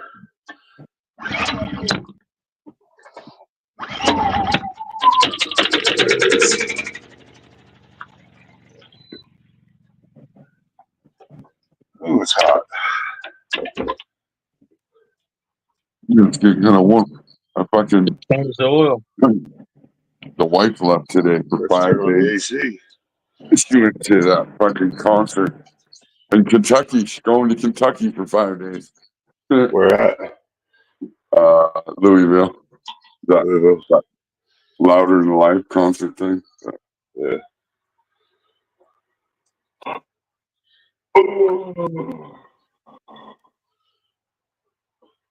It's gonna be weird not having somebody here.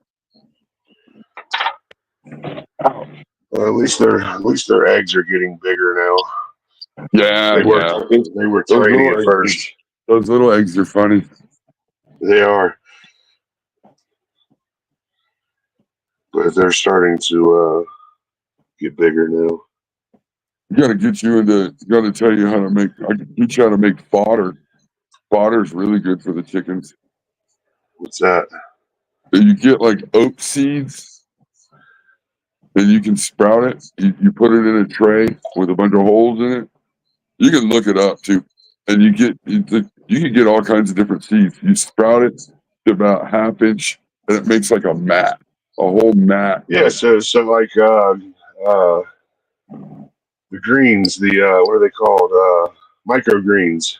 Kind of like microgreens, yeah. But you just sprinkle the fucking seed in the tray and just get them moist, and they'll start growing. And it's just that's how you do microgreens. You get the best fucking. You can get the best feed and shit for the animals.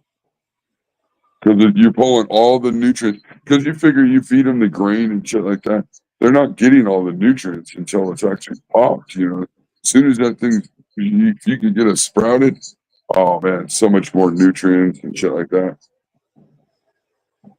We made a bed. What we did is we made a bed inside the chicken run, and then we were using fodder. We just throw seeds in there, and then we had like a screen that went over the top of the bed. So once the fodder got to a certain level, the chickens could eat it down to the screen, and then they couldn't really get to it anymore. They had to wait until it grew up again. So they were never really killing at all. Would you use like that hard cloth or something? Yeah, like a chicken cloth. Yeah. Yep. And you could just make the bed like on the side inside by the wall of the pen, and then just you make your chicken cloth, make it like a lid. Right. Or you could wire it to the side of the chicken thing, and then you can lift it up. You put new seed in, and then just close it, and they'll jump on top of it, and they'll shit in there, and they'll fertilize a little bed. And right. And then you just sprinkle this. They do. That shit grows good. Oh yeah, I bet. And then, have you made a self-watering thing yet? Yeah, well, I did, but it was Ashley's idea, and I'm not particularly fond of it, so I'm going to redo that. Yeah. She just used PVC and like a top to the PVC, and then like the little fucking gravity drinkers on the bottom to where they fill up as they're drinking and shit. You know what I mean? Yeah. But I don't like it. Yeah. So I'm gonna do a 35-gallon barrel full of water, and into something else where it can be like have a float valve on it. You know, as they drink, it'll fill up. Right. Yeah, and you could do it. I mean, you could do it with rainwater, and you can do it Not with here. Well, yeah, that's what I was saying. Like, I'm going, because but yeah, you can. It's fucking rainwater here. You could do a bucket too. I've seen the buckets with the little nipplers on them. Or have you seen those clicker ones, right? Is that what you're talking about? Clicker. They just there's a little plastic, and then there's a little fucking metal piece that goes up and down. And so when the chickens hit that, it lets out a little bit of water. Gotcha. Yeah, that's what you want. You want those. Yeah, the ones we got are, it basically screws into a piece of PVC, and it's basically like a float valve. In a sense, as soon as they start drinking, it'll allow something to come in. And weighs it down. Yeah, I know what you're talking about. There's like a little thing in it, and it's open little water area, and as the water level goes down, it goes. Okay, now you want the little things I'm talking about, because that way the water's all contained. You never even see the water. When they need water, they just go click on the little thing, and it lets out a little bit of water as they drink. And then when they walk away, it doesn't drip or run or. Right. Oh, yeah. They can't get in it. You know, they can't. Oh yeah. Yeah, I'm gonna figure something different out for sure, because I don't like this what we got going on right now. We used to use a bucket. We have it run into a 5-gallon bucket, and then on the bottom of the bucket, you just drill these little holes, and then you can get a pack of those little things I was talking about, and you screw them into the bottom of the bucket, and they're just little clickers. They just go over there under the bucket, and they click, click, click, click. You'll hear it go click, click, click, click, click as they're drinking water, and then they walk away, and then they're done. Oh, yeah, I have to check into those. I forget what they're called. We had something similar for the hog. It's a big fucking metal one. You screw into the bottom of a 55-gallon barrel, and the only way they can drink on it is they have to put their mouth on it and fucking push the thing down, and then it releases the water out. I tell you what, chickens are awesome, dude. Chickens are awesome. Yeah, they are. But the eggs, man, they cook so much faster. I don't know if you've ever noticed that. Yeah, they do. Like than a stored egg. It's the fats and the stuff that's still fresh in the egg. You don't really have to use much oil or nothing. You'll notice that they just. No, I use a little bit of butter. That's it. Yeah, just a little bit. Just keep them sticking in the good hot pan and fucking. Then you get the nice yolks. You can tell them the yolk. Oh, fucking, they're like way different color, dude. Like totally orange compared to like the yellow yolk. You know what I mean? People don't realize how old chicken eggs really are when they're from the store. From the store, oh my god, they're months and months old, dude. Yeah, they could be up to 4 months old.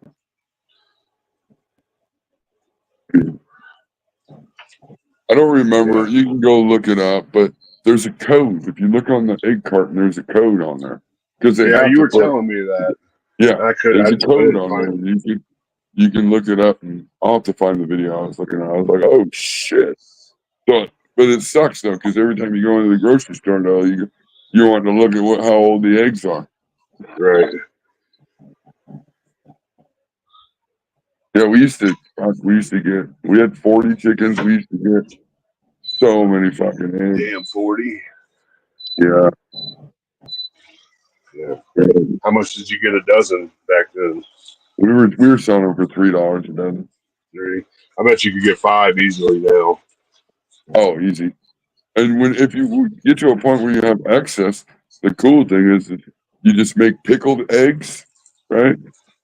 And then you go down and you sell jars of them to the bar. Oh yeah, never thought about that. How hot is it going to be there today? Where, here? Yeah. I have no idea. I'd have to look. It's going to be 107 here. Oh, It's going to be high. It'll probably be 80, 85. Yeah, it's already like 80 It's something like that. It's 100 here right now. It'll be fucking 107 here in about an hour and a half. That's ridiculous. Lexi. Because, there's a lot of places you'd love to be able to just free range chickens where they could go find their own foliage and, shit like that. Right. But it's hard in most places anymore. So that's why we would try to do like the fodder, and you can also look into, you can ferment your chicken grain, your chicken scratch and stuff. You can ferment it for a few days, get it to I know that sounds funny because we always laugh at people fermenting shit, but as far as the feed, because it helps release certain enzymes and shit in the feed. Right. So that way it's easier for them to digest too. Well, I noticed they so, the layer feed, the little pellets. Yeah. They like that stuff. Like they would rather eat that stuff wet. Yep. It's already starting to break down. Once it gets wet, it starts breaking down. Then they have to use less grit to grind it up, because they got to have grit to be able to grind that shit up in their gizzard. Was it the gizzard? I think it's the gizzard. That food goes into the little pouch, and then that fucking grit grinds the food up, so then it can go the rest of the way down and digest. So that wet, it makes sense. Yeah, I've just been noticing when I throw it in there. I go do the water. We used to just pour. We would pour full bags into a 55-gallon drum and fill water up until it's just over the top of the water, and then we'd mix it up and let it fucking put a lid on it. Then it'll swell up and. Yep, it gets all swelled up. Go in and add a little more water. Yep. And you get it to ferment a little bit for a few days first. Oh man, they love that shit. I have to try that. They'll eat less food too, because that's what I was gonna say. It's fat, like it's huge. You know what I mean? Like the grain itself, it's big. Well, it's like eating oatmeal, right? When you eat a big old bowl of oatmeal, your stomach feels like it's got a big old brick in it. Yeah. Oh man, I got to turn on the AC. It's hotter than fucking here. Because we used to spend a lot of money on chicken food. We were trying to figure out ways to cut back. We used to do. You can do gutters too.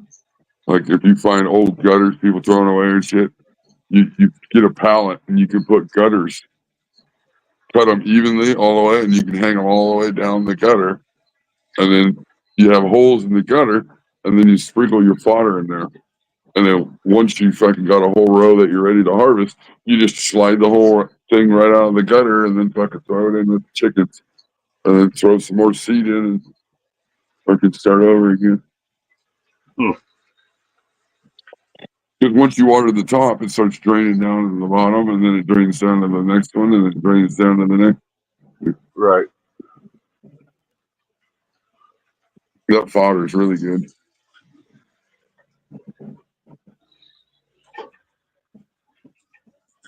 We used to feed the fodder to the pigs, to the fucking goats,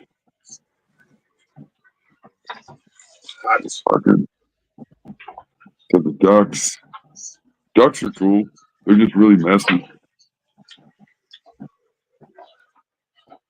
Even messier than chickens? Oh yeah, their shit is splattered. Like it just splatters. It ain't like chicken, hard chicken shit. And then they'll get into the water, like if you gotta have water, they'll mess up the water every day. You gotta change the water every day. I built a pond. I just dug a hole and then fucking put a plastic liner in it, and then just filled it with water so they could fucking. Yeah, that makes sense. I built like a hoop house for them. That was their house for at nighttime. And they had a pond in it and shit. Nice. They got big eggs. You get big duck eggs. I don't really care for duck eggs. They're a little more meaty. They're more gamey. I'm trying to remember if I've had duck eggs. I've had duck. I don't know that I've had duck eggs. Yeah, ducks are dark meat, and yeah, duck is really good. I'm not a dark meat person, but duck is really good. Yeah, you just got to know how to cook duck, because if not, it'll be gamey as shit. Yeah, it'll be gamey as greasy. Fuck. Greasy, really greasy.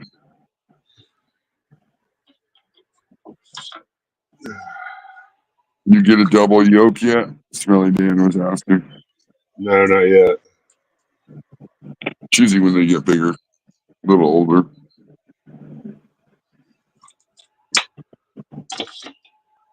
Yeah, I like chickens. I'll definitely do chickens at some point again. I want to breed chickens though. As much as they lay eggs, it'd be a moneymaker, it seems like. When I moved to Missouri, I thought, oh yeah, I'll do fucking like it was a whole different area here for chickens.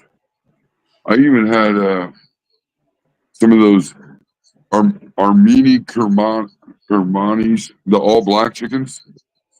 Yeah. I could never pronounce it. I had one. You got two of them. They're like all black with a little bit of red. Oh no, this is all black. Like their skin's all black. Inside their mouth's all black. Really? Yeah. I called it Tech 9. It was all fucking black. Black feet, black toenails. His comb was black. Really? They're expensive chickens, but I got them from a breeder that was close by where we moved to. She had a couple.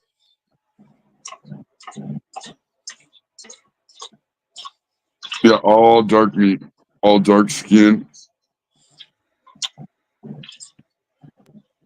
That's kind of how you'll know a purebred by inside its mouth. In its mouth, it'll have, if it has a little bit of white on the tongue, you'll know it's not a purebred. I checked all into those. I wanted to breed those. Those were really. They come from Indonesia, I believe it was. Indonesia. I think they're technically a game bird.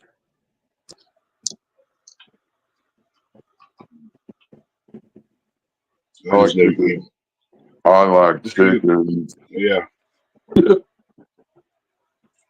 I'm about to start only eating pretty much eggs and chicken and beef.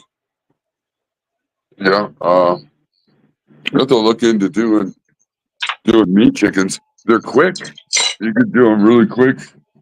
But yeah, we definitely need to do that too. I didn't know there was a difference, honestly. Yeah, you want like they're Cornish cross. Cornish hens, basically. Yeah, they grow so much faster, and they're just for fucking meat. I mean, you can harvest those things so quick. You'll harvest them every year. I mean, you get new ones and then fucking grow them up and then harvest them at the end of the year. And then it'd be kind of something cool to have. Can't have chicks. Well, you'll get chicks. You can order them right through the mail. You order them. Well, no, I mean, oh no, like, they're not gonna. breed They're them. not gonna. Yeah, no. No. It's really hard to breed the fucking the hatchery. I mean, you might be able to find some that you could get to breed, but if you're buying, I was buying them in the mail. Just get them in the mail. How much are they? Oh, they're cheap. Usually, you buy like, I think if you buy 10 or more, they're like $1.30 a piece or something. Oh, really? They used to be really cheap. They're cheap. But there's another meat chicken too. It's I think it's I can't remember. It's a brown chicken, but it doesn't grow as fast. But it's supposed to be better meat, and they're a little more expensive. But I mean, most people, any chicken that you probably eat at the grocery store is going to be Cornish, just because they're built for production. I mean, right. They're the type that you want to pull the food away from it at some point, because most people will just open feed, and those things will get so big so fast they can't even walk around because they get way too fucking big. Yeah, and they can't. Their little legs won't support them. The bigger they are, the probably worse the meat is. Probably. Yeah, it gets to a point where it's just not good. So you just, like at nighttime, we just pull the feet away from them at nighttime. So they couldn't fucking sit there all night long, because they will. They'll eat. They'll just fucking eat. Yep. Because that's what they're genetically made to do. Grow really fast and big, and then you can make you a homemade plucker, and you just get to where you just fucking make it fast, because plucking by hand really sucks. You gotta boil water. See that. You gotta boil water, get it to a certain temperature. Dip them in it. Dunk them in there, get them to where it allows the fucking skin to release the feathers, and shit, you got 10, 20 birds to do. Fuck. That's a lot of work. Yeah.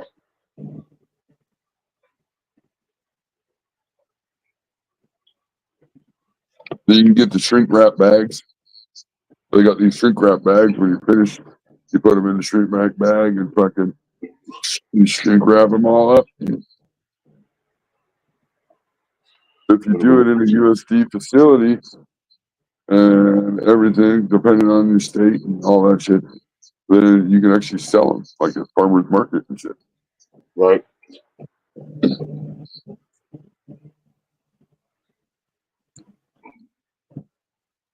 That was nice. The yoke just busted and landed on my foot. Anybody want to buy a mountain bike fork? A fork? Yep. Just a fork, nah. Here, I'll show you. Like what? The hell are we gonna do with a fork? $600, $800. Oops, he's like, let me show you, and I just kicked him off the street. It's $1,000 fork when it's brand new, or $1,200 when it's brand new, but it's slightly used. The Fox 34. It's a really, really nice fork. Where'd you get a new one? Yeah, I got a new one coming. I'm waiting on. I got this one for sale now. I don't think anybody would be interested right now, but hopefully. Not a little try. You never know. There might be that one guy lurking in the back being like, oh, I've been looking for that. Yeah. And it's at a super discount. There's a homestead family right there.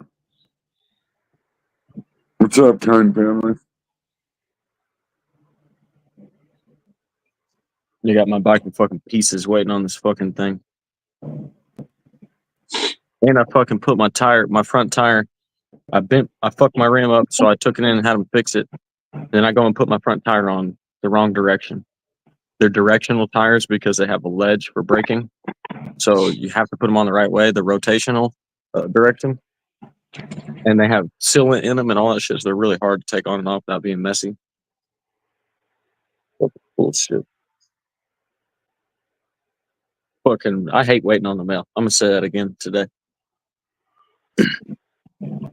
I might cuss the mailman out when they bring my shit just to feel better. No, you won't. You're gonna go out there and thank him give him a handshake and thank him for bringing the mail. Hell no. Well, all right, so kind of weird guy. I have a rule. If you come to my door and I'm not expecting you, I'm not answering the door. So if you're a mail guy and you fucking hit the thing, I'll wait till you're gone. I don't interact. Like, I've just known too many people who've done home invasions, and I may or may not have been involved in those too sometimes. So I know what it takes and what it looks like. So just, I don't let nobody at my front door with my door unlocked and open ever, unless there's a real good reason for it. So the mailman, he needs to fuck off before I open the door. I got dogs. First line of defense. Me too. I'm not scared of nothing. I just don't want to be in that situation because. Oh, I know. I mean, I'll kill somebody if they try to come in my house, and I don't want to hurt nobody at all. But so I just avoid the situation. Yep. Like my truck or my car when I'm out doing shit, I keep my doors locked all the time. You come up to my car asking for help or whatever, I'm gonna look at you and I'm gonna wave you away from my window, like get away from my vehicle. You might be one of these crazy motherfuckers trying to carjack me. But you don't pick up hitchhikers? Nope. I'll run them over though. Kidding. I've seen that one thing that fucking the guy's like, man, aren't you scared of picking up hitchhikers? And they're like, no. What were the chances of two serial killers being in the same car at the same time? Yeah.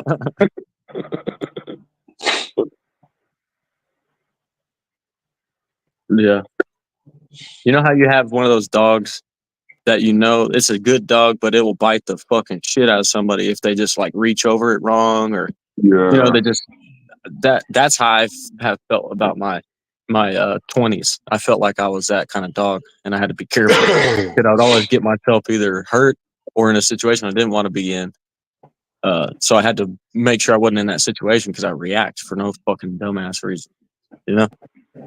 Well, I always did that. Like, think out the scenario before you do something because am I going to be put in a position where I have to do something that I'm going to regret later? Like, exactly. So I'm not going to get in an argument with you where you start getting disrespectful where we're in person where I feel like I want to slap you because if I do that, then I'll fuck up and I'll start being emotional and I'll overreact for no reason. And then I'll make the situation 10 times worse. Happens to me every few months. Somebody gets into it with me in my personal life, and then I kind of freak out. There is all over the fucking mailman. I'm just kidding. Well, take the phone out there. We'll tell them what's up. Hey, look, I'm on a live right now, and these guys, they know who you are. They actually looked up your truck. They know the number. They know your employee, first name and last name. One guy is looking for your social right now. Here's what they got to tell you. They'll be like, first. When you leave the post office, I don't care what your normal route is. You come here first. Yeah, or else. Hold up. I'll even leave a $20 bill out there for you every time. I pay $20 to get my shit delivered first. Only on the days that I got something important coming. Yeah, exactly. That's what I'm saying. Like this part costs $1,200 brand new. Like, you know what I mean? Mm-hmm. I'm over here waiting on it like motherfucker. Like waiting on my bike. When I was waiting on my bike on the mail, dude, I was damn near ready to freak out all day. And then it didn't come that day, and it came the next day. I was even more mad. So when the UPS guy came out there, I was ready to give him a hug. If it was a chick, I was just give her my number. Like, I was happy. Yeah, that's what I'm saying. You're saying all this to the Yeah, I postman. know. You're gonna be out there. You're gonna be out there. Use my handy. Thank you. Oh, thanks Give so him a much. good game as he walks away. Good game, bro. Good job. A good one too. Just a schmacker. Like a whole from above the head all the way in a circle to the Middle, a booty cheek uplift. One of those ones. middle finger right in the center. Oh, I ain't doing that. That's a little far, right? You might show up a lot earlier next time. I think I'm gonna have some Swiss steak for dinner tonight.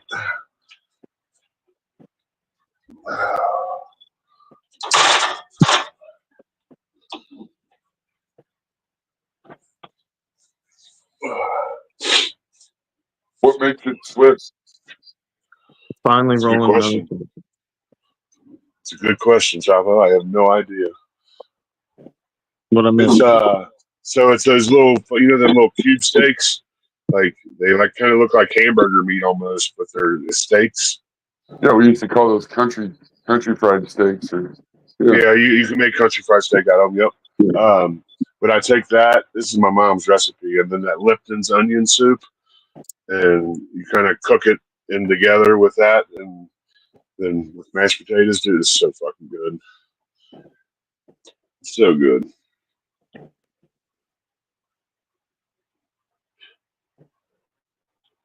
But I'll probably just have the steak and not the mashed potatoes. I'm thinking I gotta lose weight. Oh, that's easy to do. Just eat different things. You can eat a lot of food. You just got to eat different things. Yeah, see, that's the problem. I don't like those different things.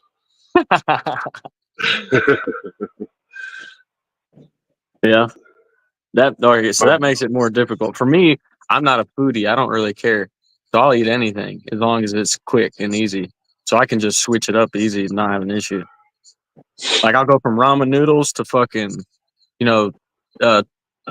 chicken breast and fucking raisins and fruits and shit. I don't care. I want you to get on YouTube and I want you to look up how ramen noodles are made. Oh, I don't eat ramen noodles anymore. I don't eat ramen noodles. I try not to eat. No, I quit. I'm on a diet too. I started going on a diet here recently. And slowly over the last year, I've changed what I eat. Twig, dude. No, a diet means you are thinking about what you're eating and you have a reason why you're eating the things you're eating. So like you may be on a diet and it may be a weight loss diet. My diet may be I need more protein, I need more calories, I need more micronutrients. And I can't have as much, carbs and shit that are bullshit carbs because of the inflammation. I've been on for like 5 hours. I think I'm about done. It's only been 4 hours and 57 minutes. Oh my god. Yeah, I shut it down before 4 hours usually. Like bro, I ate lunch and everything. I just ate breakfast but lunch. Yeah, I'm cooking some meat right now. I did all kinds of shit on this lot. I took care of the plants. I've transplanted some plants, rolled a blunt or joint, ate lunch, snack. I just came on to see what happened this morning because usually Chapo don't go live unless something fucking crazy happens. I was bored. Yeah. But yeah. Apparently. Thanks for coming up, you guys, and I'll chat at you later. Yep. See you guys. See ya. Later, chat.